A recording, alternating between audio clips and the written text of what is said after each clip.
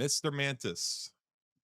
Hey, did you already send like the check or was it through PayPal for this? Yeah, man. Check is on the way right now. Oh, Bosh. are you live? Yeah, I'm live, dude. What do you mean? Oh, my bad. I didn't Bosh, send that check, Bosh. Come on. Send the check, Bosh. cut that. Bosh, come on. My overlay guy's gonna send it to you right now, Mantis, through PayPal. Come on, Bosh, cut the check. What's going on, man? How are you? Hello. About time I got you I'm on ready. here. Yeah, I know. I Cool. I cooked dinner, so I'm good. Yeah, what'd you make? Kielbasa and sauerkraut.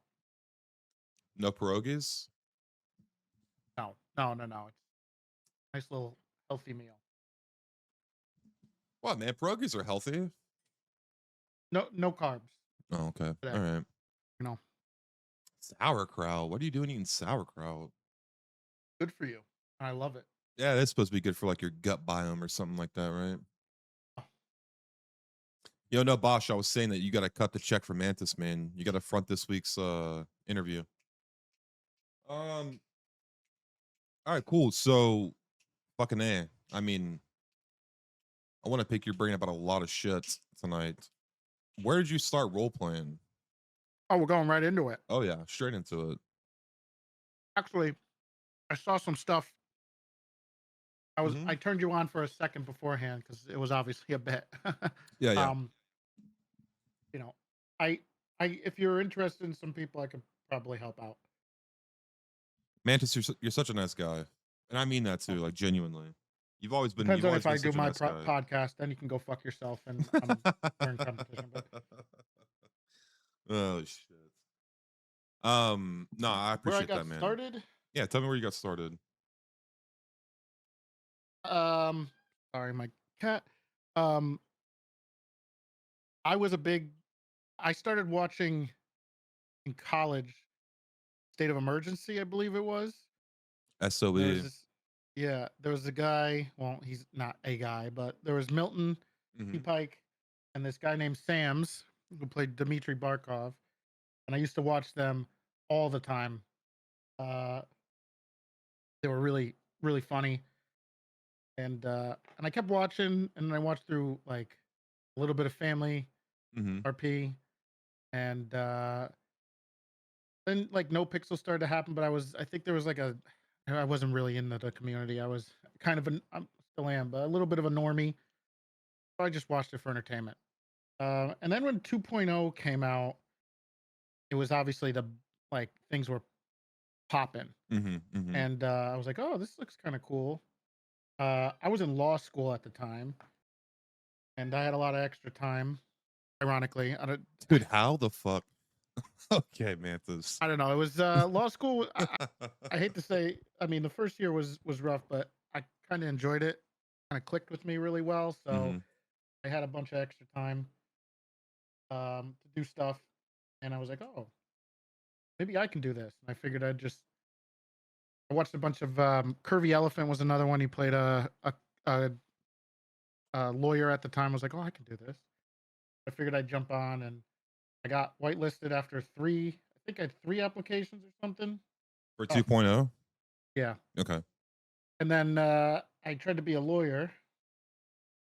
Um, Oh, so you're trying to be a self-insert straight away. yes, it was because I didn't know what I was doing. I didn't know if I could do it, Yeah, yeah, yeah. and so I was like, okay, so maybe I'll just like be a lawyer on here and do that. And then I was able to beg my way into it, annoy a couple people. They gave me a thing, and then I met someone, the great Hobbit Trash, and JPK Moto, and they gave me like something to do at the start. So that was really nice of them. I hear My so first, much about Hobbit Trash, and I mean, you know this. You know I'm new to RP and shit, but I mean, there's a lot of people I hear about, and I'm yeah, like, and I can kind of place them, you know, but I cannot yeah, fucking you place can't. Hobbit Trash. I've known her a very long time, and I still can't place her. So she's kind of an anomaly. Didn't she played on ONX for a little bit, didn't she? Like at the beginning? Yeah, I could. Yeah, I mean, she helped me. Well, I guess we're skipping ahead a little bit, but Sorry, yeah, sorry. she helped me kind of like start the ONX DOJ and government Okay, okay. when I got involved. So she was like So one of so the core she pieces. so whenever you got into when you got into 2.0 and you got into the Mhm. DOJ side of things, I'm She gave me assuming. stuff to do. She was like somebody who was nice enough, like I was a new guy, Mhm. not a great microphone, and she like just gave me something like flippantly to do. Yeah. I was like so excited about it. So I was trying to do it. I don't know what really happened. I remember the first day on the server, I think I almost shit my pants because I was arrested by Corona, and I think it was Alex, ironically. I could have been wrong, but they tried to arrest me because I stole a car. I didn't know. I thought I could just do Yeah. that. It was Yeah, Grand yeah. Theft Auto. And they made me shit my pants. They told me I was gonna lose everything. It was my Did you know Alex before? Like no. did you watch him or anything? I had no idea who he was. Okay. To this day, I still don't know who he is. Yeah, me either. Yeah. Um, and then I think the big I started streaming a little bit, and I was a degenerate. Started streaming like shit ton of time. This is why Uh, you were still in law school? yeah. Okay. Yeah. It was. I think it was during the summer I started it. Uh, I was just going like crazy. Um, and I got demotivated. Obviously, I don't know Mhm. why. At the time, I was like, "Oh, I can't be a big streamer. It sucks." Yeah, yeah. And then I got like raided by somebody once uh, named Mick who played Gladys. I'm not sure if he still plays a bunch. I think he does. Rated me, and that kind of lifted my spirits like crazy. And then sometime that in that time span of a week, I got the turning point was I got kidnapped by Penta Holy on shit. Jordan. Okay, okay. I believe it was Jordan. Might have been Ricky. No, it was Jordan. Um, who knows? I don't know what fucking character it was. And It was John Penta though. Nabrowski, it was Ricky, I think. And I kind of just went with it, and I had fun, and I really went all in. I kind of like immersed myself in it, kicking the. I was in a trunk, so I was just RPing that. And after that, everything kind of like changed, I guess. Um, I got involved with them. I became Jerry the shit lawyer, and things kind of just took off from there. I was just lucky. People, So I guess, kind of liked me and whatever. so I mean you watched RP, right? So you said you watched some State of Emergency, which I had Century on here and he was telling me about State of Emergency. Yeah, And holy shit, man. you put Like it on there. the history on that, you know what I mean? It's crazy. Cause I don't know, like I didn't know any of this stuff. But so you watched State of Emergency, you watched some family, and then you just went straight in to fucking Nopixel. Yeah, I figured I'd give it a shot. Mm-hmm. I was like, oh, maybe there's something fun to do. It looks fun. I want to interact with these people. And I did. And I think I just kind of luck tripped into it, and I got lucky, and people liked me, and unfortunately met Soups, and we kind of like really hit it off and clicked. Uh, Oh, you met Soups on and 2.0. yes, Okay. very famous storylines with Lock Q and Apples and Pepe, and those were the characters. Uh, did a lot of stuff, and yeah, I just fell into it. I got lucky. I met like HOA and Uber Hexer Nova played Sizz, and we got involved. And guy who plays Matthew Payne, Coop. I got lucky, and then they gave me Prio, which was very hard to come by at the time. Yeah, I was gonna say It probably was it was was a lot of insane. it was yeah, and it was very gate kept, and y- yeah, it was, which is something I kind of think we carried on when we brought in Onyx. We didn't Mm-hmm. ever want it to be like that, but it was hard. I had to beg a little bit. I had to be annoying They get the Prio back then? to get it. Yeah, like someone would say, "Hey, I'll get you some," because it was impossible to get in the server. It was small. It Yeah, wasn't. It was yeah. under 100 slots, and What was this Um, back when it was like 62 slots or something like that? something like that. It Yeah. wasn't 30, I don't I think. think it's when It's they been a doubled long. it from the history that I've learned. It was like 24 or 30 or something like that, and then it went to Yeah, 62, and then it went to like 120. and then back down to 80. I remember that. Yeah. I think I was that was when I was uh like ready and stuff. So, but yeah, there was a lot of that. I had to beg for pry. It was like this dog eat dog world out there to try to get it because otherwise it was just not worth. It was so difficult to play otherwise because you would sit in there for Oh, I know. two For a days. while, I was trying to get into the queue for the tail end of 3.0 and the launch of 4.0, and it was just like, you know, fucking forget about it, dude. I would sit in Yeah. queue for like 12, 13 hours a day trying to get in until the server Oh yeah. reset and then try to snipe it after reset. It kind of produced a big time degenerate in myself because I had to. I would sit in queue before that, Mm-hmm. and I had a lot going. I was meeting people on the server, so I had a bunch of stuff going on, and I was Like really storylines excited. and shit. Yeah, and because of how like elite it was to get prio, and people thought like the people who held the ability to give you prio, kind of held that kind of. They were I don't know. That I god just complex. I mean, it it was is a what it. little bit. Yeah. I It mean, it was a different time.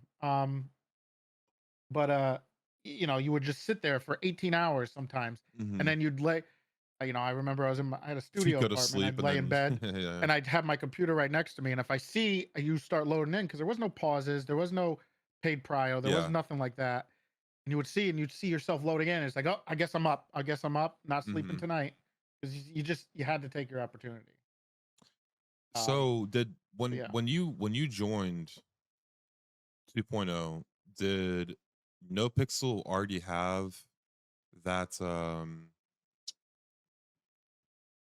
did it already have that like I don't want to say persona, but like Boom yeah, for well, I mean the the boom and then prestige. yeah, exactly, the prestige, yeah.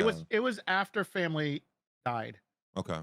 So there was no other real place besides No Pixel at the time. Mhm. It was the place to be.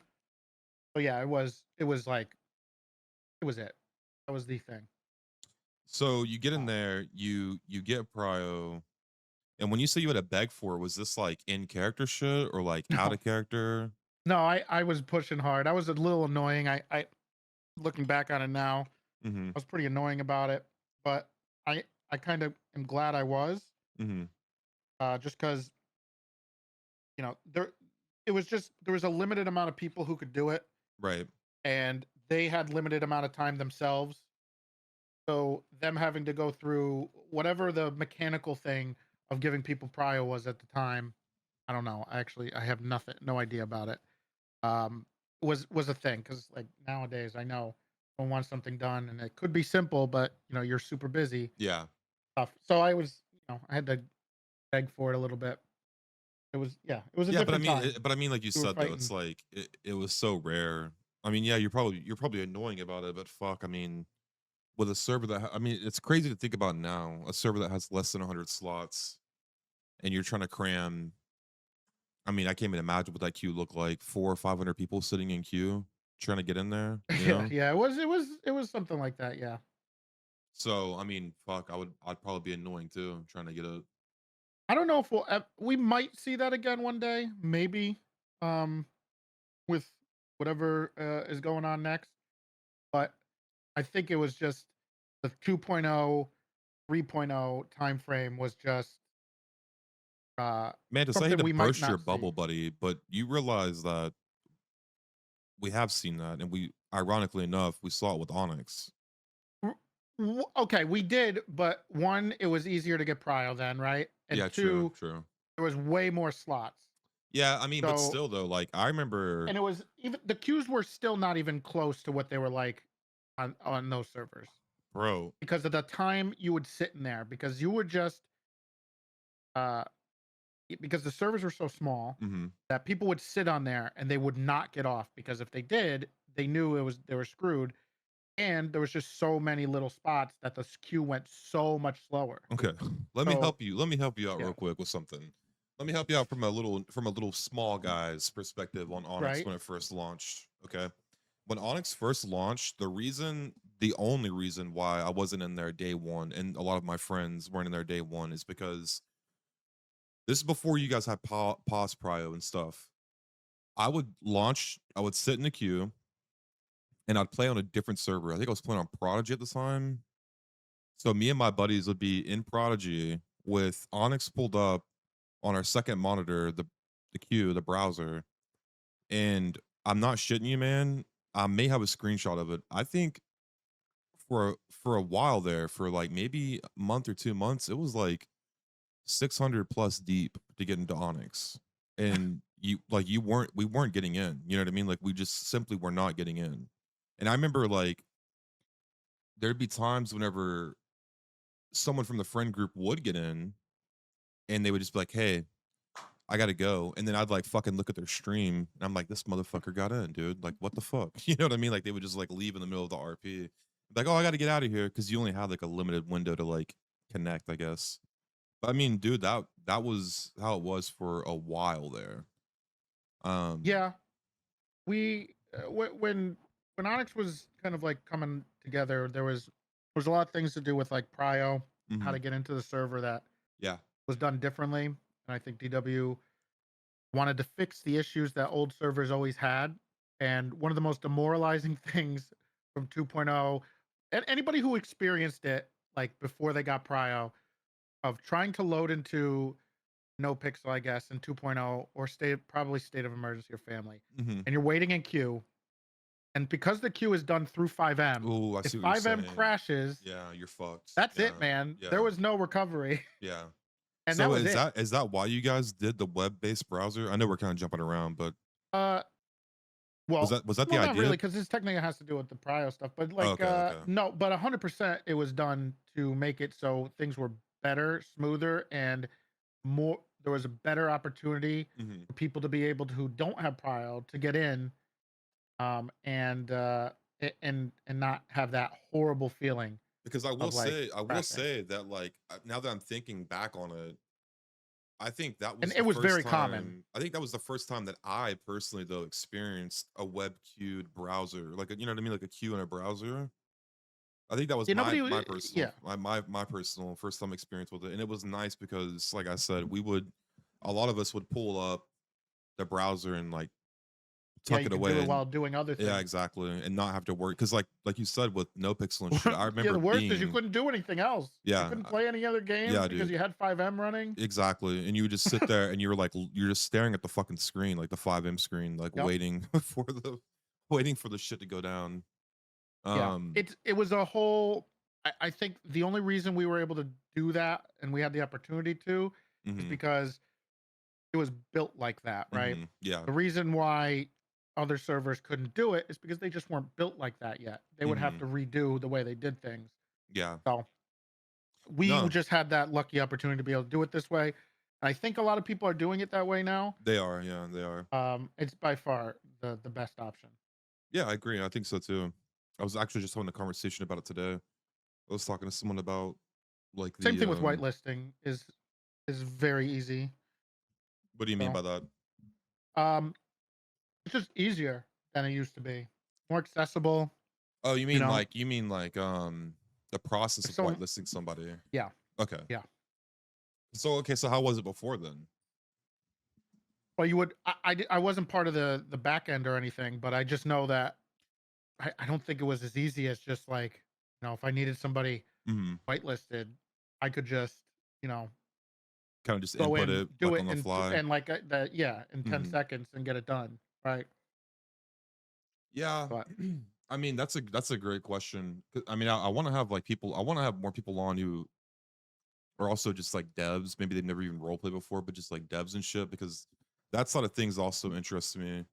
Because I remember when I did my no pixel app, I actually got accepted on my first try. But the only reason I got accepted was because I sent the app in, and this is back whenever like this was back in 3.0, and it may have been different when you went through. And I know it's changed since, but they only gave you they only gave you 3 attempts for a lifetime, and you had to like donate like Mhm. any amount, you know, to Yeah. the I guess to the server, and then you had 3 attempts, and you couldn't like Coil. I remember like being in Coil's stream and like listening to him, and he would talk about it, and you know, this is back when like 3.0 was booming, so everybody and their moms in there trying to like weasel Get their in there, way yeah. in. Yeah, exactly.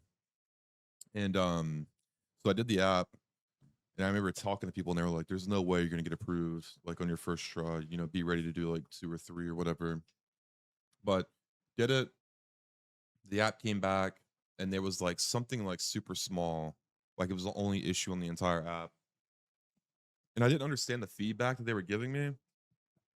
So I actually DM'd an admin. I didn't even know it was a fucking admin, but I DM'd him and I was like, "Hey man, like I don't understand this." That's all I said to him, and I took like a screenshot of the feedback in the app. And then the person just responded back to me in like 5 minutes, like, "Oh, I looked at your app. It's good, and I approved you." And I was like, "What the fuck?" You know? Oh, But that's pretty um nice. no, it was super nice. But with that being said though, like everything now, and I imagine from when you came from it, you know, obviously till now, like the slot sizes are different on servers. Like you said, there's web-based queuing now. There's a billion different tools for admins and devs to use in the background to like make things more streamlined and more efficient. I can imagine how it was like during state of well, I guess state of emergency wasn't even whitelisted. It was just like if you got in, you got in. From what Century was telling me, like there was no fucking app. You just hit connect on your on 5M, and if you got in, you got in. But it is Oh, crazy how far stuff has come along. So you do your thing on NoPixel, you meet Hobbit Trash, you get into the mhm. DOJ, you start meeting people. Um, what was because I know you kind of like went crazy on streaming.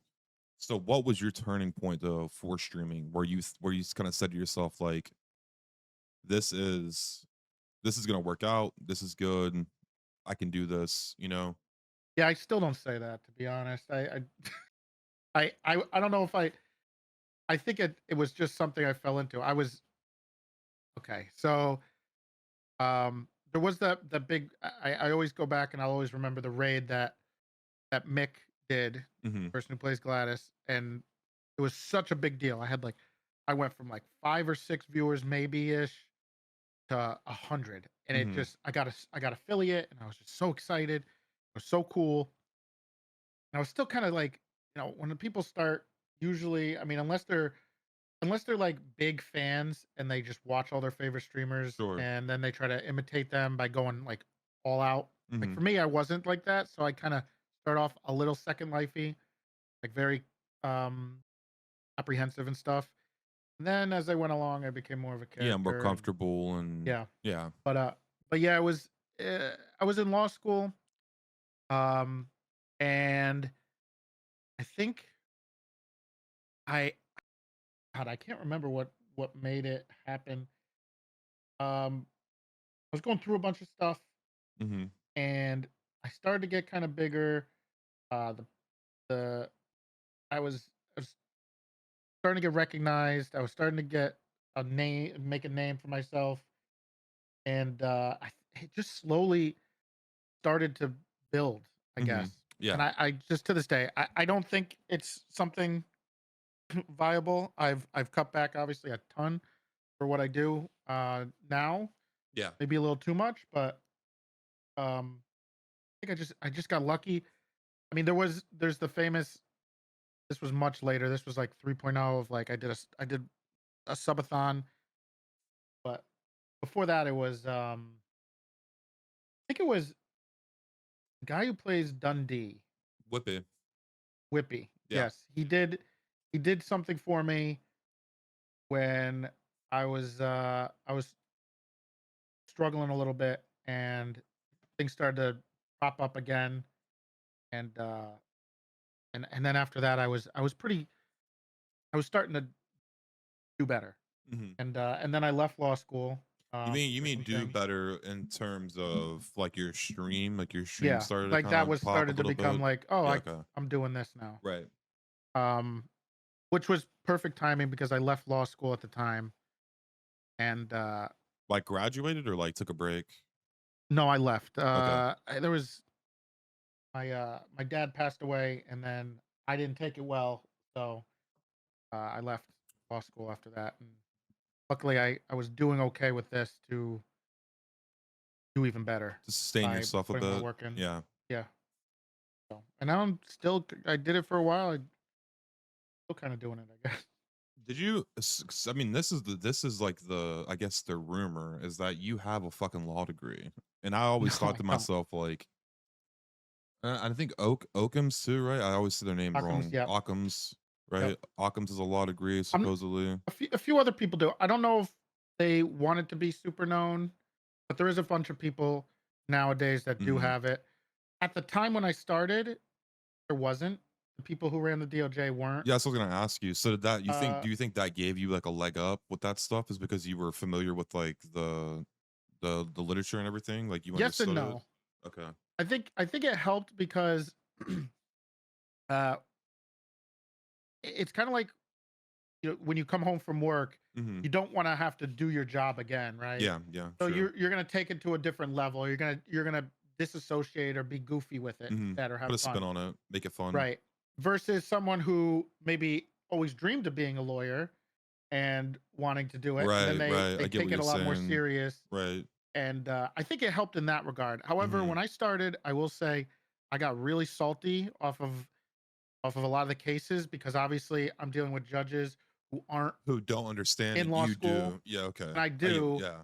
But also at the same time, something I learned over the time, and why probably I think I don't want to toot our horn too much, but I think our DOJ core and philosophy is so good, is because you tell the difference between real life law, which is just, In role I hate play. to say it, it's literally power Yeah. gaming Yeah. if Yeah. you're using real life law Yeah. I agree. versus uh something else. And I eventually got better at that, and I started to realize that eventually it clicked, and I got less salty, and then I realized, you know what? I'm not going to do that. I'm also never going to try hard. So when I went to cases and did stuff, I winged everything. A Hmm. lot of people prepared a lot of stuff. And I think I think one of the things that people liked about it was, one, I would fail constantly. Okay. Two, it was Okay. funny to for me to lose. Even if Yeah. I was winning, if the judge said I would lose, Hmm. sometimes it was frustrating, whatever. Um, but I would wing it. I would never prepare. I would just go up there and just, I love improv. It's something I adore. If I do it all over again, I'd probably go into that profession, do comedy stuff. But I just winged it every single time. I would consider it like a improv prompt, and make shit up on the spot, I mean, and then so use whatever's in my head at the time to help me as much as I can. yeah. But over time, I realized that's just, you're just being a piece of shit. You're just being a tryhard. You're making it unfun for everybody else, and it doesn't translate. Yeah, I mean, that's definitely something I learned is that the more that I like, the more court RP I did, and where I was like representing myself, and doing all this shit, I started to realize that it wouldn't make sense for it to translate though, because it's like there's certain things with our law that we have here that just doesn't, because it's a fucking video game. You know what I'm saying? Like Yeah, it and it's doesn't. not fun. Yeah, exactly. It doesn't make It wouldn't be sense. fun, Yeah. and it'd be too easy. Um, I always use the example, and we don't have to go into it yet, but just like, yeah, an example is like officer safety. Hmm. That's so fucking OP in an RP server, because in a Grand Theft Auto RP server, Everybody's gonna have a gun. anybody can have Yeah. you can articulate that anybody Yeah. is, right. So you need judges to be on the ball to check it if you have that. But ideally, honestly, it should be officer safety is like, did you handcuff him? Okay, you're safe now, right?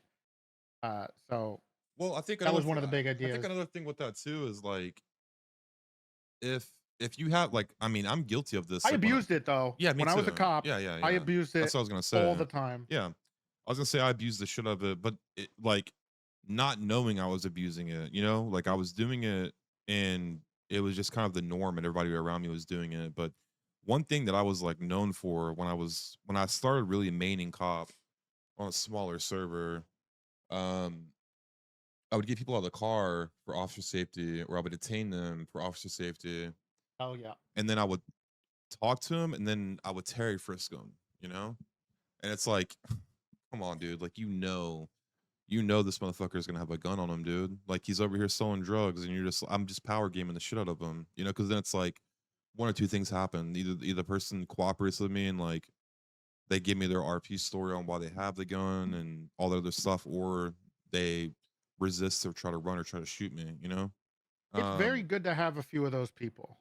I think it was as long as there's a couple things. One, there's someone to check them mhm, or hold them accountable when they yeah, keep doing, as it's called, being a fucker. mhm, And two, they're not in a position that they can strong arm everybody else, yeah, regardless, because they're like if they're in super high position. command, But yeah, other than that, I think they are good. I one of the newer role players that I think did it kind of well. He was a big pain in the ass, but I guess for a lot of chase people, they'll know him. But Rob Mist was always that guy where it was like you get pulled over by him and you just, God, all right, we're shooting them. And that's fine. It's always good to have those people. yeah, You just can't have a whole police force of them, right? You right, can have those one or two unique people, but one, they have to be good at it. Two, they have to be notorious for it. So, you got to be a good fucker, not a yeah. lazy one. And three, they got to be ready to be taken else. And you have to have somebody above them that's checking them, I think. You know? Very important to do Yeah. that. It's very, yeah. Because I mean, if not, it's what you said is very spot on. If you don't have someone above them checking them and they do end up gaining the power, then they just end up polluting everybody with it. You know what I mean? And it just becomes the fucking norm. Um, it's also just not it's just not fun. enjoyable Yeah, no, it's overall. not. Yeah, it's not. But no, Creates a I agree with rough you. I environment. think that I've always said this with cops. You know, people can get frustrated with it and stuff, but the reason I do crime RP is because I like the adrenaline that you get out of it, and I like it when it feels like your actions have a consequence to them, right? Which is like one of the reasons why, and this is no offense towards Prodigy whatsoever. Like that's their server, that's the way they want to run it, and I have nothing but respect for them. But for me personally, it's just not my cup of tea because I feel like it's too loose with the crims, and that's the server I started at. That's the server I started streaming and started role playing Mhm. on. But for me, for what I want to do, it's just too loose when it comes to the crims, and it feels like no matter what you're doing, there's not any real consequences because you just do the thing. Let's say you go to jail for a little bit of time, you work your time off, and you're out, you know? Um, but there's got to be a balance to that too. It's But not an yeah, easy balance. it's no, and yeah, I could only imagine. But Um, but yeah, I mean, I agree with you. I think that you need the cops that are gonna kind of go hard and kind of be on your ass, and then you need the funny cops that'll just kind of go along with your story and just believe whatever the fuck you're saying to them. Um, and I will yeah, I say was too, I was will pretty say lucky. like there's a lot of people, and this is like just like anything else in RP. This is wishy washy. This is given like not everyone's going to agree on this. Some people are going to say no, but I know a lot of people personally that actually enjoyed the DOJ on Onyx quite a bit, um, because it felt like a lot of the judges were were willing to go against the PD and side with the criminals on things, and that's not very common. I feel like when you're on roleplay servers, I feel like myself personally, like a lot of servers I played on, the DOJ, the judges and shit tend to side with the cops more, um, instead of butting heads with them. So yeah, Uh, y- he- yeah. So I'll say this about that stuff. mhm. Um, in general, people are fallible, right? So I when when thinking about this stuff, and when we were coming up, I guess we're kind of skipping ahead, but It's okay. we were coming We'll up with bounce around. ideas regarding like how the DOJ would function. I from like the first couple weeks on the server Mm-hmm. of Nopixel 2.0, I remember I started to get these ideas in my head about what would be really cool to flesh it out. Now, in 2.0, we couldn't do it because you didn't have enough people. You literally just could not have a fleshed out You just mean DOJ that you because you only had couldn't, 60 people right? on So the you, server, right? right? So you couldn't facilitate it because there You wasn't enough couldn't facilitate, slots, you couldn't have right? enough judges, you couldn't Okay. there wasn't Discord like it was now. I Mm-hmm. don't even no, there wasn't Discord. Oh my god, I'm old. Uh there wasn't this stuff to make it easier. So it was really difficult to do it. So I had these ideas and I remember pushing one which had to do with an appellate court, which I always wanted. That got poo-pooed, but whatever. I'm not gonna throw up some shit on that. But anyway, I got a chance when ONX happened to do what I wanted, Mm-hmm. and I always thought, look, people are always going to be fallible, so people are going to make mistakes. Sure. There's going to be bad actors. There's going to be people with bad intentions or bad faith. What's really important when you're setting these things up is having systems and philosophies of the core that are always there to facilitate this stuff. Kind of keep that So balanced, right? Is what you mean by so that? yeah, so if you Yeah. have issues like that, um, Revert back. you can always revert Mm-hmm. back in a way without re like wipe it, like not like completely Yeah. wiping or Yeah. revamping it. Yeah. If your core is solid, you can always kind of adjust. Mm-hmm. But if your core is not solid, things are just going to constantly be in a flux of like, you know, it's not just someone making a mistake, it's them either abusing it Yeah. or people just not understanding it, stuff like that. So it was really important that we had a setup in the DOJ that at its core was right. And Mm-hmm. always think it is. And, obviously at the beginning people say, but I mean, the argument, if it's at the beginning, that's when the core was functioning at its best. As things go on, they kind of, people get complacent, people get burnt out, people get tired, people move around, um, people get upset and move elsewhere, stuff like that. And you kind of veer off course. But you always have that course. You always have the track you can get back on. But that was really important, and I think that goes for pretty much every system or function for the RP servers that when we are trying to come up with stuff. But that is, I think, really important when you're trying to set up a DOJ. Um, and obviously, people can be upset with the people there, but as long as the philosophy and the core is right, you can always go back to it. I mean, what I've come to realize, and what I've come to realize with RP is you're never gonna fucking please everybody. It's just like with anything else, right? Like you're always gonna have, like, I guess, issues. You're gonna have a 50-50 split where some people like this and some people don't like that. So I mean, I understand. I get what you're saying, and I do think having that core is very pivotal to kind of making it work and kind of keeping it, I guess, in line. Because no matter what you do, though, there's going to be things that fall through the crack. I guess, like nobody's perfect. Yeah, and as time Um, goes on, it erodes. I mean, that's just always true, no matter mhm. what. 3.0 started off insanely strong, like the strongest of the strong. But obviously, as things went on, people got tired, people got burnt out, people uh, veered from the path.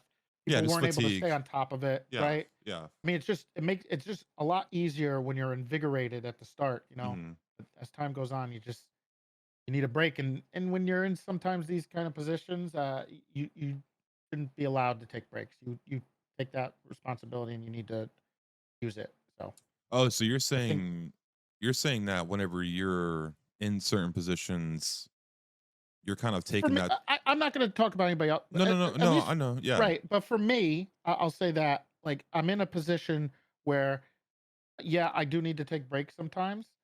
Um, but you but also kind of when know I what you signed do, up for, is what you're saying. right, but when I do, it is on me when things fail, right?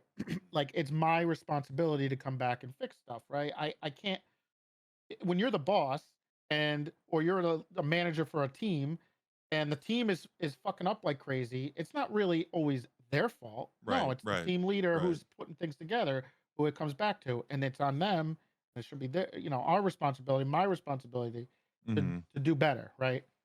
No, that makes So sense. it's super important with anything. I mean, it's just like when you're running a company, if I mean, yeah, and everybody below you yeah, is and fucking up, that's like the it's shit. similarities between the two are. I mean, they're basically the same in a sense, right? You're still trying to lead a group of people to do certain things and take care of certain tasks and stuff like that. So, no, I get what you're saying. Did you take? You talked about 3.0 kind of starting off really strong. Was that inspiration for you? And what do you mean by that? Like, what do you mean by 3.0 starting off really strong with I guess the DOJ stuff? DOJ. Well, funny enough, um, I guess we kind of have to go back to 2.0 a little bit. So Okay. after once 2.0 happened, Jerry was a thing. That's when Jerry kind of happened.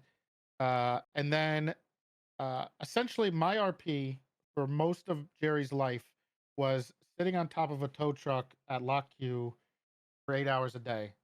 That was about it. And then, either I'd get in a shootout, I'd get shot, or I'd get kidnapped, or So when you say Penta. that about Jerry though, what were you doing with Jerry back then? I So in 2.0, obviously everything was really concentrated around Pillbox. Hmm. The courthouse was across from Lock Q, and I remember the Pink old Cage. courthouse. Yeah, yeah. Yeah. Uh, Pink Cage was a thing, and everything was right there. So you were essentially people had to flow through you. Hmm. Um, and I would just sit there and just talk to people, or argue with people, or yell at people, or I have somebody call me and do a sell. I would wait for a cell rep and Okay, so you go were a down there and lawyer do it. though. You were a lawyer on Yep, Jerry. Okay. yep, I did that, and I didn't move, so I never drove a car in role play for probably over a year of me role playing. Damn. I drove a giant, obnoxious Sand King, um, but only like to the hospital or to the PD and back.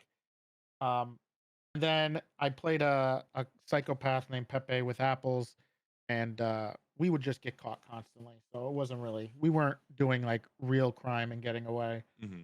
It was just like And more then of like meme stuff, yeah, like fuck yeah, pretty around. um it was just petty crime, Hmm.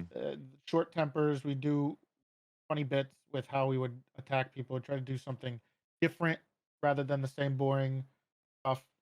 On how we had kidnapped people, what we did with them, stuff like that. It was fun. Usually, it was just Soups and I arguing constantly, and doing dumb shit, and everybody else also doing even dumber shit. Yeah. Um, and then I really wanted to. I got bored. I got really bored standing there, and I was at a crossroads. I was like, what could I possibly do? What's the best way to get role play? Like I started to really want interactions with Hmm. people, and I wanted more of them. And I was like, oh, what's the best way to get interactions with people, or like not have to create them yourself all the time? Right. Be a cop. So I kind of I had enough people who liked me, luckily enough, and I think I went into like 50's chat one day. I made a comment about wanting to be a cop, and he DM'd me, I guess, and we made it happen. And I was essentially the first of these legendary um, diversity hires, they called them. Okay. And the reason they called them that was because they were um, just picked by the high command at the time. Mm. It's like a Um, fast track type of thing. Literally, there was no such thing as that, right? There was a Right. very for everything was very formatted and strategic and done by the way Herona did it, which was fantastic. And I think Matt RP was just the chief, or Snow, somewhere around there, was there at the time, and you couldn't do that. It was impossible to become a cop. You would put in an app on a forum, and you would probably get rejected, and they'd only take like 8 or something people twice a year. So it was like a super big deal. So there was high standards, and and 50 just uh pissed everybody off by just hiring me, and he hired Medi, I believe, at the time, back to cop. So when you say And this though, what was there already a large pool? Like how many cops do you think were around back you then could when they only were have 8. Okay, so you could only have 8 cops on the server at a time. holy shit. So there was a bot you would have to sign up for, and you'd wait until someone signed off, and then you could get on. Wow. But there was a max of 8 cops allowed on at a time. So yeah, it was a big deal. And Like how big was the server at that time? I mean, I just don't not know. like I don't remember. 60, less than 100, okay. maybe somebody else would know better than me. That's Uh kind of that's wow. I mean hmm that philosophy though is I can kind of understand that. I think I played on a server that I'm trying to think where they would only let a certain amount of cops be signed on. Like you could log into your cop character, but you couldn't go on duty if there was like a certain amount. Uh, there was also cop did we have cop whitelist at the time? I think we did. You had cop prio, so you would be able to okay. get on, but you couldn't use. God, I'm mixing up my time frames because it kind of blurs together at this point. But you could only use it at certain times. But yeah, you can only have 8 cops on the server at a time, plus cadets. So if everybody took a cadet out, you would have some more cops, which was nice. hmm Um, but it was a lot of work to train a cop, and it was taken very seriously, and people took it seriously, and the people who ran it did such a good job of holding people accountable. Well, most of the time, that there was no fucking around. This was your shot because being a hmm cop on Nopixel was like big deal. Yeah. So I got lucky. It's like you said, it's like because all the RP was coming to you, right? Yeah, you can choose where to go. There was Yeah. always something to do. You know, you didn't have to create it all the time, which I didn't get much better. I didn't really get better at, and I'm not that great at it compared to like people like Kyle or Penta or a few others. But I got better at it as I went on, hmm like mid 3.0 area. But this is like 2.0. I was such a I became a little bit cocky. I thought I could be a cop. This is Yeah, fucking yeah, yeah. easy. And then 5.0 made Kylie Bitkin be my FTO permanently every day because everybody hated me at the time, kind of because they were pissed off that I just got What was your character you're playing? Toretti. This is where I Mm. came up with Toretti. Okay, Uh, okay. yeah, I was watching Some Furious at the time, and the bit I came up with at the time was just he was a cross between Dominic Toretto and Paul Walker's character Brian. That's why he has blonde hair because of Brian. That's And then funny. the only thing I came up with because I had to do this within like he messaged me, he said, "Get on." Oh shit! It was like him and Coil, Oh and shit. so I made the character, and I was just like, all right. His whole thing is he loves to drive, and I knew that I wasn't going to be a good driver. Yeah, because you So didn't the drive bit that was much. I Yeah. had no idea what I was doing, but I also didn't know how hard it was Mhm. to do it. So yeah, that's what I did. I mean, we're And bouncing then around a little bit, but I want to like, what is your so thinking about that, thinking about how you could only have a certain amount of cops online at a time. Because what I notice now with a lot of servers, and it's not a bad thing, but it's like they'll go heavy on cops, and I mean, like it's just yes, it's kind of uh, I guess it's kind of inevitable because it is the easier way to get the RP, and I mean, I guess a lot of people just like playing cops too, but I do notice that sometimes they go it becomes a little too heavy-handed on the cop side of things, and then heavy-handed in like how many people are cops. yeah, yeah, yeah, like It's online at just one time, you know what I mean? it ebb and flows. It depends on who's bringing people there, Mhm. right? So like and who's what time of day it is and what state of the PD is the current narrative going on with people. Uh I personally think it's as many good cops as you can Mhm. get, but it's always quality over quantity. Always. I preach that from when I was helping run the PD Mhm. through most of 3.0 to now. It's just it's always quality over quantity, but sometimes you need bodies, especially now the servers are So big. mostly Yeah. 200 slots. Yeah. You want people to get interactions. It's just quality will fall a little bit. It doesn't have to, but it takes a lot more work. And unfortunately, I mean, this is the reality of it. Splitting servers after the great uh, splitting that Hmm. happened during 3.0 and 4.0 uh, hurt all PDs overall. Um, because you have all the best people who are, have the most experience, are the best people to teach people, split up between all the different Sure, servers, sure. which makes things a lot more difficult. What I guess Onyx got very lucky with that, but yeah. what I mean by that though is like, do you think that in a perfect world where you could implement something like that again, where you could only have a certain amount of cops signed on duty, do you think that would be beneficial? No, No? Okay. absolutely not. I think I think the whole thing is just quality over quantity. It's Okay. just having training right, having good people to be in the cars with them, having good supervisors out there. You already have kind of a basic standard procedures regarding how many cops should go to this call, how many cops should go to this call. Obviously, it never works like that on pretty much every server, but Right, right, right. that's you have to have those, and the more people you have that are able to enforce it, the better things are. Um, but that's a way better atmosphere than having almost no cops on. Because if you think about it, let's say the server's popping and there's like a bunch of robberies going on at once. Mhm. Um, if you only have like, let's not even say eight, let's say 12, because this is kind of how I have to, I try to think of it when we're looking at like adding more crime or adding different crime or changing cooldowns and stuff like that. Is how many cops do we have on? Ideally, how can we do it so that cops will not get burnt out, so the same 4 cops aren't going to every single call? Right. And if you have a limited number of cops, those same cops are gonna have to go to every single call, Mhm. right? And then that's how you get them burnt out very quickly.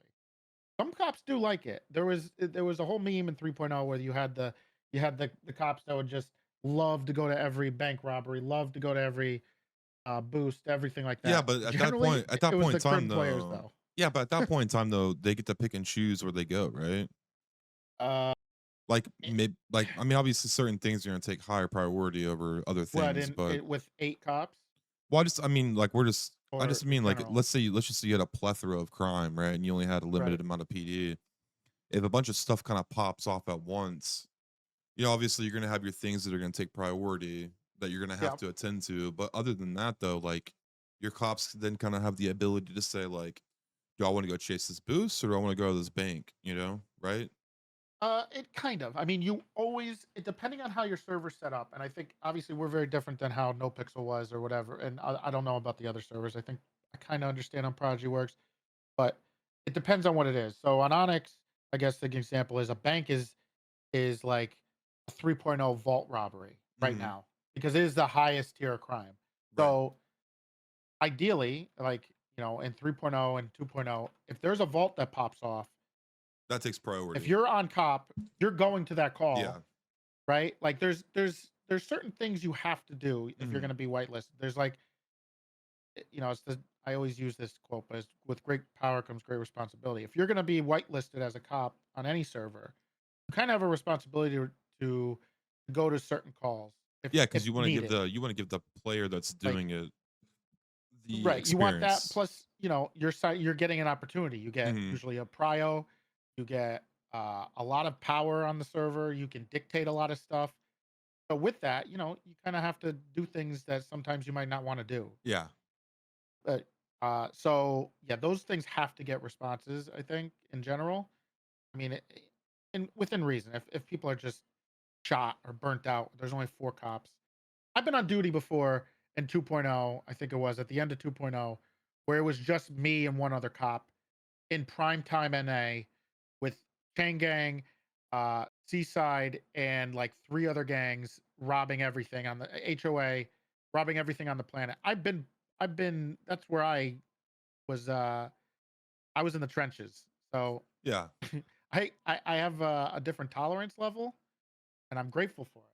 It was kind of miserable, but it was funny. It was kind of funny looking back on it, but Yeah, but it I was mean, I kind of guess like healthy. for me though, when I think about it from a cop's perspective, I can understand the burnout and shit.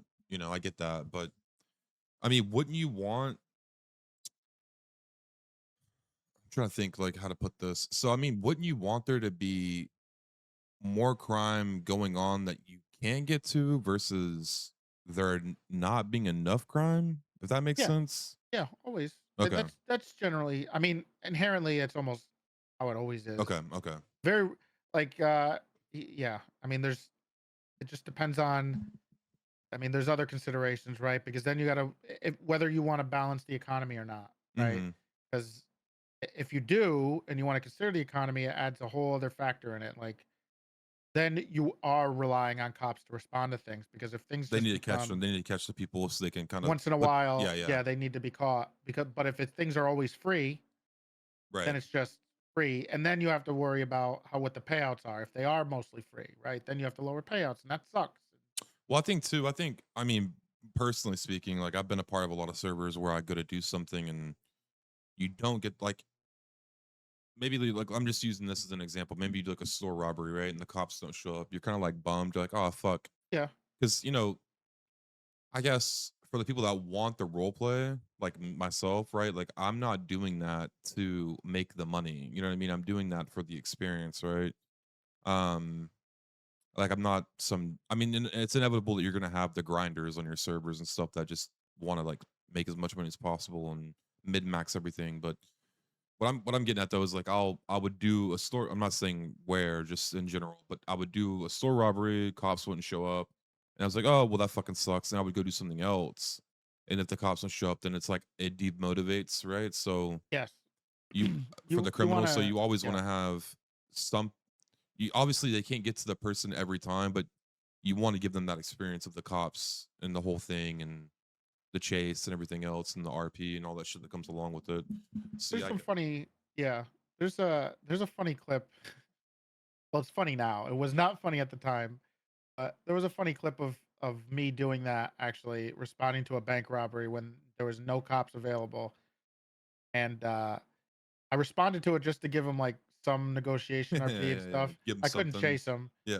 and it was I don't know, someone might link it, but they just shot me in the head afterwards Oh and shit. said maybe other cops should Oh respond. god. So, that's the thing. Yeah. That was a thing. I mean, it doesn't matter what server you're on. It's always going to be a thing where it Of happens. course. There's an ebb Yeah. and flow. Yeah, of course.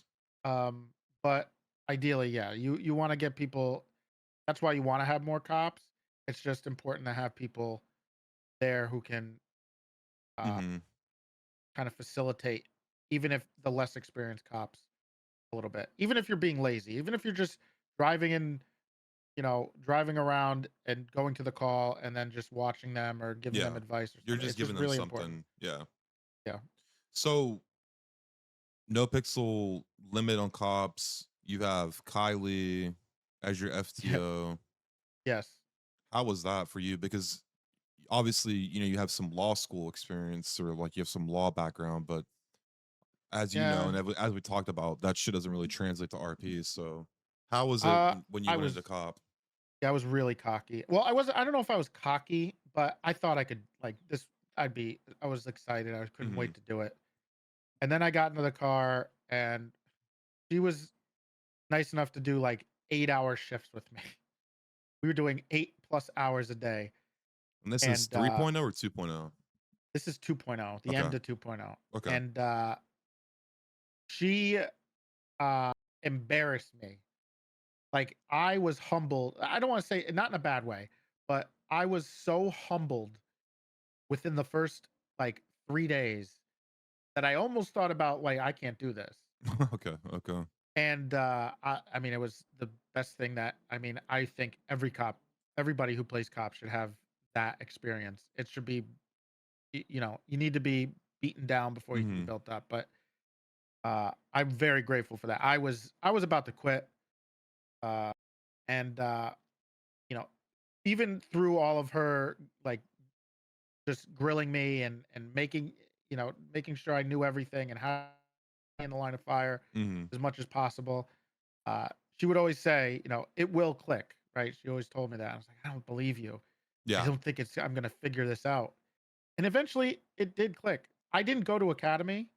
That was a very infamous thing. People Did were they have very a upset about. Academy back then? Oh yeah, oh yeah. Okay. Academies, which are semi similar to what we brought back recently when I was coming back when I came back into ready to do cop stuff. When you were doing the OOC academies? Yes, that Okay. was kind of what they were back then. Pretty much the same, and they're really good experiences. I really liked them. I never went to academy when I was new. Was another reason why people were not happy with me. They thought I got special privilege. I did. I can't deny it. I was lucky. Um, and but I guess that was balanced out with with Kylie just absolutely humbling the Hammering shit out you, of me. yeah. Yeah. But it made me way better at what I was doing, and I could handle way more Criticism? because of it. Yeah. Yeah, criticism and just like the intensity sometimes of dealing with people on the server and how to interact with them and how to handle more high intensity situations and people freaking out and stuff like that. And then just having the knowledge that you need on how to handle all the different types of situations, the type of people, super important. Yeah, because Um, what I've noticed too with cops is like if someone comes in and they have a lot of experience, right? Like let's just say they've been a cop, they played cop for a couple of years, right? But they're new to the server. Pairing them up with an FTO isn't necessarily like you're not doubting their capabilities of doing it, but you want them to kind of get acclimated with the vibe that the server has because you don't want to like set that person loose and then let them, you know what I mean? Like I guess run around freely and not understand like how the vibe of the server is because like wherever they're coming from is not good. it's gonna be different. Yeah, Yeah, it's not gonna I mean, match. Onyx is a mismatch of people from 2.0, Mhm. mostly 3.0, and maybe further back, mostly. And that's the kind of perspective and kind of philosophy we brought through. So nothing else is like that. People can say they played cop before, but Mhm. it's very different in those types of environments. Also depends on what kind of crims you have. I mean, the crims in 3.0 and 2.0 of Nopixel were they were larger than life, I guess. And they could be very intimidating for new people Mhm. to deal with and how to handle them, and fearful because there's obviously the big aspect here of streaming, right? Right. And audience and massive like viewers and and and chat hopping, which is brutal. I mean, it's just it comes with the territory, but it can be very brutal for a lot of people. Oh yeah, absolutely, Um, 100%. and I don't think I mean I don't obviously I'm not on NoPixel anymore. I don't think it's as bad as it ever was in 3.0. I'm sure it is. I mean, there's still that issue when you have a lot of streamers, but it probably peaked during end of 2.0 and through Yeah, but that 3.0. was like the boom, right? Wouldn't you say Yes, that was like the yes, boom? And yeah.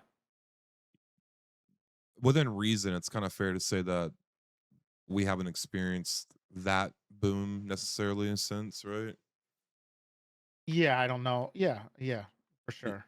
It Because I was mean, like even as a viewer, because I was just a viewer back then and watching it, and then I never role played, never streamed any of that shit. It was just like, what the fuck am I like? What is going on here? You know what I mean? It was like intoxicating to watch. it Um, was. and I think like, I mean, I'm not sure whatever they did, whatever happened, it was just like you had so many streamers on one server, you know what I mean? Where it was just like if you like without even knowing what I didn't even know what I was doing on Twitch at the time. I was just like I'd click on somebody and then the suggested streamer would come up underneath them or whatever, and I'd click on them and I'd see like a different point of view. And it's like just the easy like boom, boom, boom. You can just like fly around and like see all these different people and their perspectives and stories and shit. Um so for you though, you were there for 2 point like towards the end of 2.0 into 3.0. Yeah. What was that shift like from 2.0 to 3.0? Uh, that was a wild time because I went from uh You probably blew up, didn't you? uh I kind of did because Yeah. Coil did like me a bunch. Um, so we would get into a bunch of shit together and do some crazy shit. And he always brought out the I don't want to say the worst. Well, we did some crazy shit on cop together. We would, we would do things that I should have been fired for at the time, and but it was with Coil, so obviously we got away with it. But we would do a bunch of goofy stuff, and then one of the things that always was kind of part of it was I was a cadet for over 6 months. Um, Oh shit, which is probably unheard of. that's why there's always the nickname of like cadetty, right? Yeah. Which half of it was a meme because they want, it was just part of. I always in RP in general, I always find it fun to lose a lot and mostly take L's, and I just think it's funnier. I'm usually fine with it. A lot of people aren't as much. They, whether they're just trying to live out a different life or whatever. I I think it's really funny to take a lot of L's, obviously in within reason. But so I was a cadet for 6 months. They half of it was because they forgot I was a cadet. Um, because I was around all the time and I was just doing things. And the other half was because um Alex, he was a real piece of shit. No, I'm kidding. But we had a dynamic. If I did something stupid, he would suspend me, and he was hard on me. And I think having to take those beatings were super helpful for me going forward. But yeah, I did this. I was a cadet for like 6 months.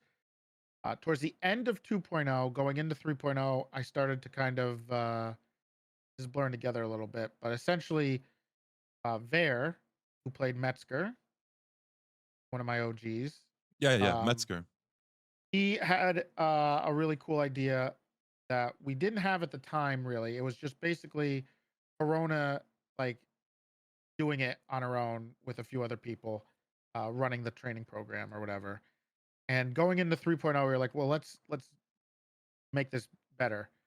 And he had this idea of doing a personnel and training department. And he asked me and Emu, who played Malton, if we were interested in doing something like that in 3.0. Well, he didn't say 3.0, but going forward, we knew 3.0 was coming. Okay, so So I was, at this time, everybody in the community kind of had like an idea that 3.0 was going to yeah, come. Okay. yeah, and that's when I kind of started to be.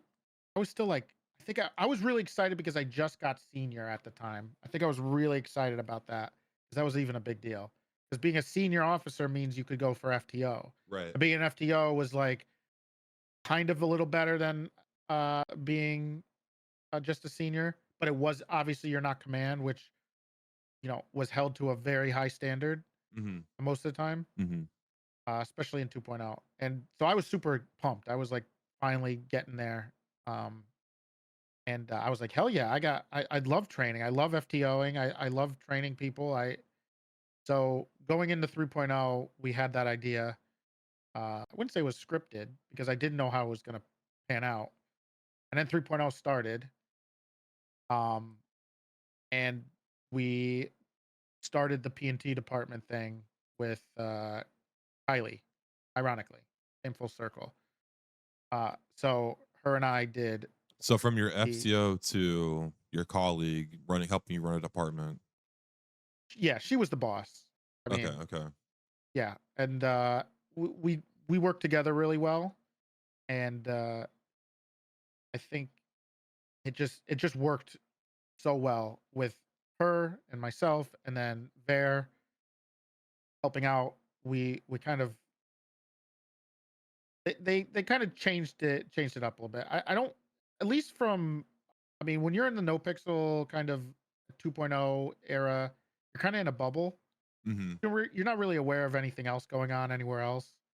But for us, it was like completely brand new, having a P&T department, having these different rules of how you train people, how you hire people, whether how much more in character the hiring was going to be, how much quicker we were going to turn people, churn out people and stuff. Yeah, yeah. Because we were going from 8 cops to, bumping it up more and more and more, Yeah, that's what I was right? gonna ask you. So, like, obviously, I mean, it wouldn't even be reasonable to have a department like that unless you had more cops. So, you guys bumped that cap up in order to facilitate more role play, and I'm assuming the server probably jumped up in size as well for That was the 3.0. whole point. So DW was there, and essentially we were talking about how the server was monumental. We were going to 200 slots or something, right? Jesus. Okay. And it was like, oh shit, how are we gonna do this? And we had to push for more cops, and it was a growing pains beyond growing pains. I don't know. It was like an ulcer.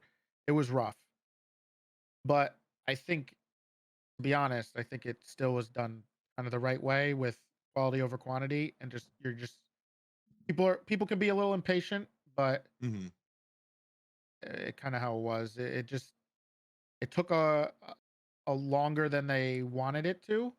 We had standards did get lowered eventually, but um, and then diversity hires became like a thing where high command and stuff would just autonomously kind of bring somebody in, whatever the word is, So, would you bring somebody say in. when 3.0 hit that the reins got loosened up a bit for the cops? Not right away. Okay. Kylie is still probably like one of the best FTOs and persons who can hold standards. I think. I mean that I know. Yeah. Hirona was very much like that too. Played Copper, and they when you have people like that who are superstars, they're one of a kind type of people. They're not replaceable. Mm. So Okay. when you have someone like that, standards can won't really slip as much because you have someone who can Put the checks and do balances and do what, stuff. Yeah. yeah, and can do what maybe 20 people trying to, how many people does it take to screw in a light bulb? Yeah, yeah. Her would only take her, right? Right. When other people might take way more. So we were able to keep that going as long as we could with before we started burning out and getting on each other's nerves and other people getting on our nerves and which is inevitable. So, talking about burnout and shit, did you do crim at all? Like, obviously, I know you said you did this stuff with soups, and Uh, but did you ever go down that path of like heavy crim shit? no, no, not in Nopixel. No, not at all. I would once in a while, because I was did have luckily not a ton of people hated me at the time, and I got to go do robberies with certain people, whether it was like the guy who plays Flippy Silent or Uber Hexanova who played Sizz in the HOA, Hmm. and I would get to experience some of that bigger, exciting stuff. And I think I looked at it much differently than they did. Well, Um, sure, yeah, of course. just because, well, just in the way of like it was my first time doing it, or it'd be one of my only times doing it, and it was super intense the way I look at it versus some of like long-term crim players might Yeah, just look at yeah, it like I'm just gonna go do a dungeon like in yeah, WoW, yeah, right? yeah. For me, it was intense. We had like helicopters on us, we had interceptors on us, and all the best drivers were chasing us, and we had really good drivers driving us, and it was like I don't want to get caught. I want to get caught. It was really exciting um, for me, but I did that a little bit. Um, There's something but about other than that, that, man. There's something for me, at least. And I'm sure a lot of people feel this way. Probably, I mean, hence why they play crim. But there's something about that whenever you do something like that, and then you end up with the people chasing you, and you kind of know they're like the best of the best, and you're like, you're trying hard, they're trying hard, and but it's not like a sweaty situation. Like, there's still like that leadway. Like, the perfect well, it's example of also that is for content. me whenever I came. So I obviously took my little break from ONX, and then I came back kind of here and there, but it wasn't that long ago. It was like a couple months ago. I came back, and it was like me, Alex, Fabario. Sorry about to hear about that, but yep. Did you hear about this yet? Well, you were in a car with Fubario, so I was just apologizing. You Okay. had to be in. So it was me and Libby. Yeah, it was me, Fabario, Libby, and Alex, right? And we do a bank job, and it's like Oh, I watched it's this. it's late as fuck, dude. It's so Yep. late. And I don't even think I don't think I was streaming. Maybe I was streaming, but it's like late as shit. We're all kind of like half out, like, delusional at this point. And we look out the fucking window and we see Dayashi, we see Wise Guy, I watched that chase. and we see like one more driver. I can't think of who it is now. But we're just like, okay, fuck, we gotta like lock it in. We gotta like really lock it in right Yes. now. And that chase went on for like 2 hours, man. And it was like Alex was driving for a bit. He gets boxed in. We all get out of the car to try to run. He gets tased. He accidentally like locks the fucking car, like has the keys locked in the car. We still escape. I go get in a separate car with Libby. I'm driving her. Wise guy comes onto me. He's running me down for like 45 minutes. I get away from him. Then he chases Alex for like it was just fucking insane. But it's like you can't really, as a crim, it's like it doesn't really get any better than that. You know what I mean? Like, because that's the whole point of doing it is like you're not. Again, for me, it's like I'm not going in to like on a crim character to like make this money and slip away into the night. You know what I mean? Like I want that shit. Like I want those chases. I want that build up. I want that anxiety and I want that adrenaline and all that stuff. That's what makes it. And then, the end of the night, it's like me and Alex get away in a fucking Fudo. Like after we're in all these crazy cars all night that are like souped up and have all these upgrades, we end up stealing a Fudo and we get away in a fucking Fudo. You know what I mean? And it's just like we're just sitting there like looking at each other like, holy shit, like that was intense. That was crazy. Um, but I can see how that's like rattling for someone who plays cop and they're on the other side of it the majority of the time, getting into something Uh, like that. yeah, it kind of depends what it is and what kind of is kind of how I was feeling about certain things. Like if we robbed, like if I robbed the vault or something, I think I Hmm. might have done that once. Like I was ready for like it was going to be intense in regards to the aggression, how like you know dirty people would be like the cops would be playing, how dirty we'd be playing, whether Yeah, there's yeah. probably going to be a shootout. It was going to be like super hella intense with that, and I like that too. But obviously for someone like me, it means less because I'm probably not going to be able to play that character again Right, for right. whatever. Versus someone who wants to play that character the next day, Hmm. that can be a little frustrating depending on if you lose. But in I general, don't think that'd be frustrating. Like what well, it I've. depends. What you know, what hurts everything, and Hmm. I mean, to be fair, it's true. I mean, it doesn't matter. Streaming hurts everybody in regards to their RP, right? Because you're trying to fulfill content a lot of the time. So if Oh, someone's I going to see what stand you're in the way of your saying. I see. content, Okay, I see. it When you gets a get little caught and you more. go to jail, that It's part of it. frustrating. Yeah, Yeah. yeah, yeah. No, I And agree that with only that. really matters if you're streaming as much. I mean, it Hmm. matters is if you feel like you were wronged, but Yeah, yeah. No, I get that. um I get that because for the average person who's not streaming, they're gonna take that loss and then maybe go do something else. Whereas when you're streaming, you're just kind of like trying to do that one thing and you're kind of locked in. And I get what you're saying about that. I just always I learned really early on because of how annoyed I'd get. And I see other people getting this frustrated all the time too. And it's valid a lot of the times. Trust me, I get it. People are fallible. But one of the things see that hurts a lot of people in the way that they either role play their crim or role play whatever kind of scene or event or story arc they're doing is they plan out way too far ahead. Mm, And they also consider a conclusion. And anytime you're going to consider a conclusion for how things are going to go, you're always going to be disappointed because it's never going to go the way you want it, right? yeah. So, what I've kind of learned to try to do as I go is never think of how I want it to end and let like Just let it fate, not naturally fate, flow. but just Yeah. and just whatever happens happens. Because anytime I did that, I would get annoyed, and I think a lot of people's frustrations also come a lot of the times when when they're like, brainstorming like, "Oh, it'd be really cool if we did this, and then like, this would be how it's gonna, ideally would work out." And even if you're not, you're saying to yourself, obviously it's not gonna work out just like that.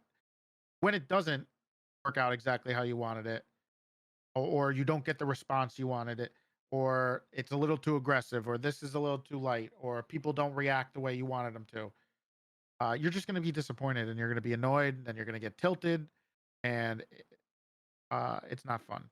Let me So tell I you. Let me tell you what I don't think. think Where ever. I think servers fuck up. In my experience playing Crim and like maining Crim is when they give you. I'm not saying any server name in particular or being specific about this, but it's just like where what I've experienced. It's happened. It's happened almost everywhere that I've played on. But when they give you the same response that you would get, like let's say you rob a gas station, you get the same type of response, aggression, and all that stuff that you would get as if you were robbing a bank. You know what I mean? Well, yeah. I get the one of the I mean, obviously that's not ideal, but Hmm. I guess the best way to think about this stuff is you will be frustrated with that and valid, right? But you have to think of what are the other people thinking of at the time, right? Like maybe this is their only robbery they've Oh, gone through sure, today, sure. Yeah, right? yeah, So, absolutely.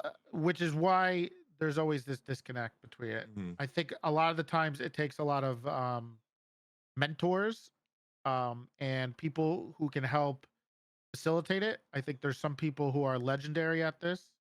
Like Sab was the guy. He could be the complete server general of Hmm. cop for the whole server on what units are going where and who what kind of response we're getting there, what we should bring to this, and he could just manage all of it at once. He was a machine, and I think those types of people are you Needed. can't really replace them, right? Yeah. It's hard to get a new one, right? Hmm. It's hard to get a new LeBron James. I'm not going to say Sab is LeBron James because I I get what you're smoke him in saying. basketball, but Yeah. uh, those are people that are unique, and you can't get frustrated when you can't. You have to utilize those people as much as possible because you can't just easily replace those people. Well, I think for like the crim side, I get what you're saying, and myself personally, I do think about that where it's like maybe this is the cops' content, maybe nothing else is going on, or they're. I mean, I always think too. It's like in the back of my head, like they're just trying to have a good time as much as I am, right? And for them, this is them having a good time. But what's frustrating about it from a crim side of thing is when you're doing that store robbery and you're I'm just using that as an example, but you're doing that store robbery, whatever it is, and you're getting the same response that you would get from doing like a vault or something like that. Whenever you go to do the vault, it doesn't feel as good because you've already experienced it doing something smaller. You know what I mean? Like that's where it becomes Mhm. frustrating, I think, for Yeah, people is because you're like, of you know, course. you have Yeah. this plan, this build out, this idea of like what we're gonna do. Okay, we're gonna get this car, and worst case scenario, we're gonna get in this car, and like just we're gonna do this jump or this block and stuff. But if everything that you get into prior to that just doesn't feel as special, um, so you go and do this program. What was the name of PTA PTO The PNT, personnel PNT? and training. Okay, Yeah. so you're over there, you're doing PNT with Yeah. Kylie, Hmm. and so explain to somebody like because I'm not a cop main. I've heard of PNT, but like, what does that entail? Like, what are you doing? You know what I mean? Okay. So what we basically did is we took all the Holy Grail documents that like Herona and Metzger and others came before us wrote and created, and we kind of reinvigorated it or added more and streamlined as much as we could for a larger, more expansive kind of FTO program Hmm. to allow us to facilitate more cops and push more people through and stuff like Okay, that. so basically, you're running a program, like you're running a bigger FTO program, essentially, right?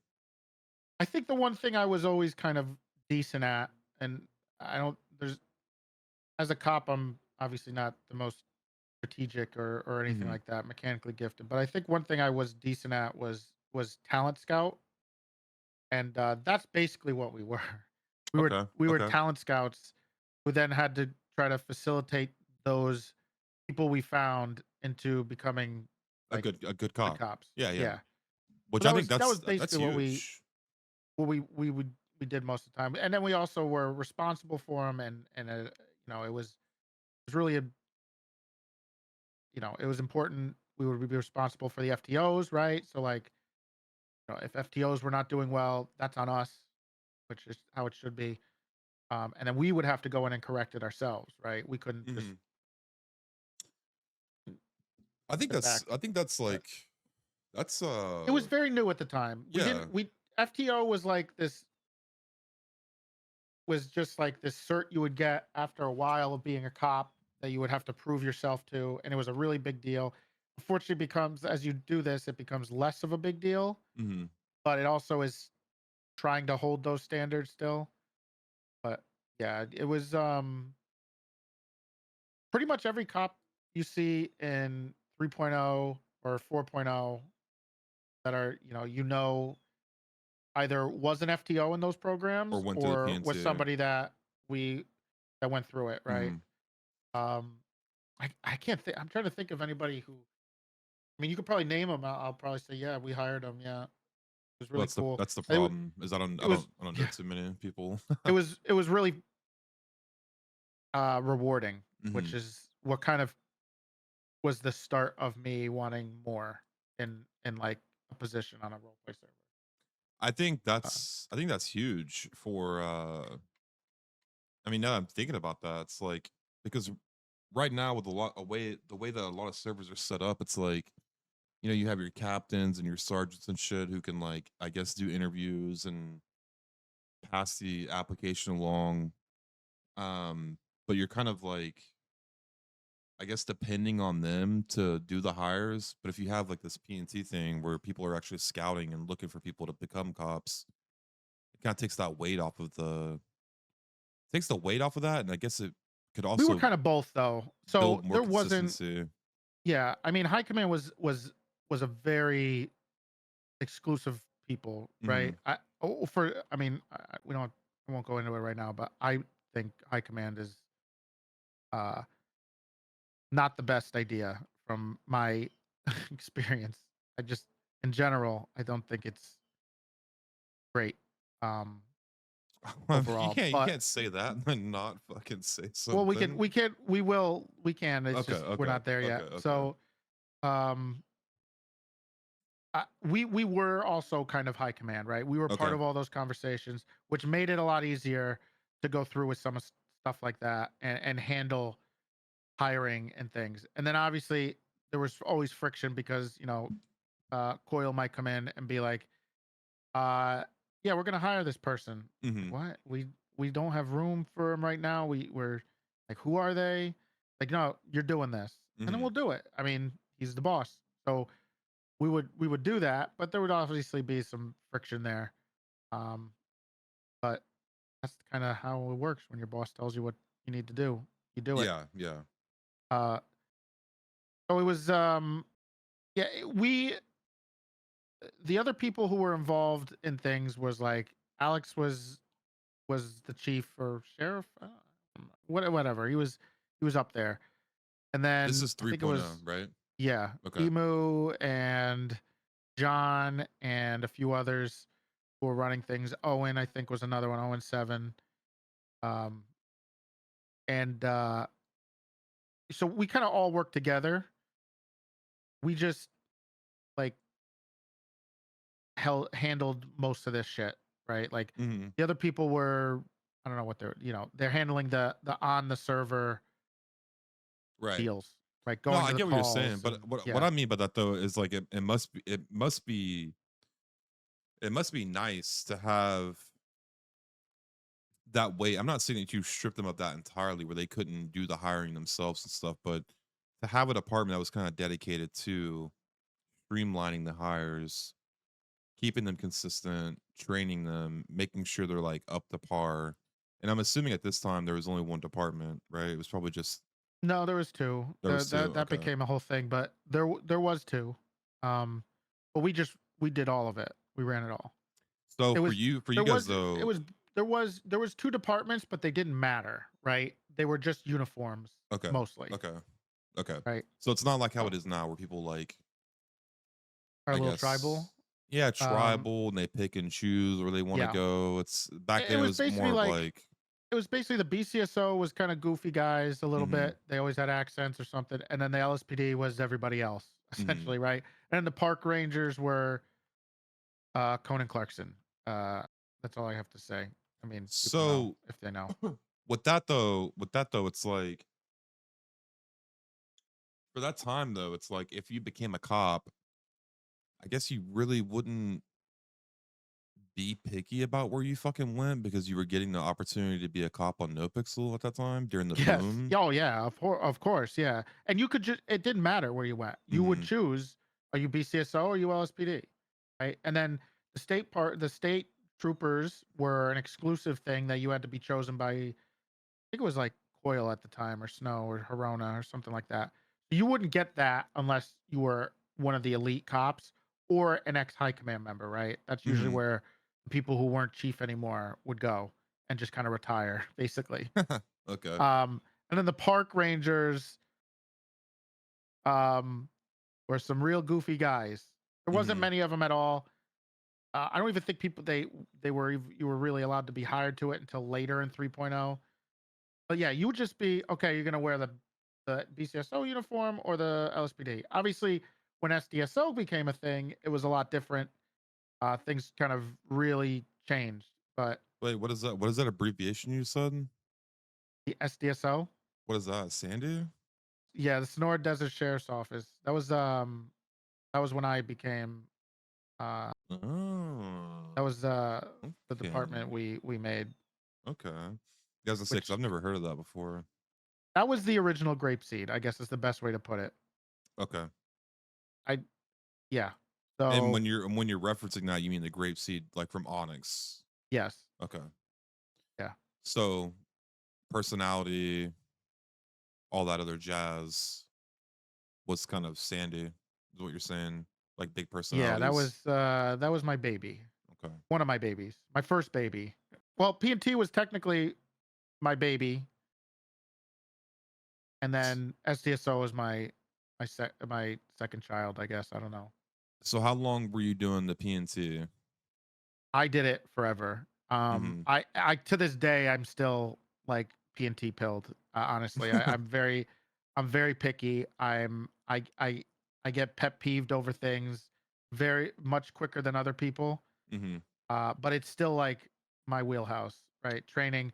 When Onyx started, uh, there was a bunch of people who worked on stuff. Alex obviously spent 6 months. We all spent a lot of time doing getting prepping for Onyx, but um, Corona and Alex and PW and a few others that I don't even know I'm allowed to name helped cultivate like the documents and stuff, and we just essentially ported everything that we wrote Mm-hmm. for the FTO department in 3.0. I mean, Kylie and I wrote it, and we brought it over. Oops, brought it over to Onyx on how we did it. So I'm, yeah, it's Well, still like my what I mean by favorite that thing to though is do. like your transition when you were in NoPixel from PNC and I'm assuming which was Sandy next Yeah, after so that. I became assistant chief once. Well, this was a very famous thing. So Alex eventually stepped down from chief. He was, I mean, I don't think I'm pretty sure everyone would say this, but he was probably one of the most beloved like cops and leaders, and he was the chief at the time. He just wasn't. He was a little burnt out, obviously, but Sure, sure. uh, he eventually stepped down. He he asked uh, if I wanted to be chief, the successor, and I was kind of. I said yeah, and it took a little while. There was a delay, and then that didn't happen. I guess we'll say, and Okay. Okay. Sab became chief, and I became the assistant chief. which Mm. was the new kind of era of high command uh, post post Alex, which carried basically through all of 3.0. Uh, yeah, until it ended. So, So you were the assistant chief yes, basically until you until left. there was this thing that happened where they did an election, and my character always had a rivalry with Kyle's characters. Mm-hmm. Um, and uh, I essentially um, there was an election type thing for sheriff, and I ran, and I kind of did it by running it into the ground, right? I was a real Mm-hmm. piece of shit to the BCSO because obviously I hated them in character. Um, so I basically tanked the election. Look, it's not a big secret, right? Uh, I came in last place in the voting, but I still got a department. Okay. Okay. So obviously there was a little behind the scenes there, right? I knew that was gonna happen. So that's why I was able to play it the way I was. Mm. Some people weren't as happy as they were. Uh, Kyle got to keep his, and basically they said I could run a separate department. And DW came to me and was like, "What do you want to do for your department?" And I was like, I was shitting my pants. I had no idea what to do. I kind of wanted it, but I didn't expect us to split. So now it became really convoluted because there was already a BCSO. It's like, Mm. okay, Okay. how am I gonna have a department? What do I have to take people from the BCSO or do I take them from the LSPD? Like, how do I do this? And then Kyle's got to name his one a different name. So he came up with Polito.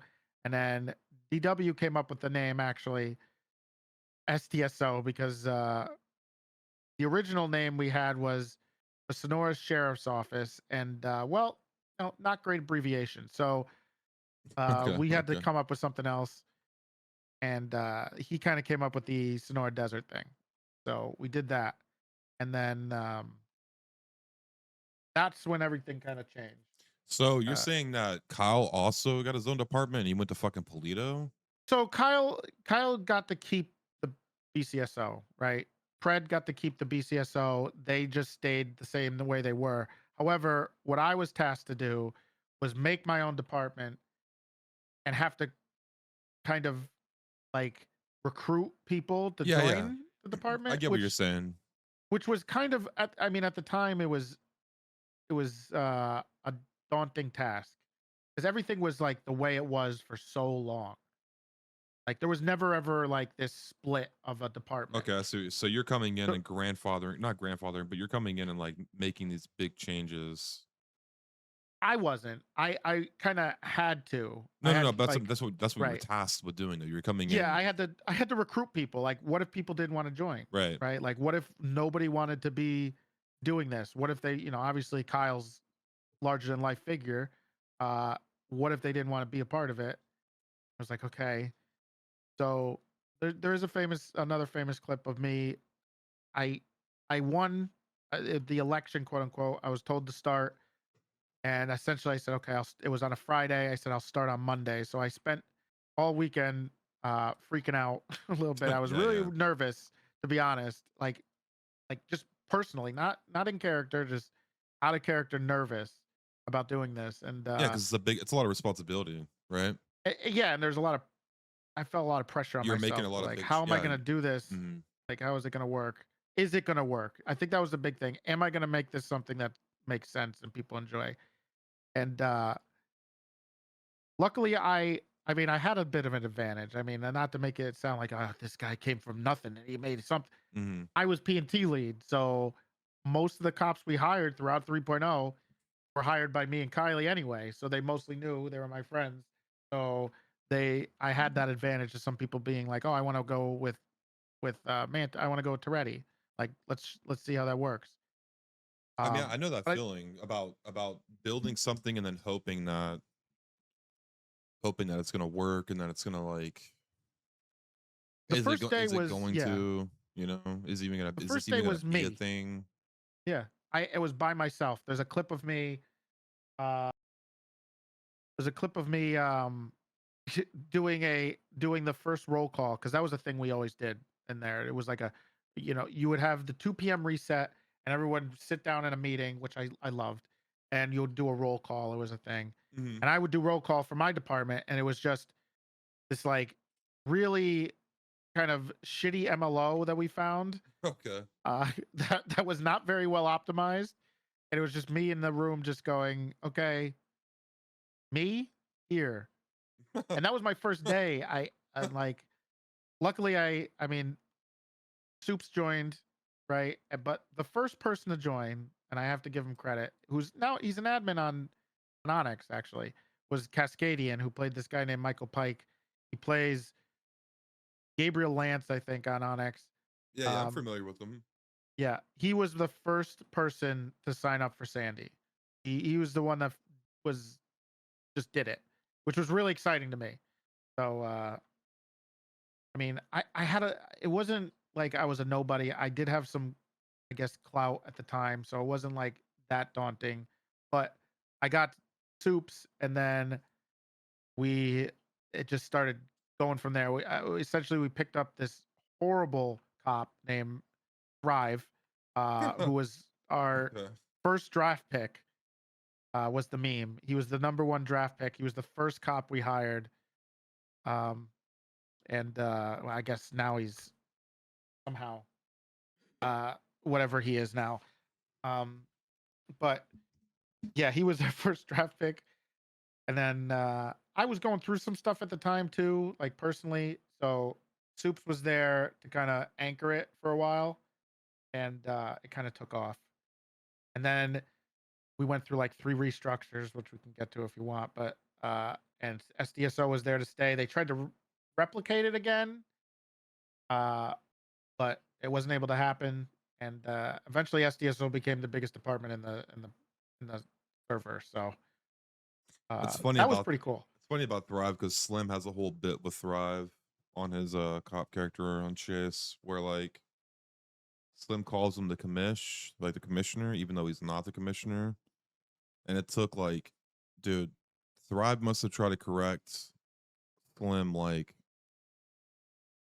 3 dozen times. I'm not the commissioner. I'm looking, but like now he just fucking goes along with. He just like, it's like one of those bits. It's just like no matter what you say, I'm just gonna keep calling you commish.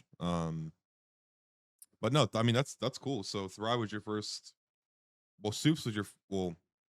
Soups was Not, already a cop then. So going 2.0 into 3.0, we kind of had a bit going, and mm-hmm. he was like the person I pushed really hard to hire. Unfortunately, I made a huge mistake, obviously, but he was the person I like really pushed OC to get in ASAP. Like the first thing I did is I wanted Soups as a cop, and that's when Silas stopped smoking crack and became a cop. And then he started the BTF, which to this day is probably one of the coolest, best like RP little, like I don't think it's so hard to replicate something as unique as that. What does the BTF stand for? Ooh, it was like the burglary task force. So it Ooh, was just okay. it was the perfect kind of balance between having a fun little department or task force or like group Mm-hmm. in the PD without it being toxic or gatekeepy. Like everybody could join. It was fun for everybody. It also encouraged people to go to calls, which was really cool. And it gave new cops who were kind of felt like an outsider or maybe they didn't have an in, gave them a place to go.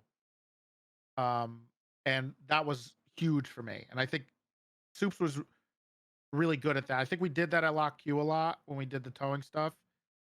But unfortunately, nowadays he's just a curmudgeon, I obviously. mean, so But what you're basically saying about Soups was back then, but not anymore. He was a good facilitator of roleplay. oh, absolutely, yeah. Now he's just a gatekeeper. Now Yeah. all he does is gatekeep.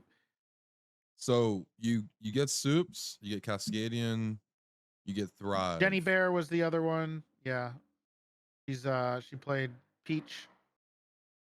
Um, that was a big one that I really liked, and she just like I don't know if there's a bigger success story from the SDSO than like her.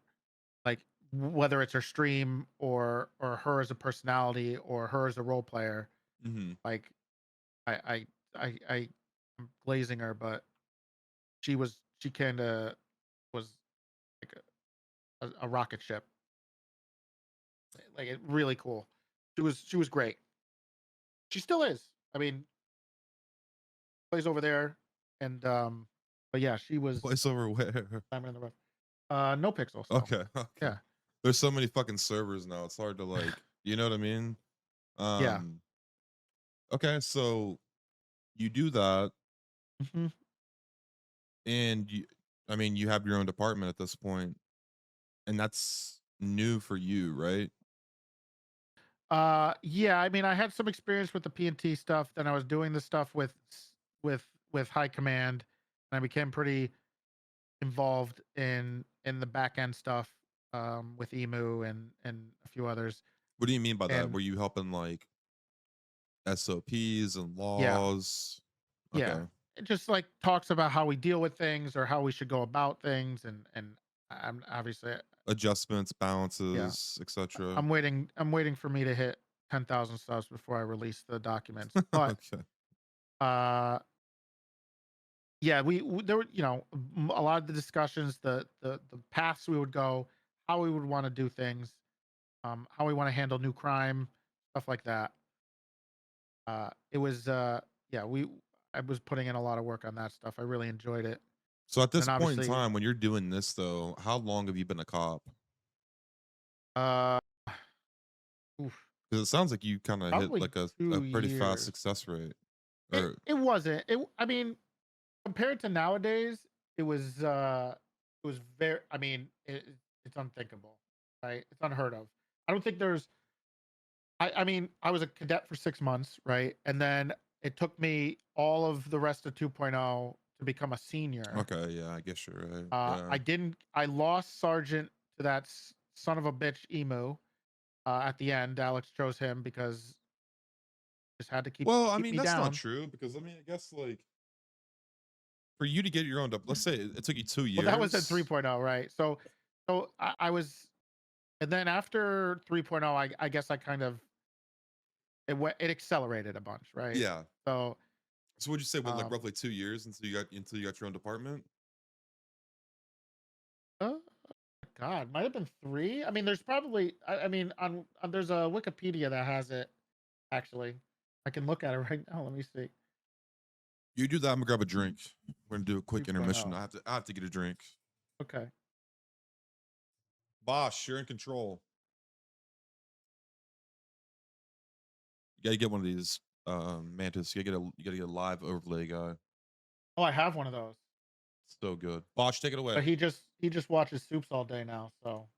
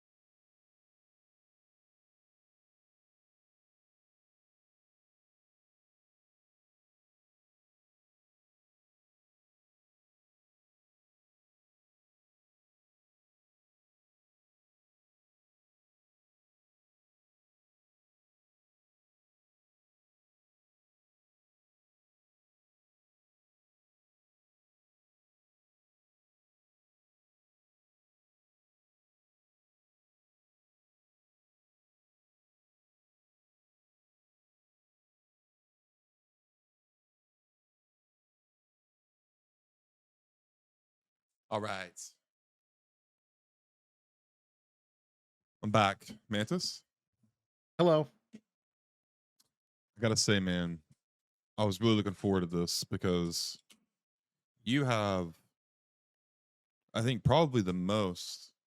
Well, I mean, maybe Century did, but I didn't really ask him too much about it. But you have a lot of a lot of history and knowledge with Nopixel back in its heyday. I'm Which, still yeah, I mean I'm still technically kind of new compared to others. Like Alex played in Arma, right? Like mhm, a couple other people played in Arma and I didn't. I did look up the time frame though. tell me. So I started, it looks like I was hired in 2019, November 11th, 2019. Okay. And then for 3.0, damn it. It looks like F SDSO started on December 2nd, 2021. So almost 3 years.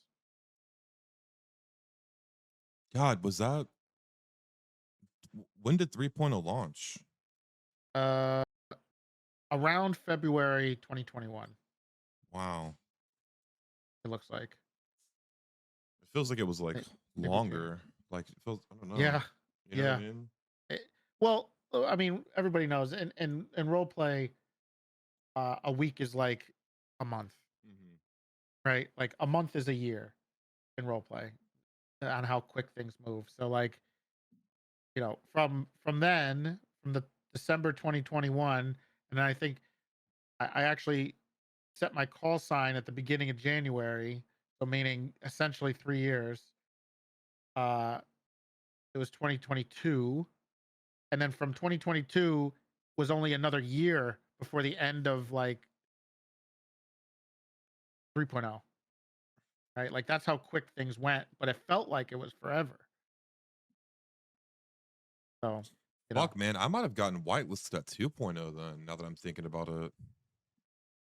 it Maybe. it 3.0 was such a crazy whirlwind that Mhm. um yeah, it's just yeah, it was so 3 years until I became um the sheriff. And assistant chief was July. I mean, I guess So, I mean, even then, though, I mean, that's still such a huge accomplishment. You know what I mean? For No Pixel, for you to get your own department, right? uh yeah, I mean, I was lucky. Um I think I got lucky and a lot of good people to bounce things off of. And I guess maybe I had a decent attitude about it. And yeah, I mean, I think that was it. I mean, I wouldn't have been there without like I don't think people understand how instrumental like somebody like Kylie was Hmm. to me, like even making it, or Alex and the way that he treated me and like early on. Like I think it's the humbling is so important uh to like to enjoy yourself that it was just yeah. I mean, I think it's also just important that with any type of role play that you just have people you can lean on and like look to for mentorship and like guidance in certain situations. You know, because it's like I don't care like how long you role played for. If you're role playing on a regular basis, on like a daily basis, and you're kind of like pushing the envelope and you're trying new things and experimenting, you're always going to run into a situation that you've never really been into yet. Or, you know what I mean? Like, there's always something that kind of pops up, and you're like, well, how do I handle this? I don't really know which direction I should take this in or go in. Uh I will say, I think eventually, after a certain amount of time, you realize that history kind of always repeats itself, and I think that's one of the benefits of having the veteran. Like I'm a veteran. When I was playing, I still don't consider myself one, but like I am a veteran now. So like having those people who have been there through, the end of 2.0 through 3.0, and experienced all of it, especially as like whether you were an admin or uh, high command or some type of position like that. Hmm. it's such like um it's so helpful for people and healthy to have those people and help have them guide things on the server because they've been through it. They know how it's going to end, and it almost always like role players in general in the role play community doesn't really. I mean, it changes, but the things that happen are almost always the same. Like, it's very rarely do I see a new situation pop up that I can't reference. Oh, we did this before. This is the outcome, and then it's like, no, no, no, this is different. It's going to happen differently. Like, okay, and then it happens the exact same way, right? Like, it Hmm. always it does repeat itself, and I think it's pretty consistent. That was kind of the biggest issue with like the splitting of all the servers now is because you have all the the, the people who are like that split up, which just hurts everybody a little bit. Well, yeah, I mean, I was talking to Sentry about this, and it's like there's a lot of servers that I've been a part of in the beginning stages of the server, and I feel like there's like a moment, and we talked about Onyx a good bit. Sentry and I did, where like it felt like there was lightning in a bottle there for a little bit in the beginning stages of Onyx, where it felt like Mhm. everybody and their fucking mom, you know what I mean, was on the server. Um, and you see it like in other places too. Like I saw it on Purple, saw it on the scripted, saw it on Chase as well. I think there's something about a new there's something exciting about something new coming out. You know what I mean? Where people want to go and try it out and see what it's got to offer. I guess. Um, but I don't think I don't know. I mean, unless something changes or maybe you have an opinion on it. I don't know if you'll ever get that again where Nopixel had it, where it's like everybody, like literally everybody was under one roof. You know what I mean? It was a blessing and a curse, I guess. Hmm. Because of the second there was it a second boom. There was like a uh, second ish boom when some very big non RP streamers came, and it was good, but also it was a lot of growing pains. Wait, I think I remember that. It Um, was like, because they're y- just not it's yeah. just the clashing of the communities or the clashing of kind of the Hmm. ideologies and it was I mean, there was a lot of crazy stuff that happened. It was an injection of it's motivation that makes a big difference too, right? At the beginning of most servers, people are very motivated and excited, and Hmm. they put a lot of time into the things that they really are a part of or were a part of. And as things go on, they kind of lose that. And something like that injection that we had in 3.0 kind of reinvigorated things. Obviously, a couple other things that reinvigorate. Um, Things like wipes and that they always bring um this that kind of reinvigoration that shot of adrenaline into Yeah, things. absolutely. Yeah, It's I agree with super you. they're always going to be like that. When it comes to like no pixel and the lightning in the bottle type thing, I think yeah, so having multiple servers is nice. However, the um the you're stretching the the cores, like role players that people know and love, very thin. Hmm. And it makes it a lot more difficult for those people to keep going in the way that they're going, or keep creating the way that they want to create without getting burnt out or frustrated or Yeah. tired. Um, it's difficult. And then I guess I don't know. This might if this is controversial or anything. It's just there's a level of comfort that people are very afraid to believe, Mm, right? that's not Um, controversial at all. I think well, that's very look, common. Like, I I mean, think it is, but it's just it's hard for people to take that leap because one, it's risky. If you're a streamer, it's your financials, right? Mhm. Um, and two, you're just so used to your people are creatures of habit. Yeah, absolutely. So you know, it also depends on the type of role player you are, right? If you're somebody who bounces off other like your group or your friends more, then it's hard to leave if they're not gonna go with you, right? Because like or split up into a different server or go somewhere else.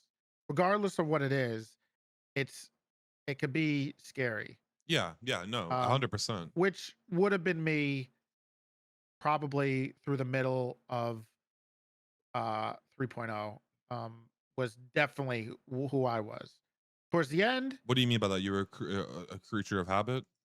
Uh, I would never ever you that plus I you think I wouldn't even think was about leaving at that point is what you're saying? that plus I was so entrenched in the people I Yeah. role played with a lot of the times, and I think that started to change as the SDSO kept going, and all through most of 3.0. But Mhm. as it went on, I became kind of different in the way I look at things versus how I like the comfort of role playing with, my friends and the people I'm used to and the groups, and usually stuck to them. And as I went, I started to, I don't know, maybe it's because I'm old, but I started to want more. And I started to really like find a lot of felt really rewarding to RP with new people or Mhm. interact with new people or enable new people. I think that was one of the things that was addicted. It was very addicting Mhm. about the SDSO, and why I moved on to Onyx in the first place. Uh, was the big reason why, but we can get there after. But Yeah, I mean, no, yeah, it's I get that. I get that 100% because I think for me too that I fell into that where it's like came to Onyx. I'd never done conflict RP, gang RP, none of that stuff. Slim, my main character, one of my main characters, was just like a, a Civ Crim kind of like balancing act. It wasn't he never was like full Crim. He was never full Civ. But I came to Onyx and then the Ballas came about, but that was like almost entirely organic. Like the entire formation of that group was almost all of it was almost. I think I only reached out to one person, OOC, and told them to come over. But everybody else was like found on the server and brought in on the server. Um, and for me, because I mean, like, I'll also say this too. I've always like for forever, I'll always have a soft spot for Onyx because that's where I got partnered. And I think I don't know, I have like a loyalty thing when it comes to a weird loyalty thing, but so it's like for in a weird way, it's like I'm loyal to Onyx for that, you know? I mean, obviously I know I put in a lot of work to get that, but I feel I feel the server helped that because of what was going on and I was able to stream the way I was and do the things I was doing. So obviously that helped push it. Um, but getting people in the group, like there's so many people I could name that didn't stream, and I'm like, hey man, like oh see, I'm like, hey, stream, and then they end up streaming, and you kind of watch them grow. You know, you're like, oh fuck, like this is right. awesome. You know, like I love that so much, man.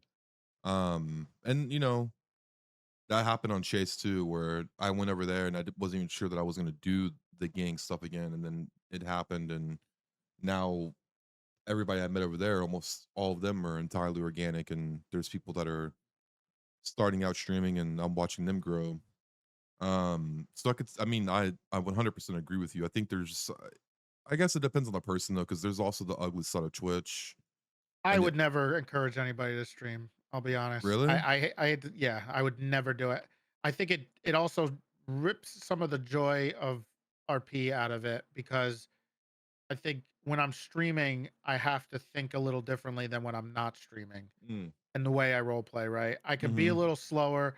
I can be a little less uh crazy no matter what character it is because I'm always trying to keep entertainment up versus specifically just like the role play, whether I want to, for instance, if I guess a good example is like Toretti, right? Mhm. I kind of enjoy sitting on the bench sometimes, just waiting for a customer to come and serving them and talking to them or Yeah. talking to whoever shows up there, which is my favorite thing. All the new people that come by, it's the whole point of it. But if I'm streaming, I can't do that, right? Like, I that's just like boring, Mhm. and it's gonna lose viewership, and then it's gonna It's I'm gonna not hurt in that you. mindset, You're right? gonna think I'm about just it. Yeah, I'm yeah. I'm always thinking about how can I be entertaining, and the only way I could be entertaining there is if I'm just interacting with my chat, which at the same time then takes me away from role play. If someone comes up and starts talking to me, I'm not paying attention to them, right?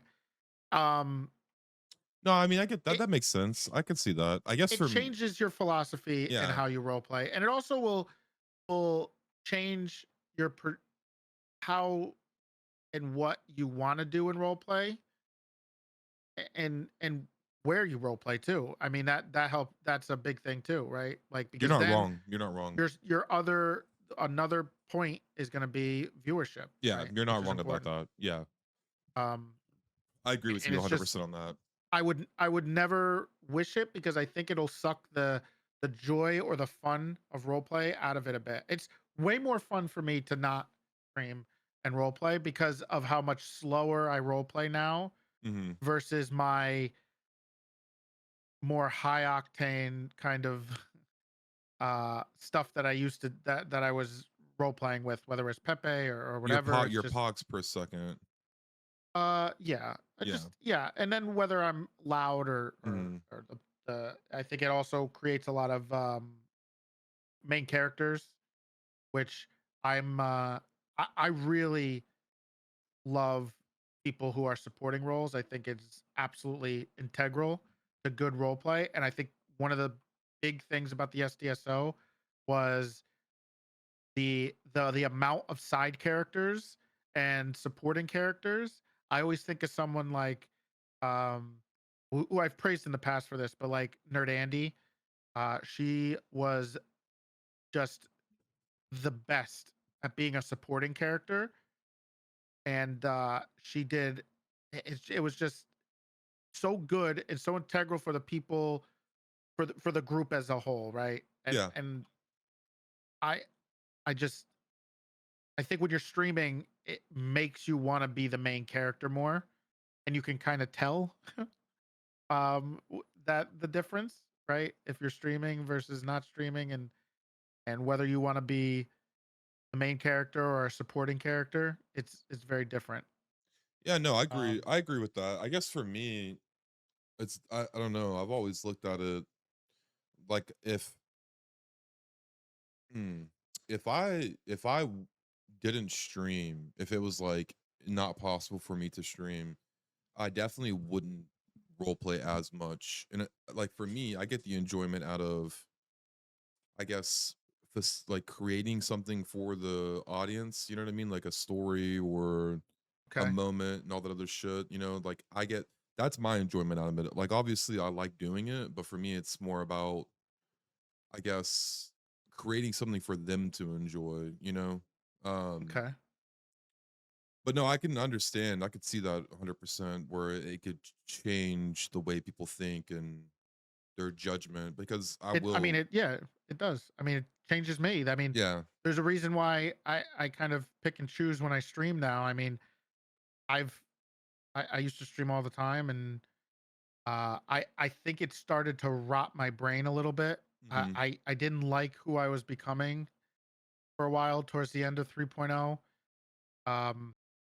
Looking back, and I chose, I mean, sure I could do what I was doing before and be Mhm.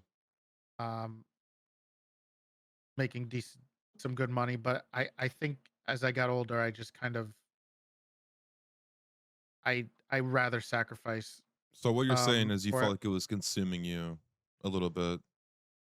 Yeah, 100%. And my whole enjoyment as I, like I when I did the SDSO and then going forward when I did like was the commissioner and became more involved and towards the end of 3.0 was everybody else in the server rather than myself. Like I really enjoyed enabling or seeing other people succeed and helping them do that. I think that was kind of like the this addiction the addiction I got was Mm. to helping those people, like To enable to them and do what I can. facilitate them, Yeah. yeah. People like Jenny and um not Thrive, not Thrive, not Thrive, not Thrive, not Thrive. But there was a few other there was a bunch of other people. They don't really stream anymore, but there was Gable and um Is Gable the a guy few with other the, people. radio voice? No, no. He was in the SDSO. He doesn't play anymore, but Who is that fucking cop? I can't think of his name now. He played on Onyx. He's played on other servers. I've met him on other servers, but he was maining Onyx for a bit, and he has that real deep radio voice. He talks like, you know what I mean? He has like a great uh mic, and I oh, want to there's a say, few of them. I want to say his name. I want to say his name was Officer Gable or something like that. Tumro. I don't know, but um, anyway, I don't even know why I was bringing that up, but no, I mean, I get that, and I mean, it makes sense for you to be in the position you're in now, though, too, because gamble. That's it, gamble. Oh, Gamble, yeah. It makes sense for you to be in the position that you're in now, though. Which I'm gonna be fucking honest with you, Mantis. I don't even know what your position is now with Onyx, and I'm not asking you to disclose that. I just don't know what it even is, but I do know that you do stuff behind the scenes and you help out and stuff. I So could just I guess it makes sense for you to be in that spot now. You know what I mean? Where you're kind of helping, I guess, facilitate things and manage or whatever the fuck it is that you do. I'm very yeah, to be honest, I've said this like privately to people, but Mhm. I guess one of the things I think is really funny is to this day, even people that I knew very well in 3.0 and stuff, they one don't know that I'm on Onyx. Some people Really? still don't know that I'm on Onyx, and two don't know that I'm like part of Onyx, like the Mhm. team. I guess the best way to describe what my position um is I guess we kind of just generalized it to management, right? Mhm. And I mean, I mean, if we were at that timeline part, but I mean, we're just jumping it's better around. it's better explained we when I talk about the transition from Okay. Okay. 3.0 to Onyx. Okay. But Um. uh Yeah. but Go yeah, ahead. Go ahead. it's just it was yeah, that's basically what I love to do now. I mean, I swapped from being the I guess 9K Mantis to somebody who would just kind of enjoy helping other people. Let me tell you So something, man.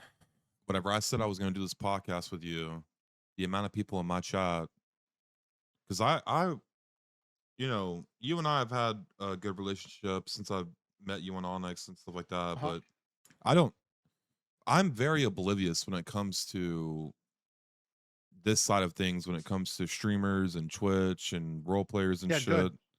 Um, so like I was in chat or I was like staying to chat. I was like, yeah, Mantis is giving the podcast, and I was like, Mantis used to stream a lot. I was like kind of saying that because I didn't know. Because when I first met you, you were streaming like here and there. Hmm. I mean, you would go on your hot streaks where you would stream like multiple days in a row and stuff, Yeah, but chat was like going crazy. It's like, oh yeah, Mantis used to stream like, all the time. And they were like 9K Mantis, 9K Mantis. I'm like, dude, what the fuck? Like, you know what I mean? Cause like I didn't know that. I did a month over a month of like I think almost every day being over 16 hours. Um, it Jesus, was that's insane even for crazy. me, dude. That's insane even for me. It was very crazy. That was a subathon. Um, back when not everybody was doing multi-day Yeah, subathons. yeah. I was scamathoning. That's why it became synonymous with me. Uh, I just remember the thing about that was it was me and Silent who plays Flippy. He's He's a Nopixel guy. We both were doing the similar thing and kind of like, both doing 16, 18-hour days every day for these subathons. Just just every day being just more and more unhinged as you go on because you're streaming every day. But yeah, I used to stream all the time. It was my priority, right? And nowadays my priorities are kind of shifted Yeah, a yeah, lot to the yeah. detriment of maybe, me financially, but uh it I just I don't know, I just said Well, I mean, lets me it's sleep at night a yeah. I little was gonna more. say it's that common thing that people always say is like happiness or fucking money. You know what I mean? Like, which Hmm. one are you gonna choose? Yeah, I've I've experienced both. So no, I mean that makes sense. But holy shit, dude, 16-hour days. I mean, I I can't do remember how that. many hours it was. It was oh god. Yeah, I'd have to look back at how many hours I did in that stretch. I mean, that's a lot because like for me, chat makes fun of me because I don't take days off, and I'm like, oh well, I'm gonna take tomorrow off, and they're like, yeah, right. No, you're not. Um, but fuck, there's no way I could do a month straight of 16-hour days I because will say I think it became, and this might just ruin my whole shtick now, but I think it became a thing where my inconsistent streaming became my schedule, hmm where that's what people expected. yeah, And then I think when I did stream more consistently, people were less watching me. I've Ironically, heard that from other streamers, actually, so ironically.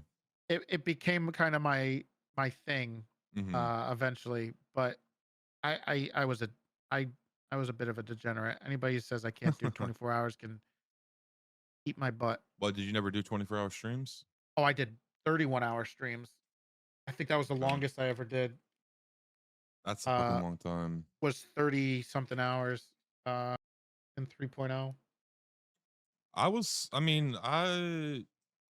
when I'm on, man, and there's like a lot of RP going and I'm flowing and I'm juicing, I'm pumping like 320 hours in a month, pretty easily. But I was doing that a lot on Onyx. I mean, a lot on Onyx. Holy fuck.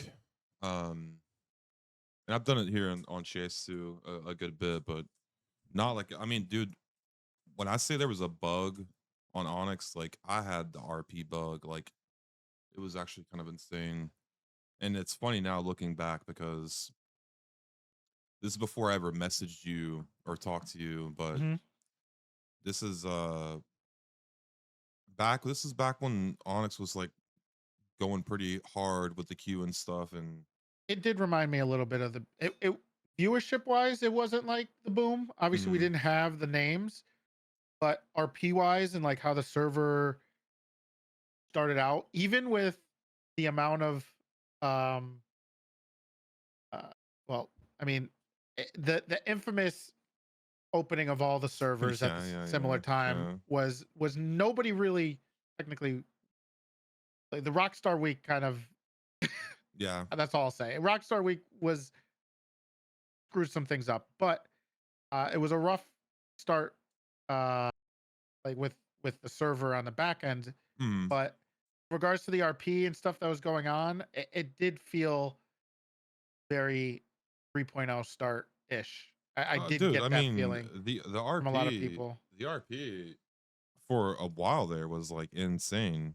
and I'll still to this day I'll probably equate it and say that that's probably the best RP that I've experienced was Yeah, the I don't first think there's anything. the first couple months of Onyx where Yeah, it was just really fucking good. Like Greco breathing down people's necks and you know, um, fucking we had Baker this. pulling up in a Buffalo for a lock picking call. I mean, it was just like I mean, it's things now, which like obviously like nothing's perfect and hindsight's 2020, but there was a lot of shit that happened and it was just really, really, really, really good. Um, but what I was gonna say is like before I messaged you, there was a day where I did like 16 hours or 17 hours, got off, went to sleep, woke up, couldn't sleep, jumped right back on, Yeah, was sitting in I used to be like queue that. for like, God, I don't know, man, like 8 hours. I was sitting in queue for Onyx, and I ended up raiding Moses. And at the time, Moses and my character had like a good relationship, and he was kind of doing his whole Greco and like the Ballas thing, and kind of the Ballas had kind of made a name for themselves or whatever. But he's like, "What are you doing?" He's like, "Are you getting off?" Because it was kind of early, and I was like, "No, dude, I couldn't get in the queue." And he was like, "Oh, let me see what I can do." And he tried. This is so fucking funny, man. So he's like, "I'm going to, I'm going to help you out." He's like, "There's no way you shouldn't have a problem. I'm gonna help you out." And I'm like, "All right, cool, sweet." So he's like, try to disconnect and reconnect. And I'm like, okay. But he's like mid fucking, scene and Greco, and I'm not trying to bother him and stuff. So he's like, try to reconnect, and I did, and it still was fucked up, and whatever he did didn't work. And I won't say who, but like I messaged an admin, and I was like, hey, or I opened a ticket, I think. I was like, hey, Greco, is trying to help me out. Moses is trying to help me out. And they're like, "Are you sure he's gonna help you out?" And I'm like, "Yeah, I mean, that's literally what he said." And they were like, "Well, I don't think so." But it's like I wasn't gonna be an asshole and go into a stream like, "Hey, man, whatever you did didn't work. I need help." I So I just, remember that. so I, I I just actually ended, remember so I that. just ended up getting off. But it was like, that's how hooked I was in the RP, where I did like 16 or 17 hours the night before, and then sat at my computer, and I think me and my stream just played like Wordle or some shit for like 8 hours on stream while I was like waiting in queue. Let's play like Garlic Phone and like Wordle. Um, but yeah, man, I mean, like it was on fire, dude. Like you guys, it was legit. Like especially for me and a lot of people that I ended up meeting at that time, who I later kind of became friends with or talked to and stuff afterwards. And it'll come up in conversations here and there now where it's like we'll talk about role play and like different servers and shit, and they'll still say like, regardless of everything, whether they had like a good time or a bad time, they're like, that was the best role play I experienced. People will tell me that shit on a regular basis. Yeah. Uh, it was it was a it was a fun time, but an extremely stressful time. Due to you know us trying to make sure things worked, and obviously there's a lot of memes about that. But I think when people look back on it, at the time it was like this sucks, this sucks, everything sucks. But Hmm. this obviously, per usual, as time went on, people realized, wait, there was a lot of cool things. Remember this moment? Remember this moment? And I mean, I think it's a testament to how things were set up, the people who were there to set it up, the people in the positions that they were to help. And yeah, I mean, Yeah, I mean, you guys that's what definitely, made you it. guys definitely like you're the people who helped set things up and the people who were around to facilitate RP in the beginning. Um, I mean, I'll just they carried hard. You know what I mean? Because in the beginning, it it was it was lackluster for the Crims, but we made it work. We made do with what we had.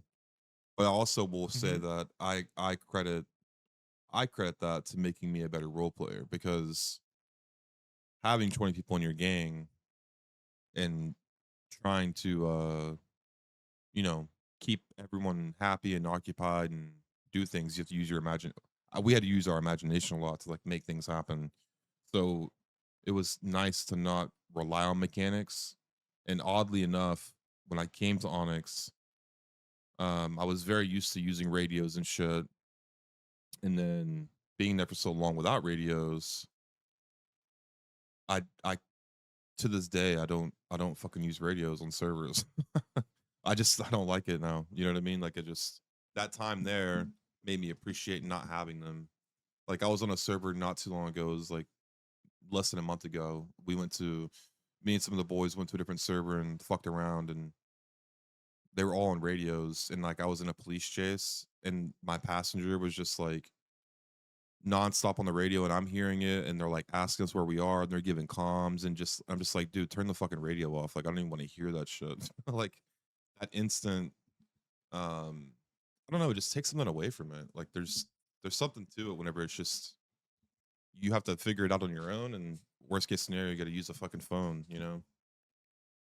Yeah, there's a balance. I think 3.0 we took essentially. I mean, the whole point of Onyx was to take a lot of the all the good things that we learned and built on, and whether we did it ourselves and built it, or we saw what were working and what Hmm. wasn't working, and we take the things and then we take some of the extra things that we wanted from a server and kind of combined them into the best of both worlds, right? Hmm. uh and kind of take what we wanted to see happen and make it happen, right? That would make sense in a different place Yeah. that wasn't there, right? um so the radios was a good example of something we learned from our years of RP. It's just like eventually they become Discord calls if you Hmm. just let them free, Yeah. if you Yeah. just make them free versus having some limited range or limited amount of people, make them expensive, put the friction being really Yeah. high. Yeah. Then you know, I mean, uh, obviously, because yeah, that's a good example. you wanna find that balance with it, right? Like you wanna give the option for it to be there for You people. they are helpful. I mean, I think it's important depending on what the crime is and for what you're doing that radios are super important because Yeah. otherwise cops are always supposed to be overpowering in a server. Hmm. However, the balancing factor is one, they have to be reactive. And two, uh, your your ability, you only have four people that you're with all the time to have to orchestrate things with, which makes it way better than, you know, six or seven or whatever random people who cops who just signed on that day that you aren't meshed as well together. That's why at the beginning of Onyx, the cops were just like it was like the Navy SEALs of cops. We had every like well-known good cop on the server playing at once, and they were all used to playing with each other, so they were even more just like insane, right? With whether they're driving, their communication, their strategy, and everybody worked well together. As a crim, you have those four people you do it with every day. Hmm. So you have to be able to do. I think radios are really helpful for that, especially if cops are being are if crims are struggling to get away or struggling to do anything. I think crim radios are important to be able to do that in minimum things. But yeah, we learned having them free um, really makes people complacent uh, sometimes. Well, a lot of the times, right? Because then you're just asking what you're having for dinner and what you're watching on Netflix. So, Yeah, no, I mean, I uh, agree with you. I agree with you. Because obviously you want to try to appease everybody to a certain extent, and making the frequencies and the price and the limiting the amount of people and the distance and all that other shit. I mean, yeah, I get that. Um, okay, so you we left off with you bringing on Soups, Thrive, Cascadian, um, Julie Bear. I think you said her name Jenny was Bear. Jenny Yep. Bear. Okay, so talk me through that, right? So, Uh, so we started. I famously had a little bit of a break for a couple weeks towards the beginning of it.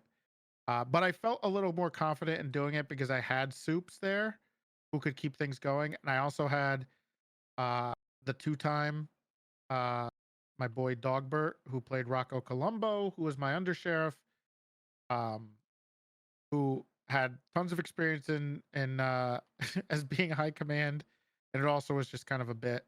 But he was very funny role player. He was great. Who helped kind of anchor it while I was gone, and things just kind of started with a tight knit group, and it just slowly grew. The bits grew. We came up with different things we did. We kind of carved our own spot in the way the server worked. Right, we had events on Fridays. We had unique days. We kind of like started the thing where, you know, on Fridays people Pizza would wear Friday. casual clothing. Yeah, there was Pizza Friday was very famous. That was something that I don't know how, I don't know why I came up. Did I come up with that? I mean, obviously in real life I grew up with Pizza Fridays. I was just, you know, we would have pizza on a Friday. I live in Connecticut. The best pizza in the world.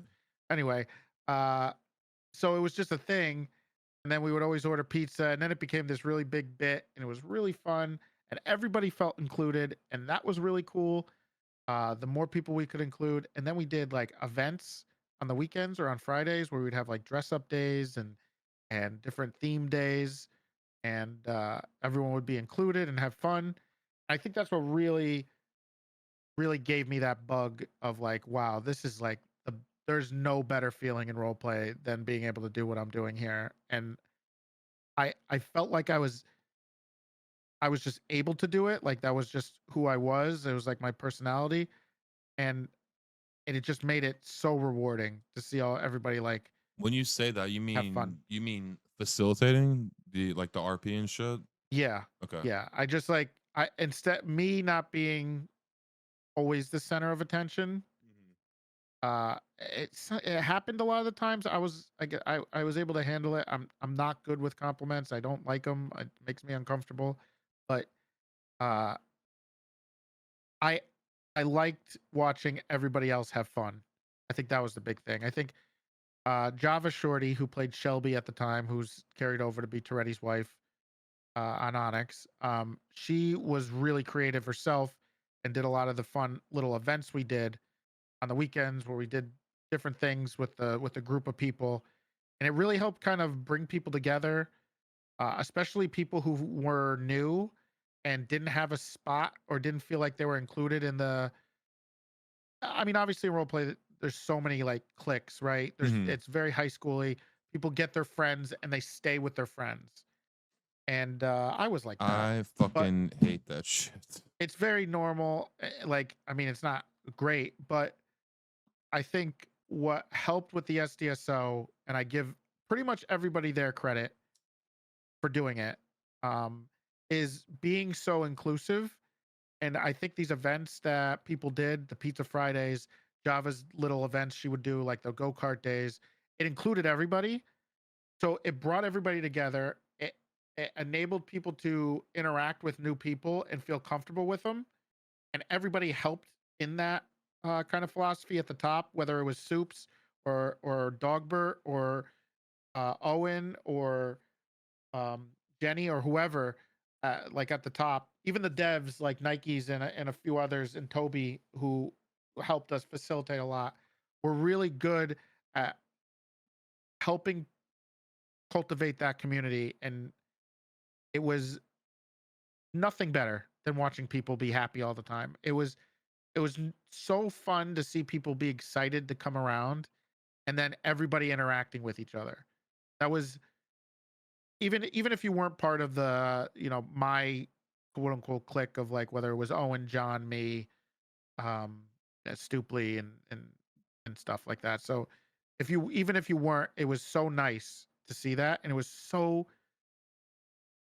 I think people take that for granted. I think it's really awesome to do something like that for new people.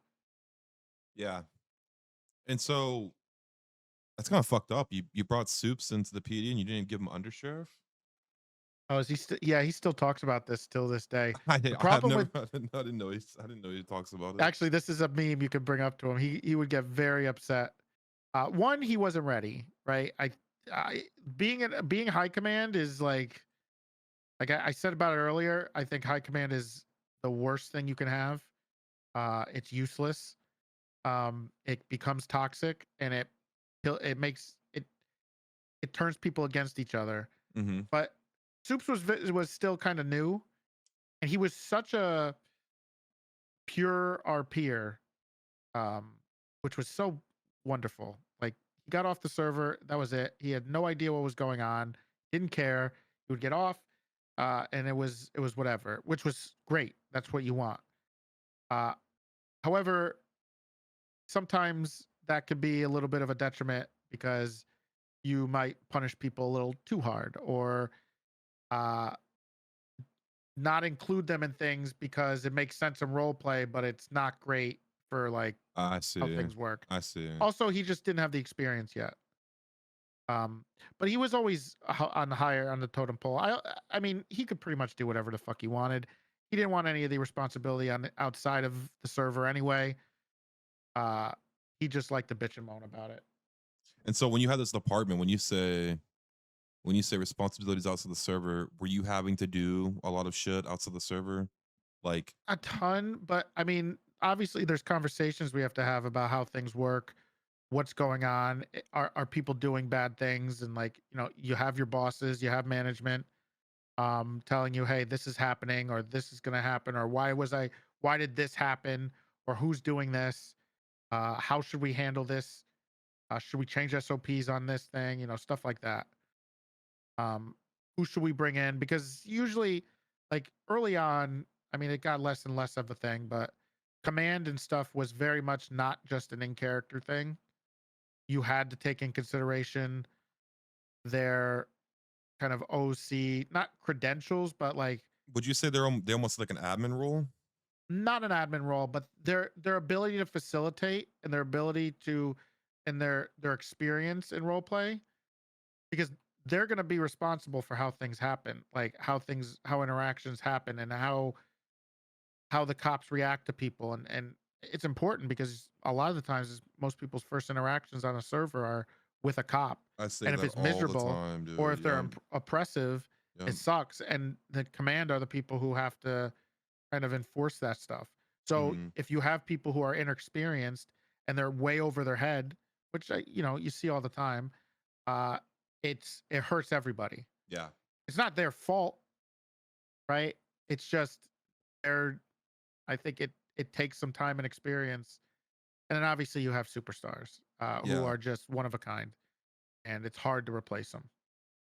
It's funny that you're saying all this shit because it reminds me of the gang side of things because being the leader, I mean, this didn't develop for me until later on after I did start the gang and was running it, and then I realized there needed to be like, I guess, standards set outside of characters, like also just kind of telling people to like chill out on this or like, don't do this anymore. Cause when you have this conflict, RP, you're constantly on that line of rule breaks. I wouldn't necessarily say rule breaks, but you're kind of like on the gray line of like fucking up, especially when you're like having shootouts and conflict and other stuff like that. So kind of like trying to keep people in check and I don't know, just kind of control them outside because there's certain things you can't translate in character to people either. You know what I mean? Like, hey man, when you get shot down, don't talk. You know what I mean? Like stupid things like that. You can't really. That yeah, I mean that comes with I think a lot of that has to do with the responsibility of the people who have been there before, and the gang leaders. But I mean, it's important to help guide new role players without punishing them too hard. Yeah. Also, people who get punished, I think they take it a lot harder than they should. Oh, definitely they do. Um, I feel like, uh, hold on, I'm trying to think of how to navigate this conversation. But I just think it's important for people to be uh, able to see how other people do things and operate like them. There should never be that extra like layer unless you're like high command or something like that. There should never really be that layer of expectation outside for you. Leading by example is so important. If you can help guide people by telling Yeah. them certain things, it's good. It's just boundaries are also really good too. Um, I mean, but yeah, I unfortunately mean, though, like, and I know you don't have a lot of experience with this side of. I mean, obviously you've experienced it, but I'm not. You haven't really done it, but I mean, you've been around it for a long time. But unfortunately, what ends up happening, what I've come to realize with this type of stuff with conflict RP, especially as the leader of the gang, you end up you end up being seen as the company you keep, right? So it's like Yes. if I recruit Yes. somebody, if I recruit somebody into the gang and they're brand new to RP and they're just kind of getting their feet under them, they don't really understand things, and they do something stupid, it reflects on the entire gang as a whole. And then that person, like, let's say it's not even a rule break, right? It's just something dumb. They do something fucking dumb. That person that does that then reflects on the entire gang as a whole, and it makes everybody in the gang kind of look bad. And then the leader, unfortunately, takes the blunt of it, especially if it's a reoccurring thing with several people in the gang. And I've just thought I've found now it's just way easier for me. Like I have a Discord with all of them in it, and it's very strict. It's like no fucking meta, none of that stuff, and it's just very like it's an open place where people can talk about things, and where I can also kind of like keep people. I hate to say it because it sounds egotistical, but kind of keep them in check. Like I'll say, hey, this shit is dumb. Stop doing that. Or hey, don't take this so bad. It's okay.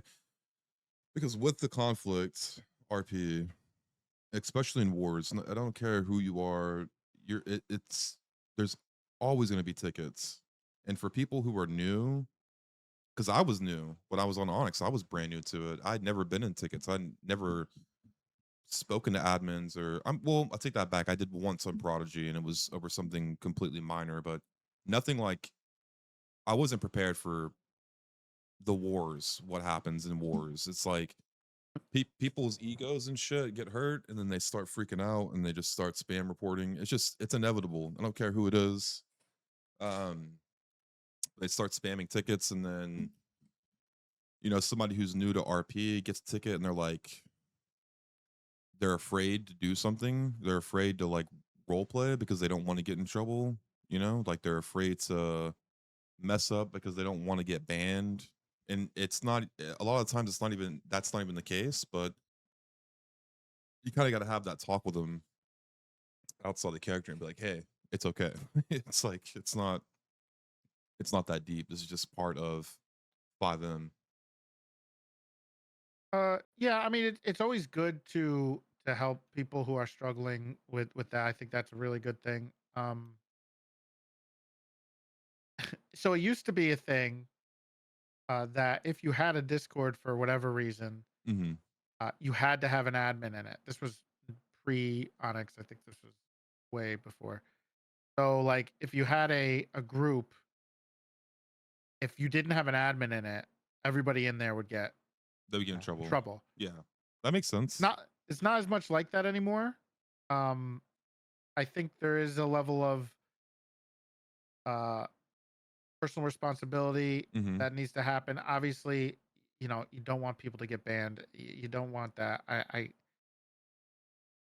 Um, but I think it is very important for everything, not just the leader of the gang, but Hmm. just the server in general to help um mentor new people because I obviously I can't talk about a lot of this stuff too much. Yeah, of course. And I But wasn't even but what trying I to. will Yeah, say that's important is as a server like Onyx, I guess, because what I do, it is important because we have a lot of new people to be able to to guide them. uh, guide Yeah, people yeah. more than a server that might have be full of veterans, right? If you Hmm. have versus, I guess a good example is if you had somebody like me, and I go in there and I don't know, I just walk into a restaurant and just shoot everybody in it and walk out, don't say a word, right? Whatever. I should just get banned, like not permad, but you should get banned, right? Hmm. There's no discussion. It's like better, Sure, asshole, sure, sure, fix it. sure. But if you're, for a lot of people on Onyx and some of the new servers, it's a lot of new people. The discussions and the tickets should be more uh regarding how to handle things. It's important. I get what you're saying, and I understand that you're. I'm not trying to put you in a position to even talk about it, but what you're saying is basically like the way that you feel how things should be handled is if and when those tickets do occur, it's more of a coaching situation versus a discipline I situation. will say that is a fundamental philosophy Okay. uh, that we've had uh, and we've pushed for Mhm. more and more, um, because obviously we do have a lot of newer people on the server, and Mhm. it's they it's they're gonna make mistakes. We Yeah, all of do. course. Of course. I mean, um, I think I've only been I think I've only been reported once ever, What the and that fuck? was and Okay. I think I've only been having to Okay. deal with tickets once. Well, But okay. it's different. I mean, I'm not. It's not. I guess that No, is well, kind of a humble brag, what but I was gonna you say know, to that though is I think that I've done I stuff that I should have been reported for. I'll be honest. I'll yeah, tell you that right now. well, what I was gonna say to that though is like that makes sense because prior to me doing any type of gang conflict stuff, I was in the same position where it was like never in a ticket, never brought up, and it's like when once that stuff started happening, that's whenever the inevitability of it kind of took hold, and those conversations. I'm not necessarily saying that all of them were bad that I've ever been in. It's just sometimes admins need clarity on situations and scenes that take place to understand what's going on. But that can be very intimidating for people who are new. Yeah.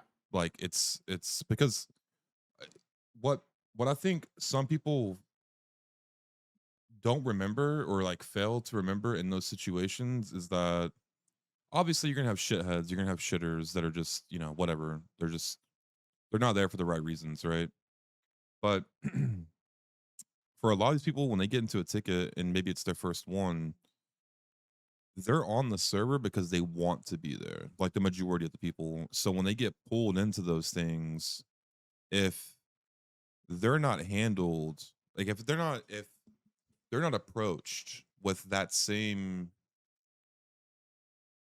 respect, then that can be very off-putting for them. And I'm not saying that I'm not naming any server in particular that does that. I'm just kind of talking, especially from experience now, where over the past 2 years of me doing conflict RP and recruiting or finding new people who are brand new to role play, like there's so many people that I've come across and they've never even role played before. Like it's their first time role playing, and then they join the gang.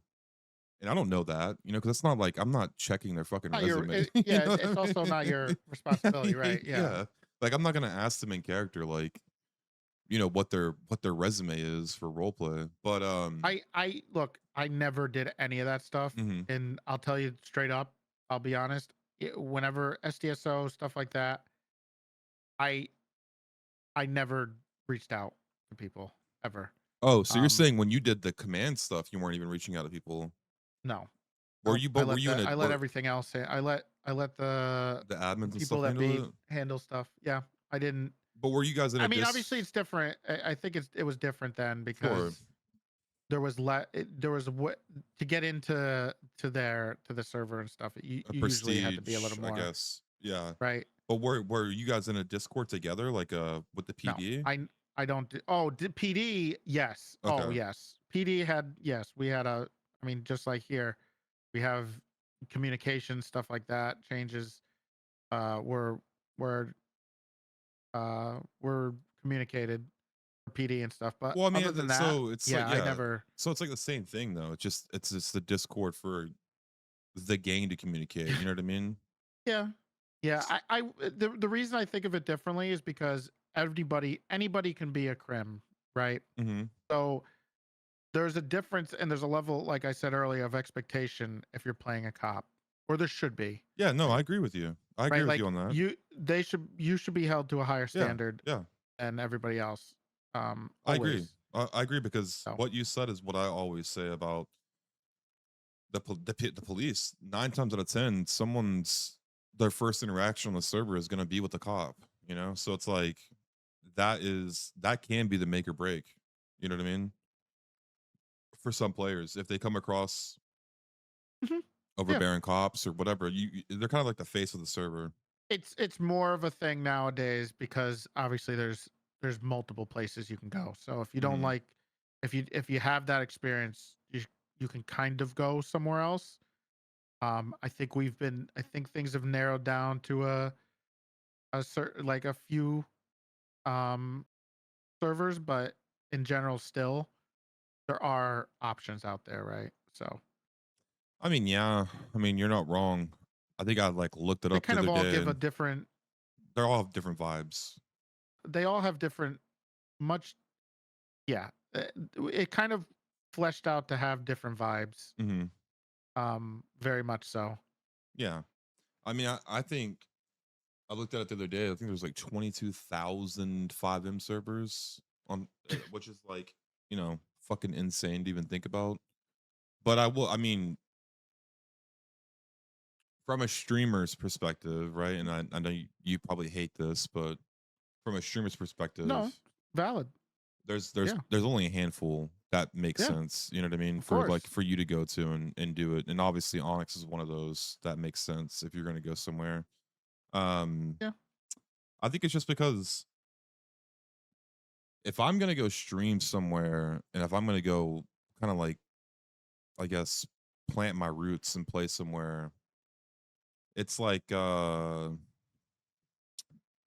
the quality has to be there, and then you also have to feel like the server has their shit together. You know what I mean? That Like, yeah, that's what I was gonna say. I mean, there's there's those factors of who's like in control, who's yeah. running it, who's there, who are the people who you can trust, who are you know Hmm. in those positions, right?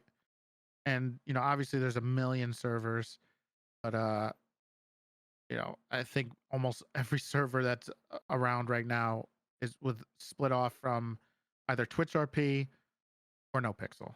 I mean, Ignite was basically Twitch RP and Nopixel for the Hmm. most part. Hmm. Um, but yeah, I mean, they're all splinters of that, right? So Yeah, pretty much. Yeah. I mean, you're not wrong. So going back to you doing your thing with the Sandy Sheriff's Office, which I still can't believe that was even a thing, if I'm being honest with you. Because you had Sandy, right. and then I'm assuming Harmony. Uh, Where was BCSO located? Like, where was the actual so BCSO? it was split. Oh, okay, so it was you. Okay, I understand now. It was So me, Sandy and and Polito. then yeah, Okay, okay. Well, which was that makes more sense mostly then. yeah. They didn't really use Polito. It was just the name for the most Mm, part. okay. So yeah. So you're doing that. You're facilitating. You're bringing people in. You're helping write SOPs. You're helping kind of, I guess, steer the ship. And then Onyx appears, which I mean, you don't have to go into too much detail about that if you don't. I mean, you can just. Well, there was a big gap. I mean, eventually, um, I moved on. I think myself, Sab, Emu, we worked together pretty well in Mhm. helping do a lot of the PD stuff. There was obviously a lot of people who came and went in high command um, and helped facilitate things. But I mean, Sab was kind of the heart and soul of it. Um, there was I was there, I guess, and then eventually I moved on to a little bigger of a role with being deputy commissioner to Ooh, help run. commish. So, well, there was a bunch of restructures, right?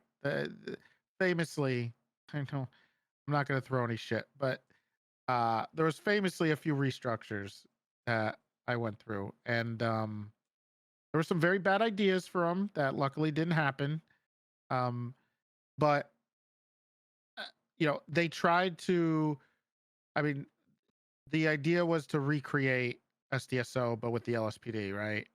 Okay. And Unfortunately, it didn't happen very well. And one of the reasons was, and I don't think it had anything to do with me, but I think one of it was just, you have finite resources, right? You can only Mhm. split things up a certain amount of times before you just run out of what makes sense, right? Yeah, Um, 100%. so like it didn't work out. So we had to restructure again.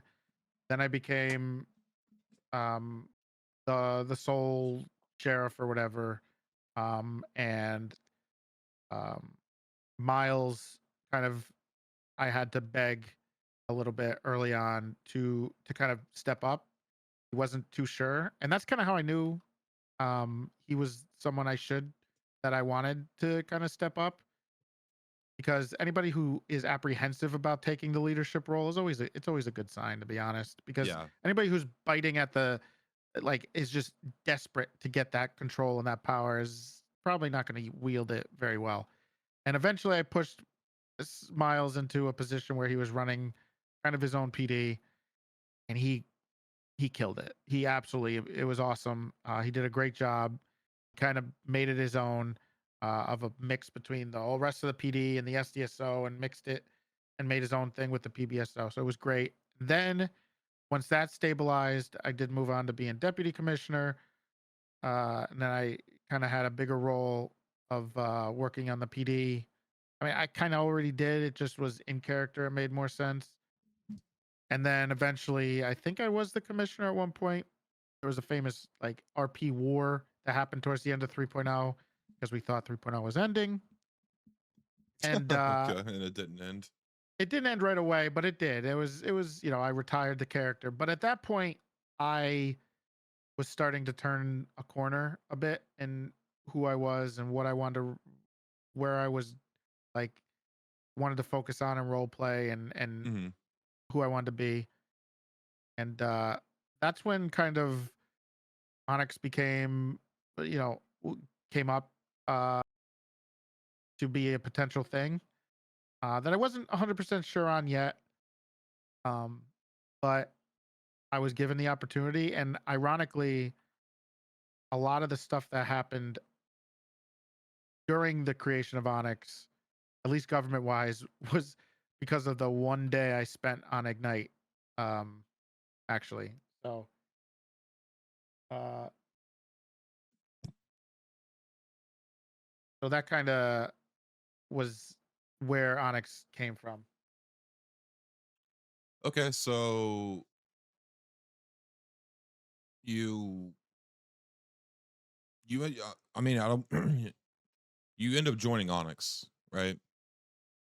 In whatever capacity that is. So you join Onyx, Huh? and I'm assuming you went into it with well, I mean, you kind of already briefly said this, but you went into it with the idea of helping the DOJ kind of get that set up with the laws and stuff like that, right? Uh, they were. It was really cool because they basically said, "How would you want to set up the DOJ?" Mm-hmm.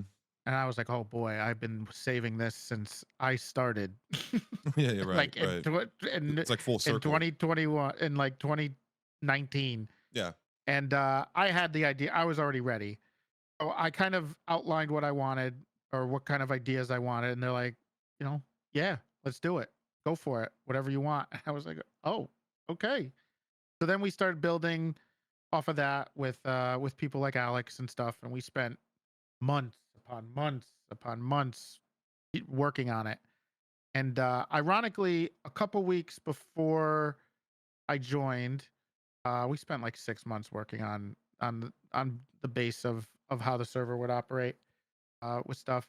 I got forced to play on. I don't want to say forced. Like it was like God. It sucked. It was fun, but Chief and Penta and a few others wanted, convinced me to play on Ignite. I wasn't a big fan. I didn't Mm-hmm. really want to play on Ignite. It wasn't my thing. It wasn't that there was anything wrong with it. I thought it was a This wasn't your really cup of cool tea. idea. Yeah. I just didn't like Yeah. the 80s kind of thing. But I went on there because they were doing some type of Italian characters, of course. Um and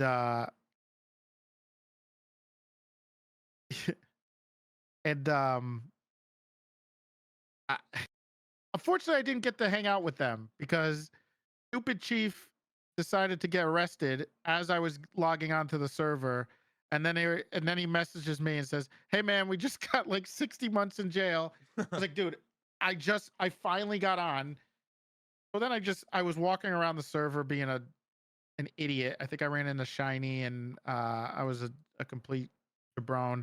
But I walked by this building, this MLO they had in Mirror Park. I still remember this because it was such a turning point. But they had a blocked off MLO uh, of a DMV. Mm-hmm. I was like, wait a minute, this is such a cool idea. And it just I couldn't get into it because they had like a wall blocking it, but I could see inside it. I was like, oh, this is so cool. And it kind of just got the wheels turning. And I went on to I did like power washing. That was fun, whatever. But that night, I remember just thinking up this whole thing about like, oh, what if we had a DMV on, somewhere? And then that's the next week or so. I had the meeting um, with Alex, Wise Guy, and DW about uh, about like stuff. Mm-hmm. And I pitched the DMV. I was like, I do have this cool, not cool. I don't want to say cool. That makes me sound like I'm like this, like God, I'm a genius. No, Right, right. but I was like, oh, I saw this on Ignite, and this was really cool. Uh, and I was like, there's this DMV idea I had where we run everything through the DMV, where it could be the first place that everybody goes when they start the server, and they have to wait in line, and maybe it'll cause people to get mad and come back with a gun, and that's funny.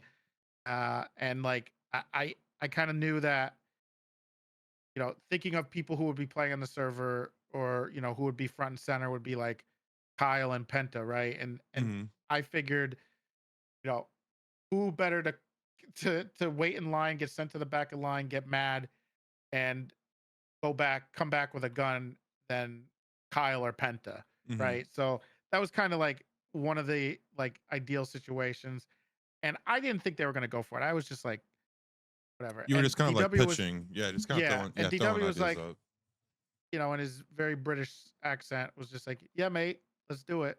Okay. I was like, wait, what? I was like, okay. And then days went by, or months went by, we were working on stuff and kind of considered how the DMV would work and fit into it. And then he just like showed us like, hey, I made, there's this place, this MLO we have here, and I have some stuff with licenses and stuff, and we're gonna have a DMV. I was like, oh, this is so cool. And that was probably the coolest thing, and what convinced me to go completely all in on Onyx, was that like they took that idea and they did it. And it was Oh, just okay. So really, you felt heard. I felt, it felt like it was one, it was like mine, it was my Mm-hmm. baby. So I felt like I had a responsibility. And also it was just really cool to see that happen and see it through, and how Mm-hmm. cool it was and how he did it. Um, and then it just kind of became like the beginning of how Onyx was. It's like the DMV and the craziness that went on there and all the people involved. And it was a lot of fun. And that's how the DOJ started too. That's where we got, you know, I had three names that they asked me who I wanted the DOJ, and I said, I'm not leaving I'm not, this isn't any leaking, but was Occam's and Hobbit Trash were like the people. Mm-hmm. I think there was some other people, and then, but those were the people that were at the start that helped so much, and I don't think we would have ever done anything that we did without those two. And then Greco got involved as Attorney General because they brought him up because of Ignite, and I was like, okay, cool, yeah, I know Moses. He's a funny guy, and then he got involved, and we kind of added an Attorney General type role that he would do, and he took off with that too, Which and he crushed, by the the way. rest is history. Yeah, he absolutely crushed that. It was He was ahead.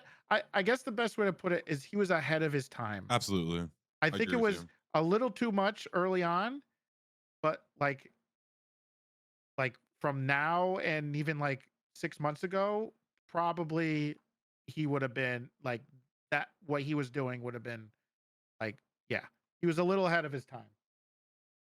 But Yeah. Yeah, he did a great job. And the people that you had, or the people that they had, or whoever had working at the DMV, because I made it in the day Onyx launched, and I went down to the DMV and I sat in the fucking line for like 30 plus minutes, and I waited to get my ID, and I got told to go in the back of the line. And I remember walking, like I got into an argument, and then I walked outside, and I like turned around, looked at the line, and I was like, do I go back in or do I just fucking leave? I chose to leave, but the whole experience there was good. And then the fact that you guys had people waking up at the grapeseed, was I'm pretty sure it was grapeseed hangar. May have been. yes, there was both spots. I think for funny story about that was on the launch day or a couple days before we were ready to launch, um, which is a little bit of a surprise. But you know, on the day we launched, um, I contacted a bunch of people that I really liked that I thought were really good and funny role players like Pasty and Skip and Bruce and a few others. I said, "Hey, what do you think about being bus drivers?" Moses made one, and like picking people up and shuttling them to the DMV so we could Mhm. immediately start a hub and see where the chaos unfolds and stuff. And they did it, and it was really funny. We just bust people in the first day, and it was really funny. And then they made DMV characters that were legendary. Pasty, I think, probably has one of the most legendary uh, DMV characters ever.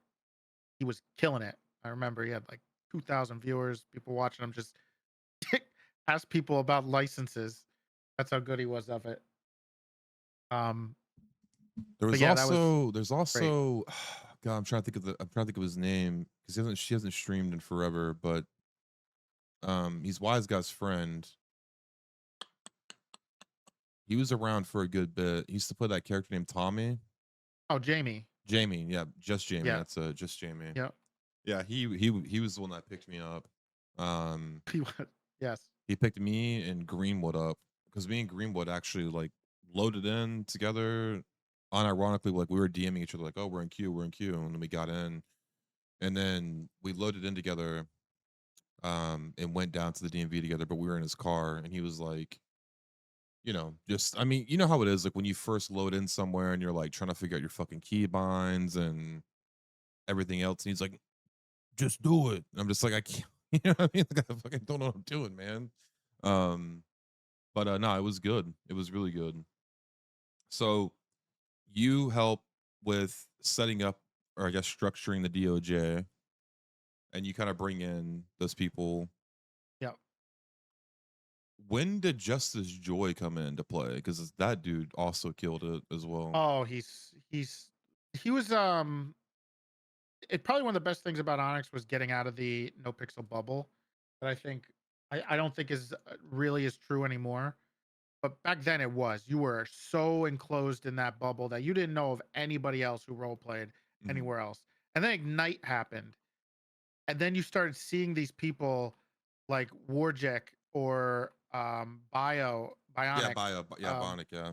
and even Moses came into his own a little more then, who were like, wait, there's other people like outside of No Pixel who are fantastic. And and so he came over with I think Occam's, I hope I'm not saying this wrong, but Occam's helped facilitate him coming over here and helping. And I was like, man, this guy's awesome. I love this guy. He's great. And eventually there was no okay. So essentially, the Supreme Justice's roles. So I guess we kind of I should probably set this part up. So Supreme Justice, Attorney General, Governor were not were supposed to be roles, and Bob's role, which was deputy was director, were supposed to be these roles. One of the flaws in a lot of in the servers and like situations before where that there was nobody to watch the watchers, I guess, right? Hmm. So if you had somebody at the top who was just being like doing things that is just fucking everything up, Yeah. there's nobody to stop them. There's nobody to check them. And you I thought it was really important to have some stable people who would be mostly objective, you would hope, who don't have really as many allegiances at So the top. you're talking about going back to your core, setting up your core. So that's why you set the Right. justices up in Yes, place. exactly. Yes. So the No, that makes Supreme sense. Justices were not supposed to be everyday characters. Not only were they not supposed to be everyday characters, but they were only supposed to be there once in a while and maybe just at the start, but then disappear and only show up in like very niche cases. Hmm. Uh and so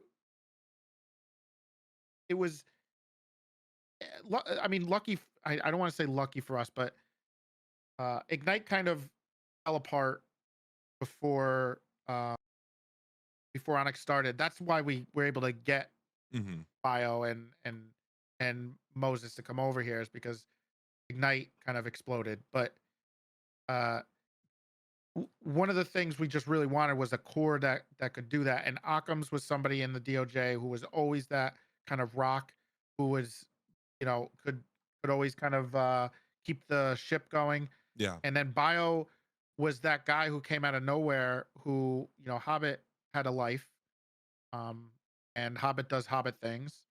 And I took over as the governor from somebody else who was supposed to be, but I'm not. That's fine. I'm That's not. fine. I'm not That's going to fine. bring that name in. But I was the governor, and so I couldn't do both because I got RP checked pretty hard as being a judge and the governor. So uh, we brought Bio in eventually. I mean, we're skipping a little bit, That's and I was fine. like, you know what? Uh, I think we make an exception. I think it'll be the only exception we'll ever have, and it is to bringing somebody on into a role like that, because of how special he was, and how he was like another Occam's, which is again someone who's hard to replace if you can.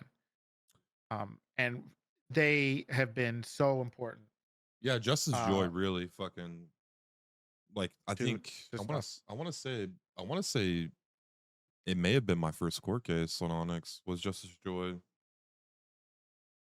trying to think. Um, It might have I mean, been. yeah, And I mean, he was I remember going to always the so good. court and I think I won the case.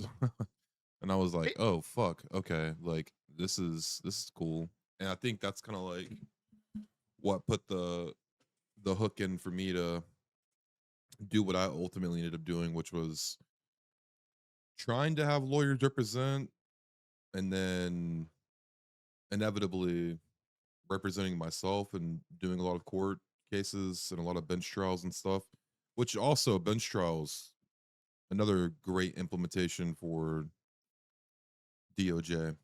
The fact that it worked, you know.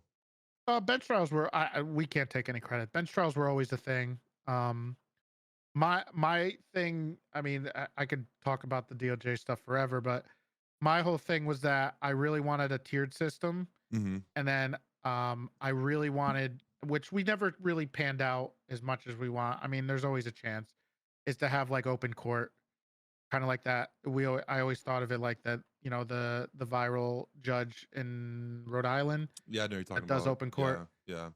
Yeah, that's how I kind of wanted to do for like petty cases or traffic court and stuff like that. It never really works out.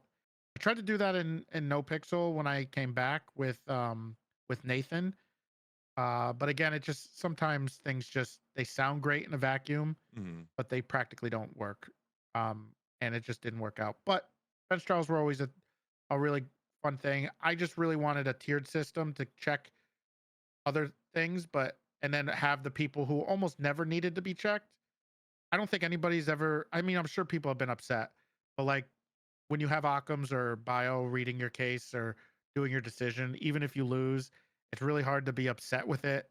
Um, 'Cause they're usually pretty good uh, at being rational on it. But yeah, Dude, of course there's moments where you get upset though. well, What's yeah, what but was you get a yeah. Justice's joy? His he would do this thing where he would start to tell you his verdicts, Yeah. and Yes. then you're like, oh shit, this is going in my direction. Okay, cool, I Oh, got he loves doing this. that. But and then he would start going the other direction, or however, that's what it was. However, and then it starts going the other direction. You're like, fuck me. Um, That's a common trope that a lot of judges do. I think they copy it from him. I don't know if it was a lot of people who did it before. I think Occam's did that a bit in Nopixel. I think Nathan also. Nathan was Crane was his judge. Um, that poor guy.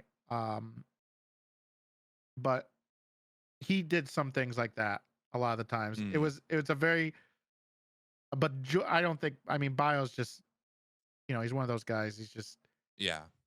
he's a special guy. So um So yeah, we're it was gonna always great. be dancing around, and you'll have to help me get back on track. But Hmm. so DOJ, boom, that gets set up. Uh okay. From what I know, Hmm. Alex, PD, right, police. Um it was a bit of a group effort.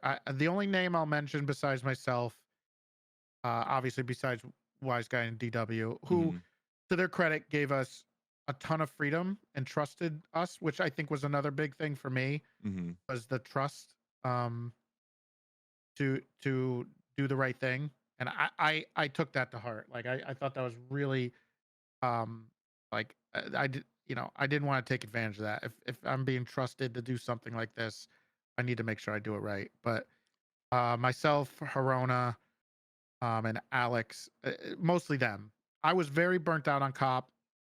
Uh, I had a lot. I did not have a great experience at the end of 3.0 as cop. Mm-hmm. I was tired. It was a long stretch of me being a cop main and doing a lot of stuff with there and I guess putting things on my shoulders that weren't even for me to put on my shoulders and just yeah. So I wanted to take a break and I let them do a lot of the stuff. I gave them most of our recent documents with FTOs and stuff, and then they wrote everything else. Um and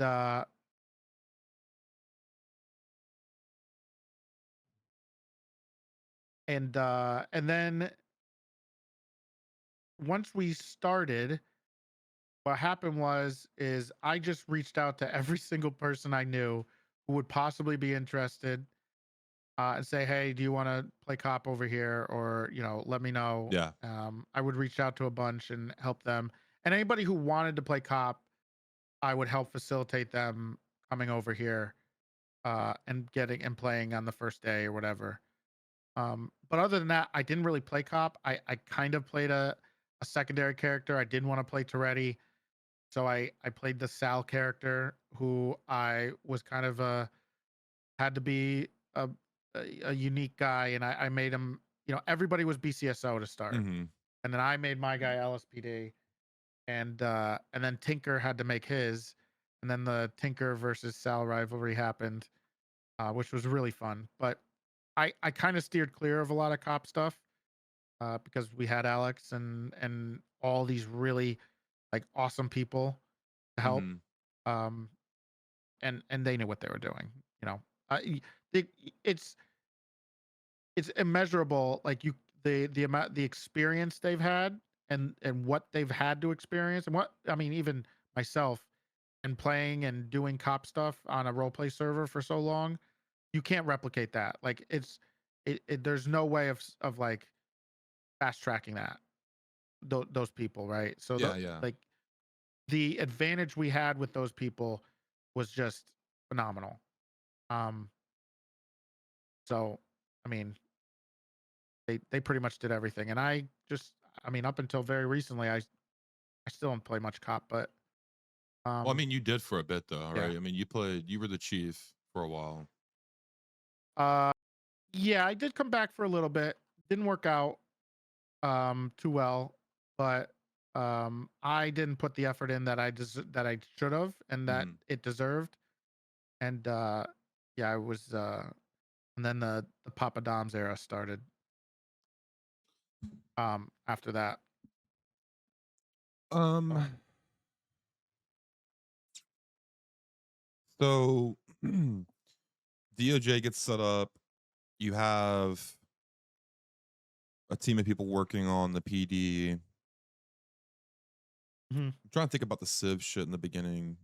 Um, Well, government wise, like the DMV and stuff, um, was was all based on, you know, uh the same conversations, right? mhm. Um there was a lot of the Civ early Civ stuff and trying to think what Civ stuff. I mean, we had the basic Civ stuff and then DMV, you had DMV, garbage runs, yes, towing, which yeah, we revamped pretty soon after from because of taxi, obviously. Yeah. taxing, Yep. and delivery. Yeah, the basics of Yeah. things. I think that plus a few of the crim stuff was uh was Kyle came up with the the grave robbing from what I Oh, that's remember. right. I forgot about the fucking grave Grave robbing. robbing is still a thing and I've been wanting to get that to be used more. Was a Kyle request.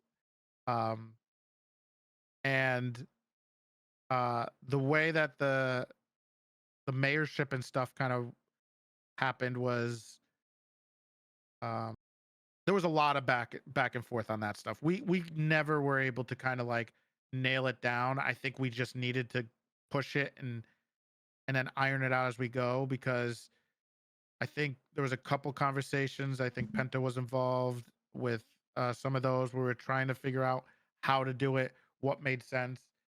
Obviously, there was the mayor breaker situation, which is basically, you know, why there was a governor character because Mhm.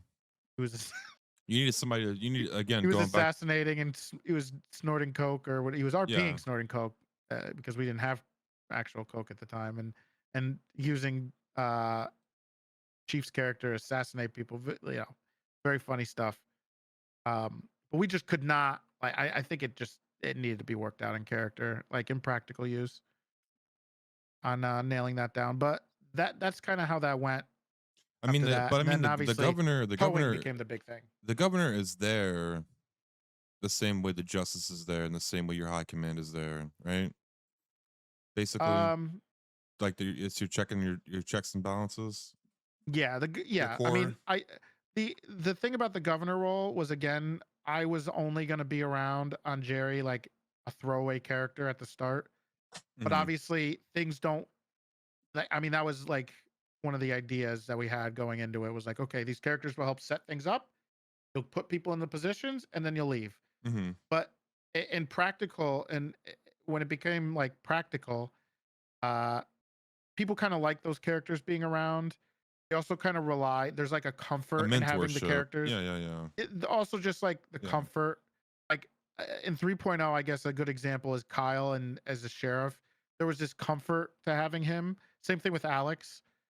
There was like this comfort of having them around, even if they weren't doing a lot of stuff that Mhm. their role would be. It's just comforting to have those people who know what's going on in there. And that's what kind of what happened with the governor where it just was like, oh, maybe I should be around. And we played around with it for a while.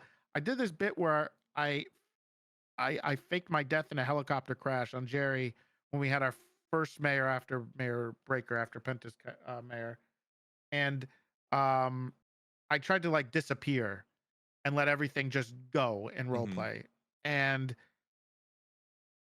it didn't work out that great. I think there were some things they just needed me for, or I needed to advise them on or help them with. So eventually I, I brought Jerry back to do stuff. So it didn't work out ideally to give them like full power. Because they could really frick stuff up. That's kind of how those characters became like actual characters on the server. Same thing with Bob as the director. Same thing, Hmm. you know, Supreme Justices. Also, there's finite people again, right? Like 4.0 happened. There was unscripted purple. I don't know Purple what first. Yeah, yeah. purple first, and then there was another purple server, and then whatever else was going on. So there was a lot of servers splitting, like, veteran RPers around, which made it hard to fill up those higher ranking roles with veterans or experienced people to help guide the new peoples. Hmm.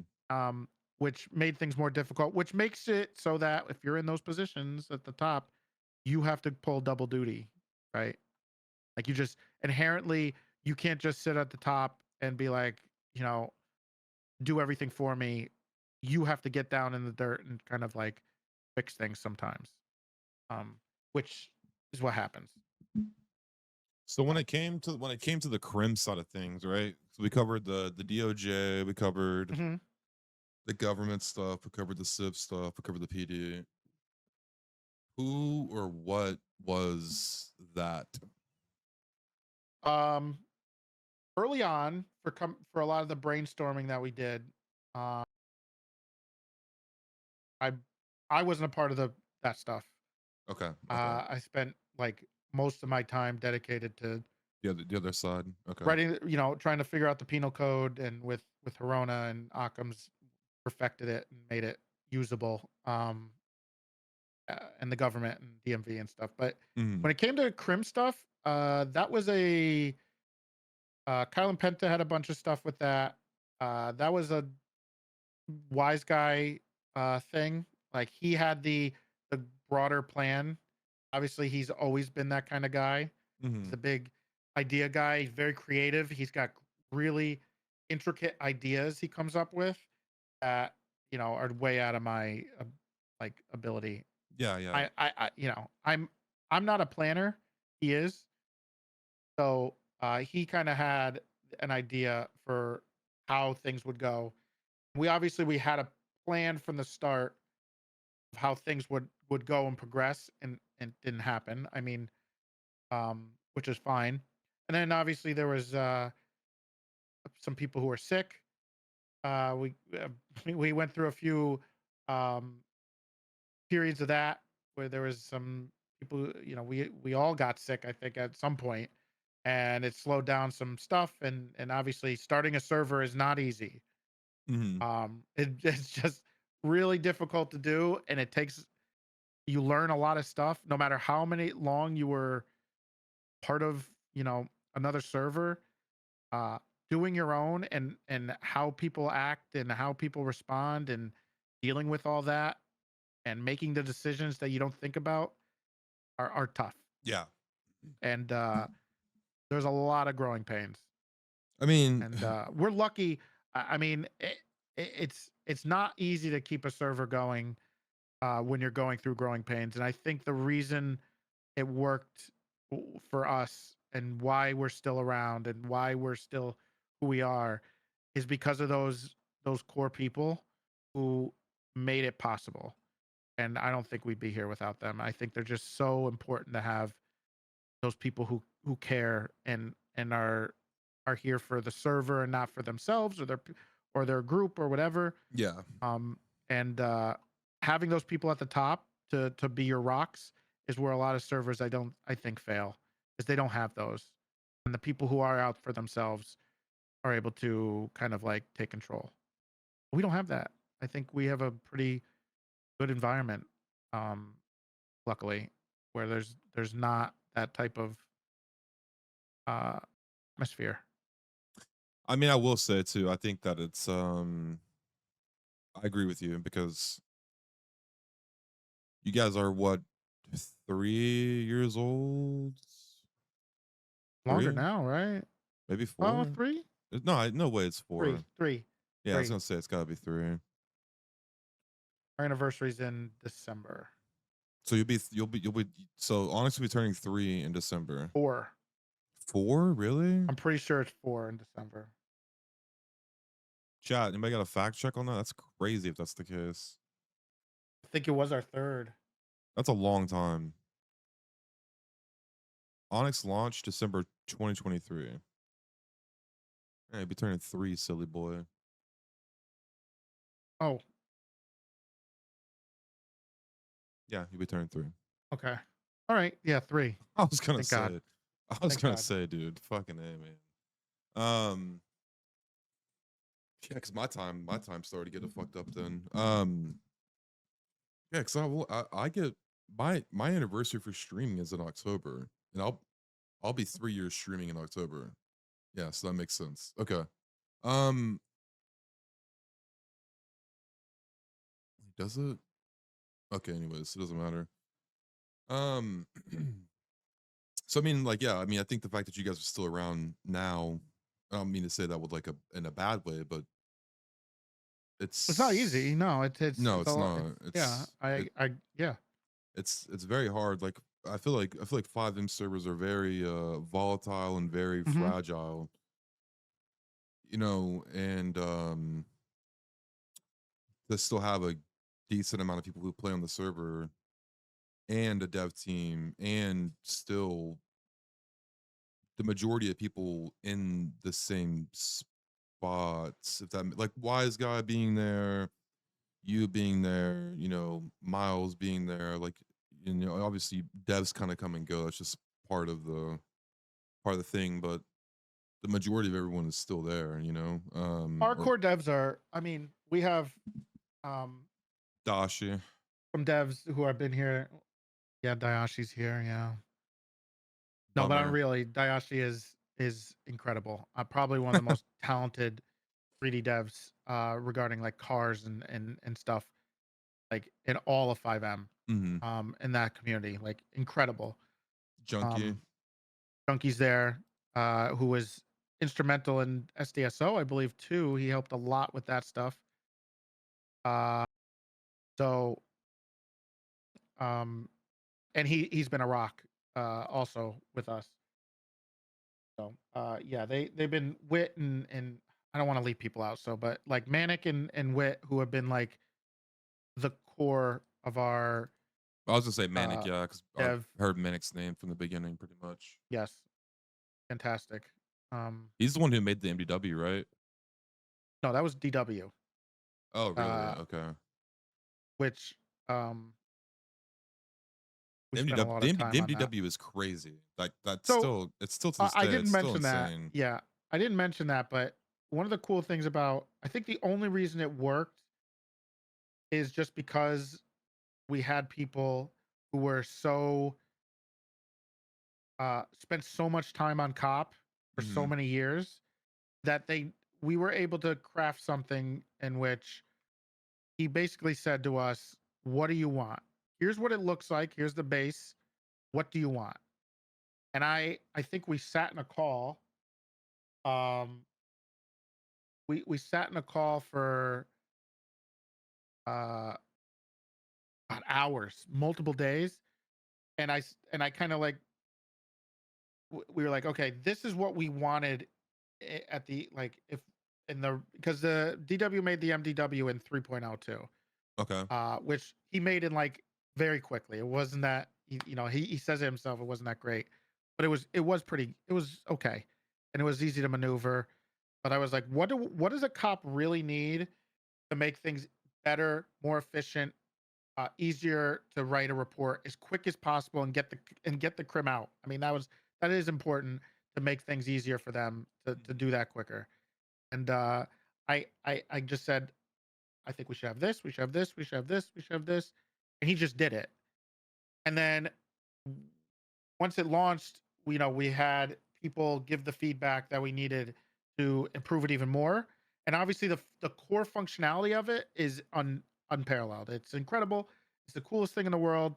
I think the only thing that could possibly even make it any better is, I guess, it could look a little prettier. I But mean, other than that, I think that's you being critical because I played on a lot of servers and used a lot I of like the way it looks. Look, when it MDWs. comes to UI, which was always the meme, I'm always a more of a minimalistic guy. I don't want UI to encroach on any type of immersion of this of stuff when I'm getting involved in it. I don't want it to be gamified. I want it to be as minimal as possible with as little as possible. right now, I think we have a pretty good balance. I'm sure it might improve in the future. But yeah, the MDW was bonkers.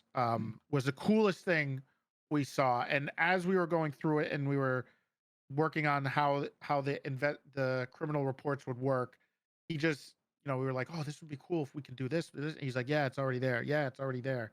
Holy shit! It was really cool. Yeah, he cooked. I don't think there's anything like it.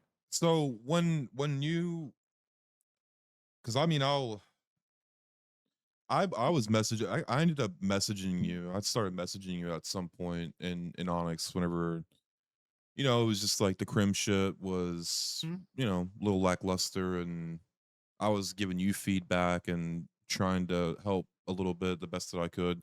When like, because I remember kind of briefly talking to you a little bit, and I don't know if this ever came up in our conversations, but did you always, the role that you're currently in now, was that always the case?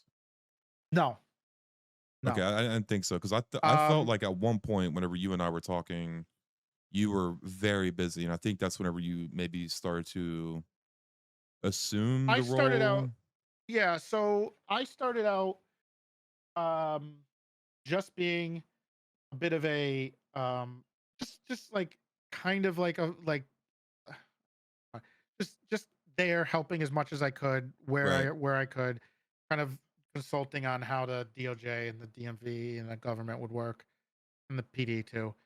And then it kind of morphed into something more as I moved on, as things went on, and I took a bigger role, and I wanted to help more, and um, you know, uh, there, yeah, it became um, It became the role that you a have now. It became yeah, the and then management role. eventually, yeah, I think a lot of people, yeah, it just, as things went on, and then we had the first update that came out, that we worked on, and while some people Are were you referring to dealing with some illnesses coastal and stuff. contracts No, no, or no, before okay, that. okay. Um, that's when I kind of like took on a bigger role. Oh, you mean like Uh, the housing and like whenever like the robbery, like the house robberies and shit started to come out. uh, oh God, I don't even remember what we did back then. It was the house. I know what it was. It was the house robberies. It was the hacking of the ATMs. Like that's whenever you guys first put the fucking MFD in the Oh, pin right. cracker. No, I think that was after. I think the Okay. first step they was like we needed like some basic stuff. Okay. Okay. Which we went through, and we did. We had to push. I think we were able to get. I think uh, what happened? Uh, had to push for a meeting. We had a meeting, and we kind of pushed to get some stuff done, just to kind of reinvigorate everybody a little bit. Hmm. And then I kind of, as that went on, I went and took a bigger role going forward. And now I'm whatever I am now, helping out when I can, where I Yeah. can. I mean, so I mean, it's just basically like a management role, right? So, I Yep. mean, like, okay, a management role. Yeah. So you're just like a facilitator. Would you? I mean, would you almost like a project manager to an extent? Like you could, like, I did a little bit of that. Yeah, I did do that a bit for a while.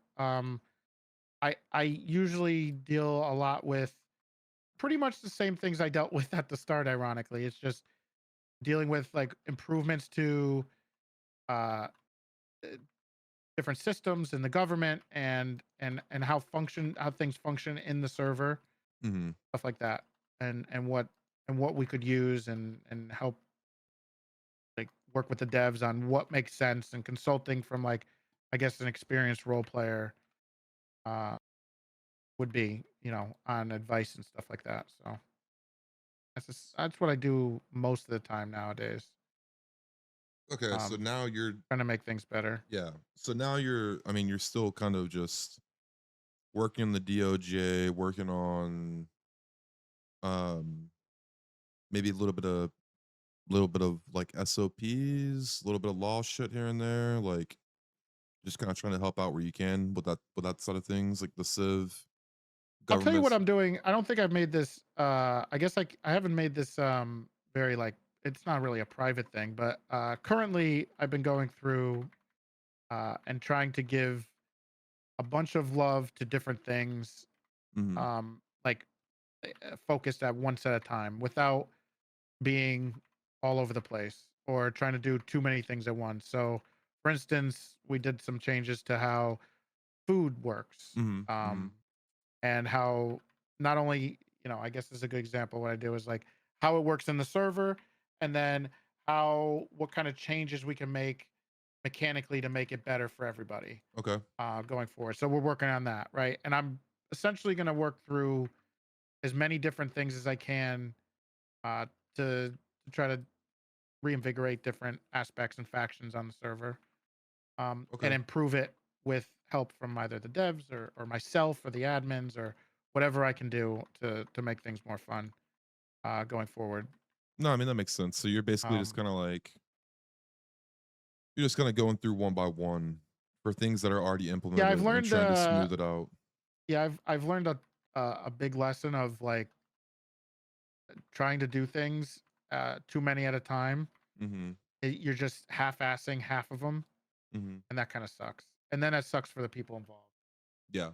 Um, so I can't. I'm not. I don't have anything to announce now, No, that's but fine. That's fine. we I we've been working really hard.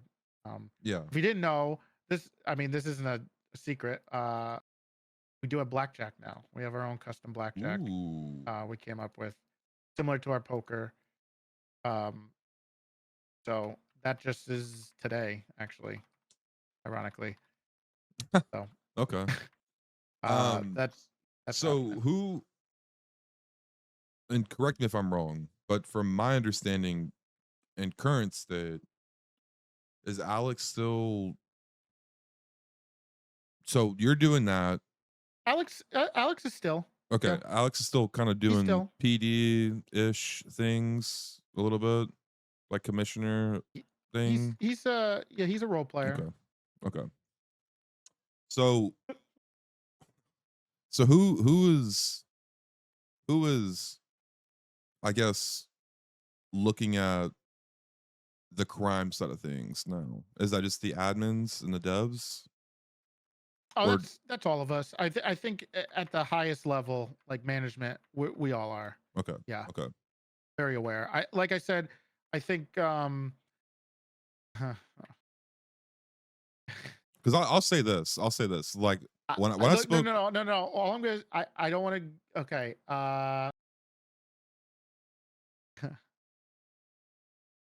I mean, Um, if you can, it's okay. we're there.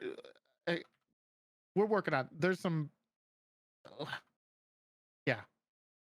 Okay. It's we're aware, right? I think one of the cool things. Okay, this is what I could say. Hmm. Uh, one of the cool things about Onyx is that where the systems were built in a way that makes it so modular and so accessible to be able to change things on the fly. And we've gained more tools as we've gone on. Hmm. And I guess a good example of this is the liquor stores. So the liquor store robberies was essentially created from tools that I can, for instance, I can dynamically make on the fly, including um like how the loot table works Hmm. and what's in there and how frequent it is and Sure. stuff like that, right? That's how it was created. We can do more of that.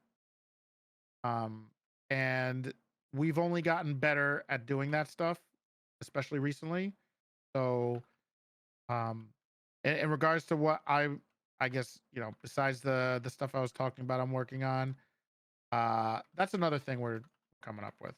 So we'll like to see more of. Obviously, one of the other aspects that you could see this in is um, the mile stuff and the Hmm. bunk tech stuff.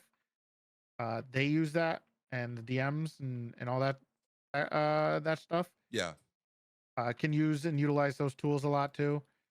I mean, so what you're referring to, because I'm a little familiar with this, is like it's not prop placing, but it's kind of like it's kind of seed caching. So it's like if w- someone We Just can create dynamic heists on the fly. yeah, yeah. So if someone goes to rob a register, you can change that loophole from being, I'm just using this as like a hypothetical, $1,000 to you could put a fucking AK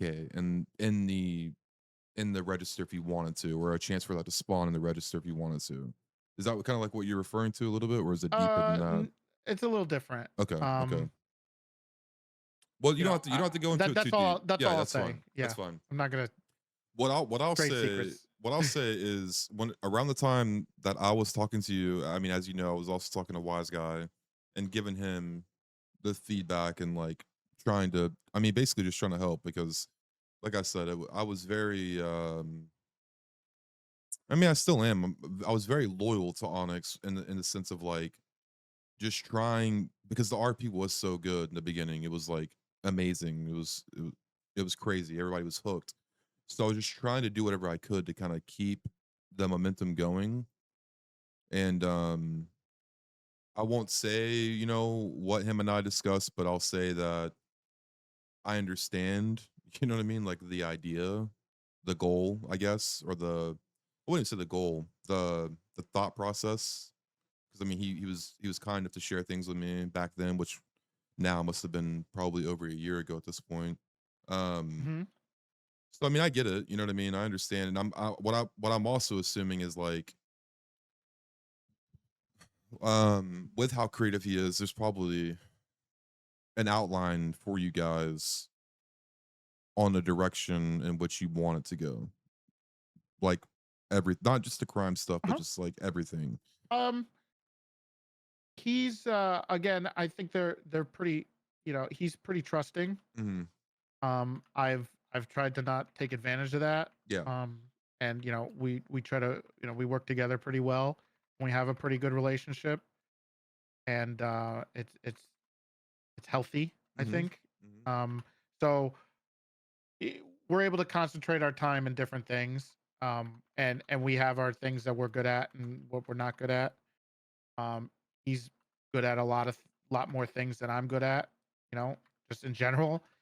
Yeah, I Um, mean, you're basically just a team. But what I mean though is like I understand what you're saying is where you can come up with something. You guys aren't in a position to where you're locked.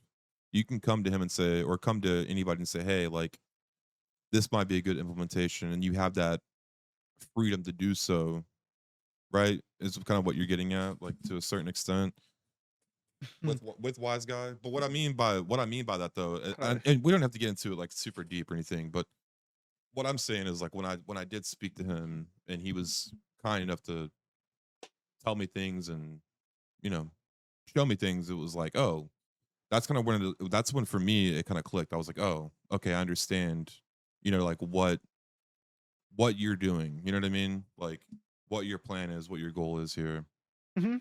Um, Yeah, I mean, obviously, in practice versus in a vacuum mhm, are very different. of So, course, yeah, yeah, we could test things as much as we possibly can, and then when we bring it out to the public, the people can receive it very differently. yeah. I mean, it's like anything. There's always like on paper, it's gonna look great, and then So yeah, we can make adjustments on the yeah, fly. yeah, It's yeah, that's what yeah. we've learned a lot from, uh, especially recently, and Mhm.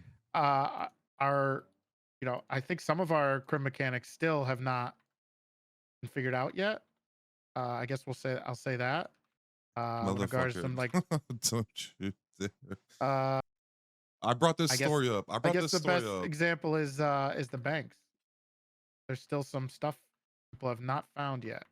I Actually, brought a lot. I brought That this was a story really up cool system. literally last night. You know who Matt Hare is, right?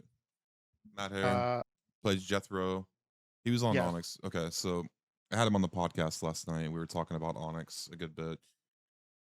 And I was talking about the fact that whenever I like first joined, um, there was like that mystery behind Onyx, which I still think that you guys, oddly enough, I still think that you guys have that mystery. And that might be because of Wise Guy and the other DMs that have done a great job of like Hmm. deep seeding lore and things and conspiracies into the server. But when I first joined, before any of that stuff kind of popped off, the bank, the original bank next to Bahamas, I went over Yeah. there. I went over there, and this is like maybe like 3 months in. It might have been a little bit later. The Ballas were formed. We were kind of making waves a little bit. We were kind of doing our thing. But I went over to the bank, and by the subway tunnel, there was the text, like the scene, and it was muddy footprints, right? But it was like it was like it was more than just like text. It was like muddy footprints. There was like the back. You could tell someone, whoever did it, like spent time doing it, right? So Hmm. it was at the tunnel that comes up next to that bank. And so I see it and I follow it down the fucking stairs, through the tunnel, all the way through the tunnel. And I mean, this text, like, it was like, spaced out or whatever, but it just kept going and going and going. It went to the point where it went under the under that bank next to God, I can't think of the name of it. The big reservatory bank, Hmm. where like the cement is like there's a hole or whatever in the parking lot. So I walked all the way from that bank next to Bahama Mamas all the way down there. The fucking footprint stopped, and it was like 2 days, 2 or 3 days of me and like all of the gang just down there, like searching for hours on end through these fucking tunnels to try to find. So we were convinced that it was a heist. But what I mean by that, though, what I'm getting at with that is like maybe it's because wise guys attached to it, and I mean other people who done a great job with the DMs, but you guys still have that. I think you guys still have that ability to like hide puzzles and shit in the open world, and kind of get, I guess, get people to like follow around and figure out what's going on, which is very unique in a 5M server, especially for you guys to still have that now is pretty cool. Yeah, I mean, Wise Guy sets the standard for that. I mean, Mhm. that's way out of my ability or creativity. I'm a improv guy, so I know the we have game masters like Miles Mhm. and a few others who lead the charge on that, but I don't think there's anybody like Wise Guy in regards to doing that stuff. He did some really cool stuff in 3.0 that were like very few and far between, which made it even more special. But yeah, those I don't even get involved in a lot of that stuff. One, I'm Mhm. not good at it, so I'm useless to them. But once in a while he needs a body, and then he trolls the shit out of me with whatever character he makes me play, which is always really funny. But um, they do some really cool things. There's tons of stuff they're always working on. They're always thinking of. I Of either leave course. myself out of it because it's not for me, or I want to see it or experience it. Like the wise guy stuff. I think the truth trials thing was a carryover from Yeah. 3.0 with DW and wise guy. Really cool stuff. Really fun. They spend a lot of time on that, trying to get it right. Um, and and yeah, there's nobody like him. Honestly, I just don't think there's anybody in the space doing anything like he can or thinking like he does creatively. Um, so yeah, but like I said, the bank stuff, Mhm. uh, there's still a lot to be figured out there. No one's figured it out yet. I That's what mean, happens when you let Fubario being the only guy trying to figure it out. that's, you're not wrong about that. I will say though, I mean, he can't drive, but he can hack. Not the new one. Well, maybe not the new one, but I know that when I Yeah, came into the server, he's and like a savant. we did one, and it was funny, dude, because it was me, Alex, Fubario, I watched it. and Libby. We were all sitting in that fucking apartment upstairs, Yeah. and like he pulled it up and put it on the computer and was like trying to explain like the formula to like hacking it and shit, and I'm just sitting there like, because what I would do is I would play on other servers, and then at night I would come over there and hang out with those guys because they Yep. were like the late night crew. Yeah. And so, for me, it's like 5 a.m. and I'm like, I've been role playing all fucking day, Yep. and I'm just like sitting there watching Fubario try to explain this in depth arithmetic.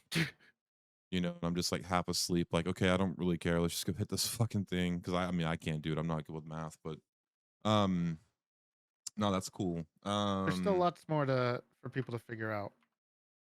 Shout out to Astro, who did a lot of the work on the bank stuff, the progression.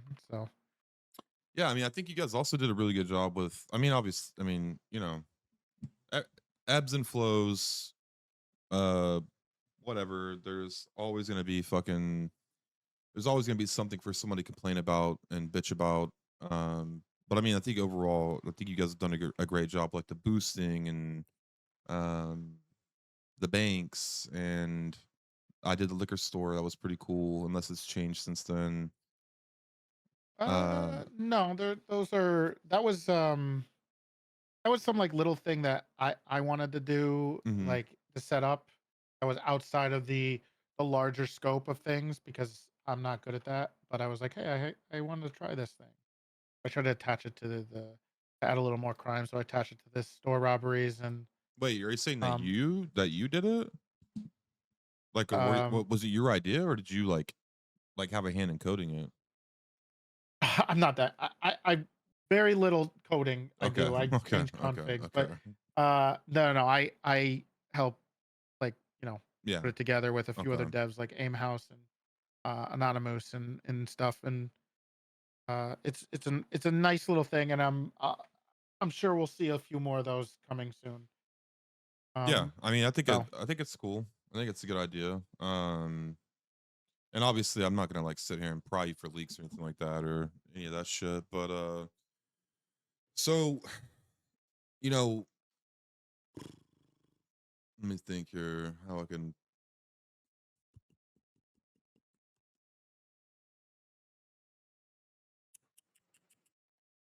All right, so fuck. Um,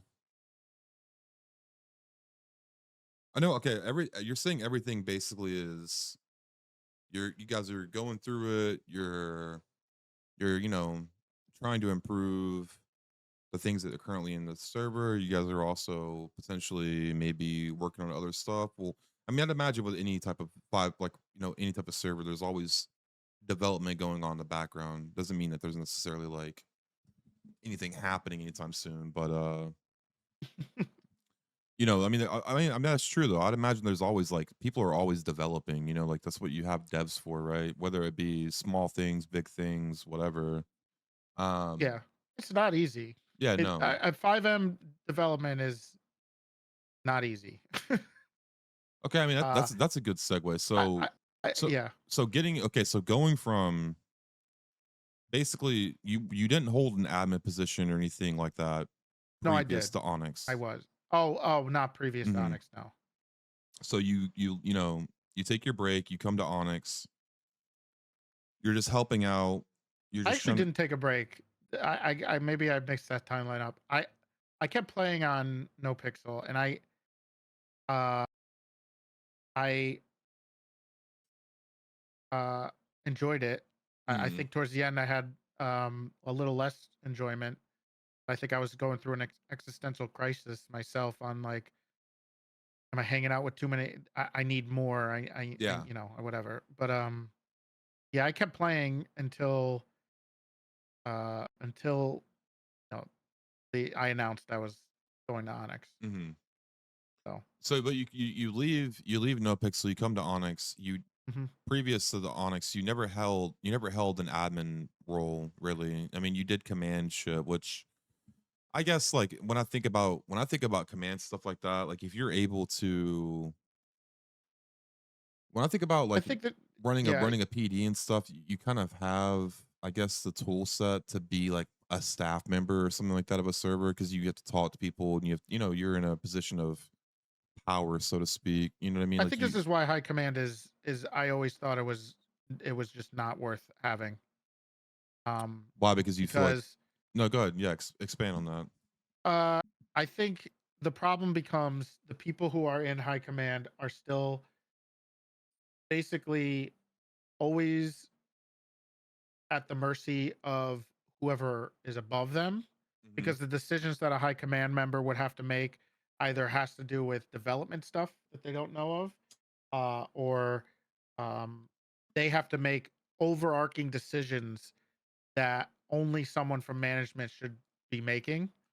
What do you So it mean? inherent What do you mean by overarching decisions? Like like how an SOP would work, or how we should go after okay. certain like robberies, or how police should act, or how we should set things up and stuff like that. Like those are things that one, I think it's also detrimental to everybody who's in high command if you have a regular high command, Mhm. because they have to worry about so much OOC stuff, which is really awkward. Because I guess the way to think of it this way is if you're in that position of dictating this stuff, you can't think, if you're thinking as a cop, RP cop, why would you ever consider what would be fair for the crims, right? I'm not going to say it's server health, but there's a point where it becomes oppressive.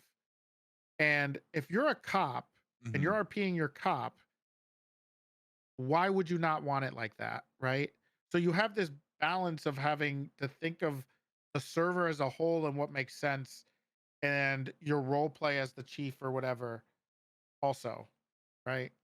Which is really awkward and it's not fair. And I think it takes away from the fun.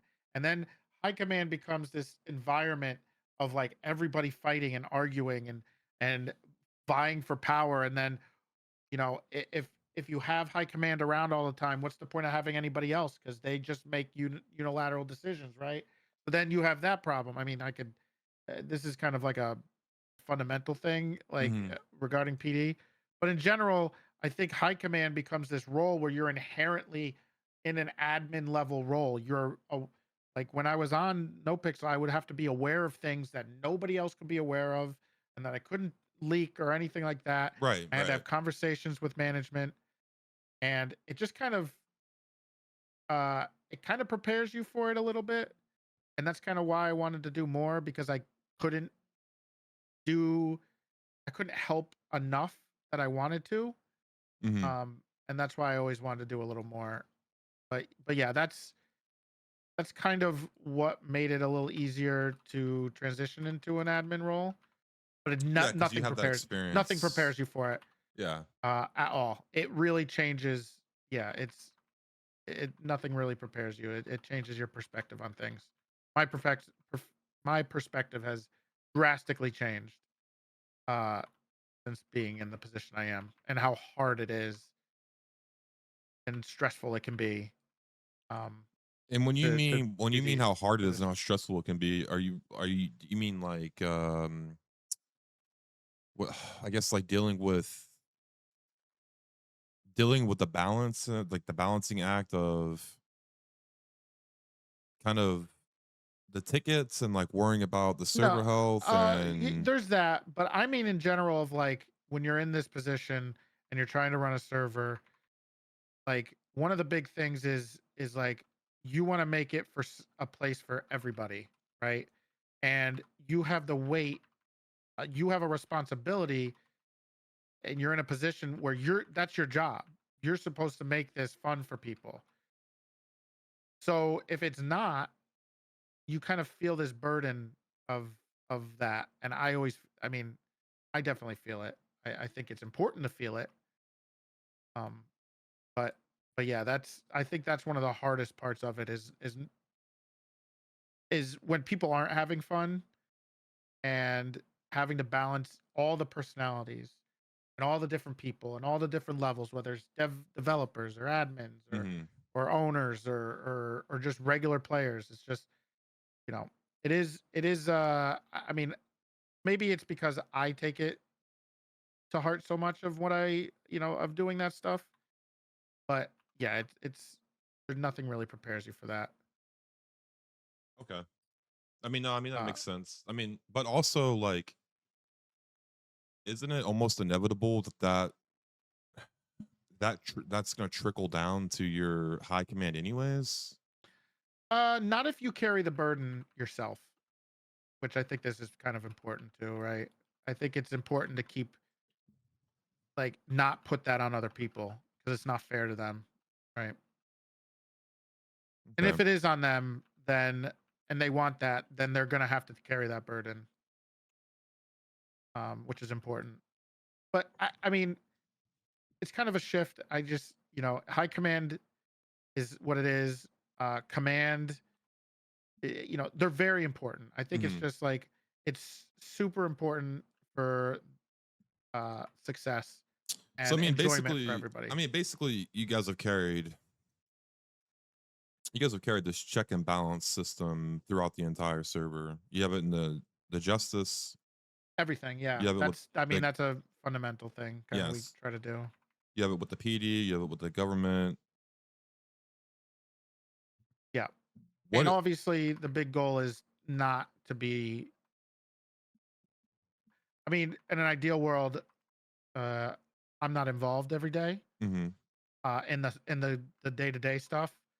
Like the cops I'm not involved every day on cop. I mean, sure, I guess some people like to see me around, but in general I want people to feel like they're doing it. They're they're like it's their place, not mine. I have enough. I'm in a position where I don't need anything else. Mhm. So I'd rather make it so ideally I'm not around a lot. I mean I am, but I'm not. I You get know what what I you're mean? saying. I Yeah. get you where you don't have your hand in the pot I don't 24/7. want to be at Yeah, all. yeah. Absolutely not. I think it's really healthy to let the community um Come to make their their own yeah, place. yeah. Like make So it their own and make them feel like they're a part of it. I have to point out the obvious though here, right? Hmm. You've carried the checks and balances throughout the server in all these departments, but what about the crim side of things? Did you guys ever was it ever a thought, or is it a thing where you I guess have what do you mean by that? um so it sounds like you guys have like, I don't want to say spokespersons, right? For like, I mean, but it kind of is, right? Because if you have admins or people who are staff or admins in all these positions, right, where they're like, Mm, yeah, I guess you can put it that way. That's not the ideal perspective. well, Is only having like what I yeah. mean by that though is like you have the communication between the two. You have the justices who can then communicate with management and have that conversation, right? And that's the whole point of them kind of being there, is so that they can then kind of not necessarily guide the people below them, but kind of keep that in check. So, like you said, if somebody comes to them or like, "Hey, let's change this law," or "Hey, let's change this constitution," they're able to. They have the information from speaking with management to kind of guide them. You know what I mean? And kind of I think that explain to only works them. in I think that kind of works mostly in PD because when it comes to that stuff, the server runs itself. Honestly, we don't get involved in that Okay. either. I think when it comes to the quote unquote check and balances, it's the extremes, Hmm. right? The thing where there's no other option and you need those You people need to kind of intervention. to restate either to fix things, restabilize it if people things get a little crazy, which they always do, Hmm. or just like um, you know, oust a dictator or something. I don't know, which I don't think we've ever had. Um, so But yeah. what about from the crim? Because I know Tinker played a bit of crim. I mean, I know he played a good amount of crim for a while there. But what about from the crim side of things? Like, is it you guys just like how do you get that? Like, how do you get the how do you extract the information from that side of things if you don't have someone in that position to feed that information to you, right? Because that's kind of why I started reaching out to you, and I started reaching out to Wise Guy and like talking to you guys on a regular basis, was because I felt maybe it was there wasn't, and I could be wrong, but for me it felt like there wasn't anything, or there wasn't, that information wasn't being passed directly to you, like streamlined directly to you to let you know like what was going on, if that makes sense. And I could like, again, I could be completely like wrong with my perspective on it, but that's how I felt when I was playing Crim. Do you guys have anybody in that place now, or is that just you kind of, I don't know, like are you guys just keeping a pulse on it, or like how does that working out? Well, I think the check and balances part. is a specific to government factions type thing, right? Um, when it comes to just like feedback and stuff, when it comes to like how Hmm. criminal things or other things work, it's the same thing with being a civ, right? There's no, I mean, I mean, I think a lot of the stuff also for crim stuff is helped on the government side too. I think there's just inherently, whether it's PD or um, PD DOJ, yeah, policies and yeah. DOJ policies, a lot of things can be dictated through those elements rather than any other way that feels a little more forced. I've always been of that opinion. Some things, I mean, that's an ideal world. It's not always possible, but when it comes to that stuff, we do get. There's obviously there's feedback. We also have, I mean, there's data, there's logs, Hmm. there's stuff we look at when it comes to that stuff. Um, and that I mean that's kind of how everything on the server works. It's the same thing with when it comes to feedback. It's the same thing with government factions. The checks and balances part is like if we had, I guess, if on the I get what crim you're side saying now. example, Yeah, like I understand what you're there would have saying. to be one guy running all the crim elements, and then this guy starts like doing some crazy shit. Then you would need a check and balance on it, right? Hmm. But when it comes to crim and stuff, I mean, obviously one of the big things we always wanted to do is have the server build itself. And then us try to facilitate and enable stuff around that. I mean, that's one of the things we've always wanted to do.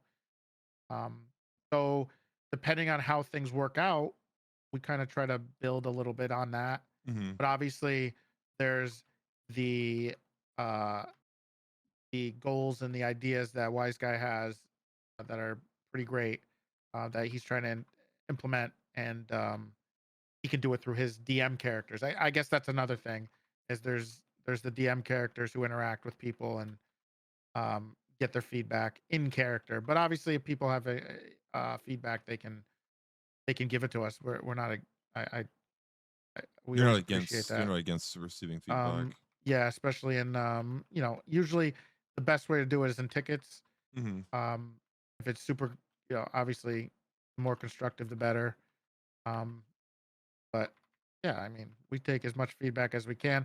I I try to be around and hear people out as much as possible myself. Wise guy's pretty much the same. I I I watch a lot of stuff, whether I'm playing or not. I'm Or like no usually clipping around. around. Uh, I'm not gonna say that, but Well, I mean, I don't I think there's I anything wrong with that.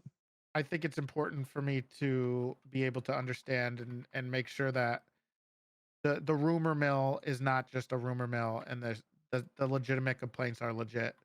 I think there's a lot of people trying to push their whatever agenda they have. Wait, why do you Um, do you think it's bad for an admin to no clip around and keep an eye on things? no, I didn't say that. I just Okay, okay, don't want people to okay, think, okay, okay, you okay, know, okay, okay. no. I'm just saying I'm not. Well, you know, I get what you're saying. we're active, right? I think Hmm. that's a good thing. We are very active, and I try to make sure I'm active, and I So, take any criticism and feel it out. Make sure it's legit. and this is a question I've asked everybody. So this isn't a question I'm asking you specifically because of your situation with Onyx, but GTA 6 coming around the corner, right? Um, what is your thoughts with that? Because like a lot of people, I've talked to them and they said, well, you know, a few people have said their fear is that it becomes monetized and it's no longer a niche thing, and because right now, I mean, 5M is it's obviously large, but it still kind of is a niche thing to a certain degree. And I guess their fear of it is that Rockstar is going to come in and change that change the community. What's your thoughts with GTA 6 coming around the corner? Um, okay. This is a little unhinged. I know this is going to be uh, crazy. I don't care about GTA 6. Really? Um, I don't like. I'm a. I guess I'm still kind of a normie. I don't like single player games. I didn't. I'm not gonna. I might play it a little bit. I probably will. Mantis, Um, I'm not talking about the single player game, you doofus. I'm talking what are about, you talking about? I mean, like the RP scene. Oh, that's. You Oh, know? with like. Oh, I don't think it. I think they're two completely separate things, right? I mean, there's something about us. I mean, it's just like GTA 6 is just like any other game. What I mean, unless you're asking about like the role play. Yeah, yeah, the role play. Like, what do you think's gonna happen with Like GTA 6 coming around the corner, right? And then do you think I there's don't gonna think we need to be worry about role play for a no? couple years. Yeah, okay, so you think it's gonna be a while until it hits, until it comes out. Well, I mean, it's coming out. I mean, I don't know anything, but No, I mean, usually it I'm comes. not asking you. It's gonna come out on consoles, right? Of course, So and then it'll and come then out it's on gonna be ported a PC. year later to force us to Yeah. buy it again, Mm-hmm. and then it's gonna be probably depending on what's going on, it'll probably be another couple years for development. So I mean, Okay, so you think all right, so this is because this is what a lot of people are saying to me. They're saying that with 5M now being owned by Rockstar, and I think CFX being in partnership with them, they think a lot of people, this is, Century, Jam Jar, a lot of people I've had on the podcast, their ideas and the thought process behind it is that Rockstar is going to come out with, like, once it does hit PC, it's going to come out with um like 5M servers and stuff, all not 5M, but GTA servers already kind of being a thing, and then server owners then having to rent directly through them. And if you want to add, like, let's say you want to add like this MLO and this bank to your thing, like, you have to pay the asset package directly to Rockstar. And then when people join the server, instead of it paying directly to the server for like an application, Rockstar is going to get a cut of that, and then the rest of that's going to go to the server. And monetization with like V-Bucks and in-game currency and shit, like, on these servers kind of built in. You know what I mean? That's what a lot of people are thinking. That they're just gonna monetize the shit out of it. uh,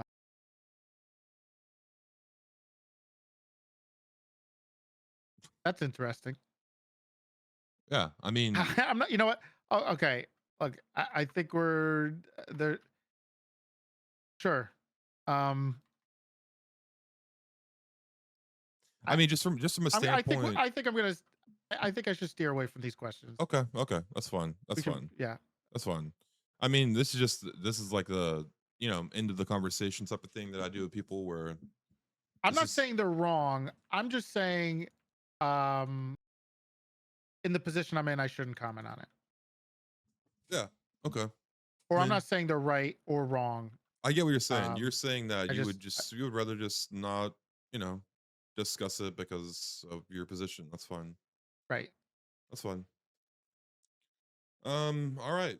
Well, shit, dude. It's been almost 5 hours. Wow. And I feel like there's probably still a lot more stuff that we kind of either glazed over or didn't really get in depth on with your RP background and history. Um Oh, so what um hmm you have any questions for me?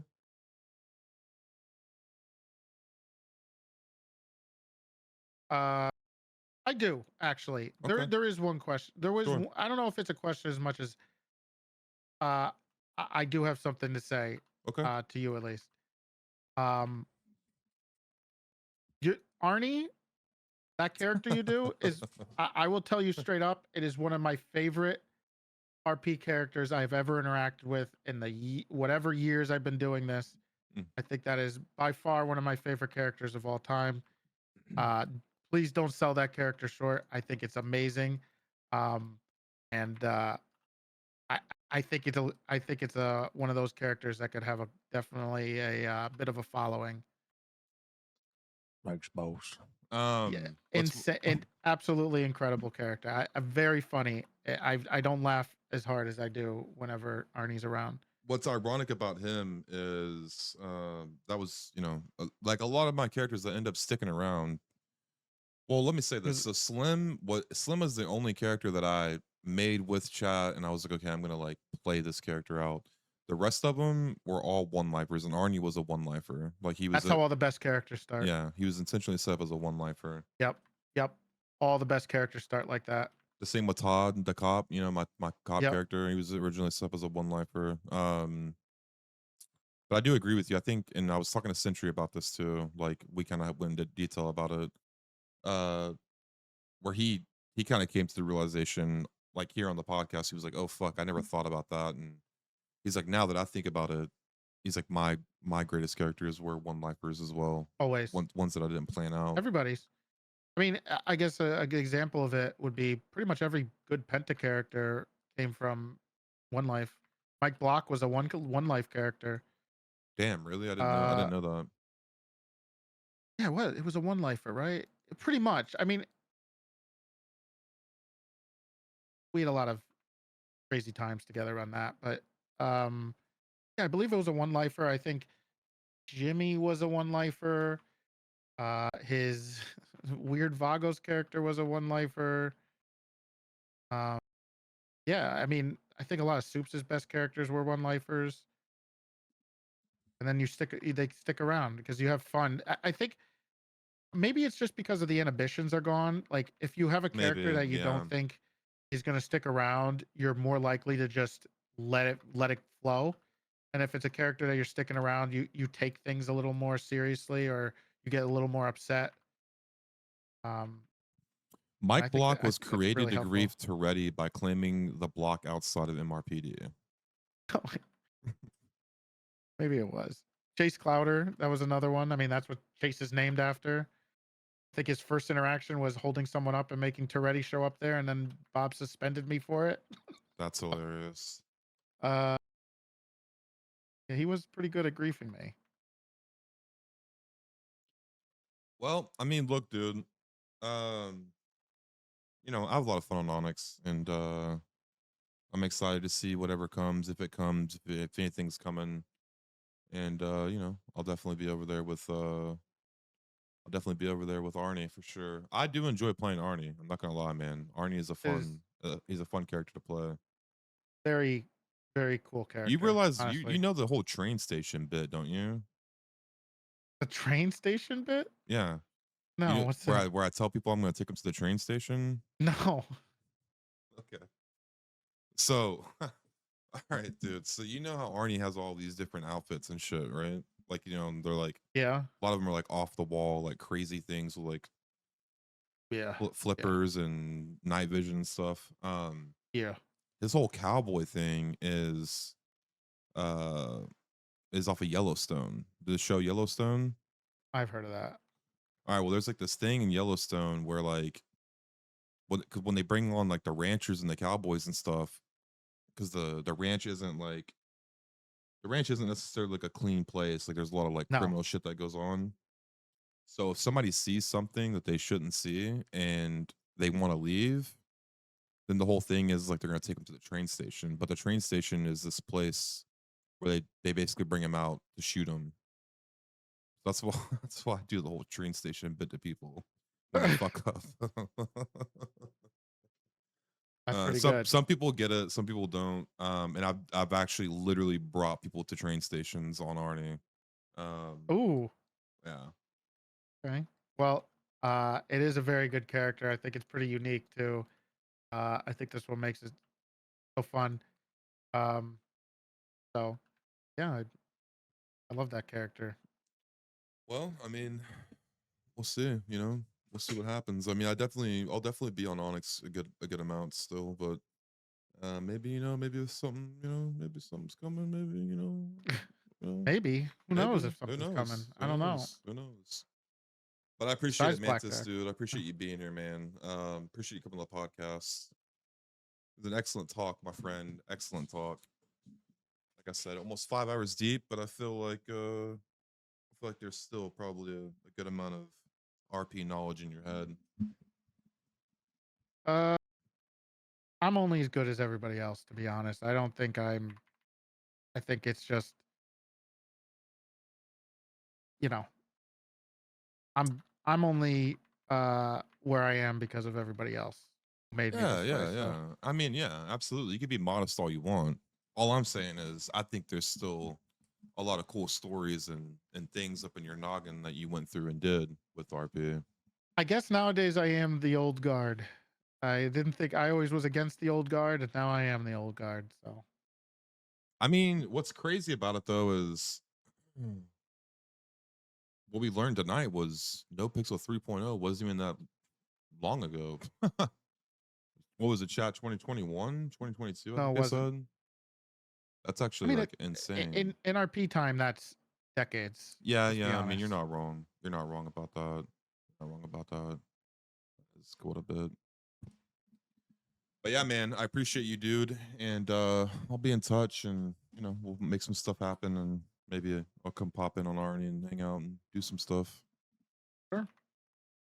All right, Bosch, give him a round of applause. All right, Mantis, my man. I'll see you later, dude. Yeah. Thank you. No, thank you. Chat.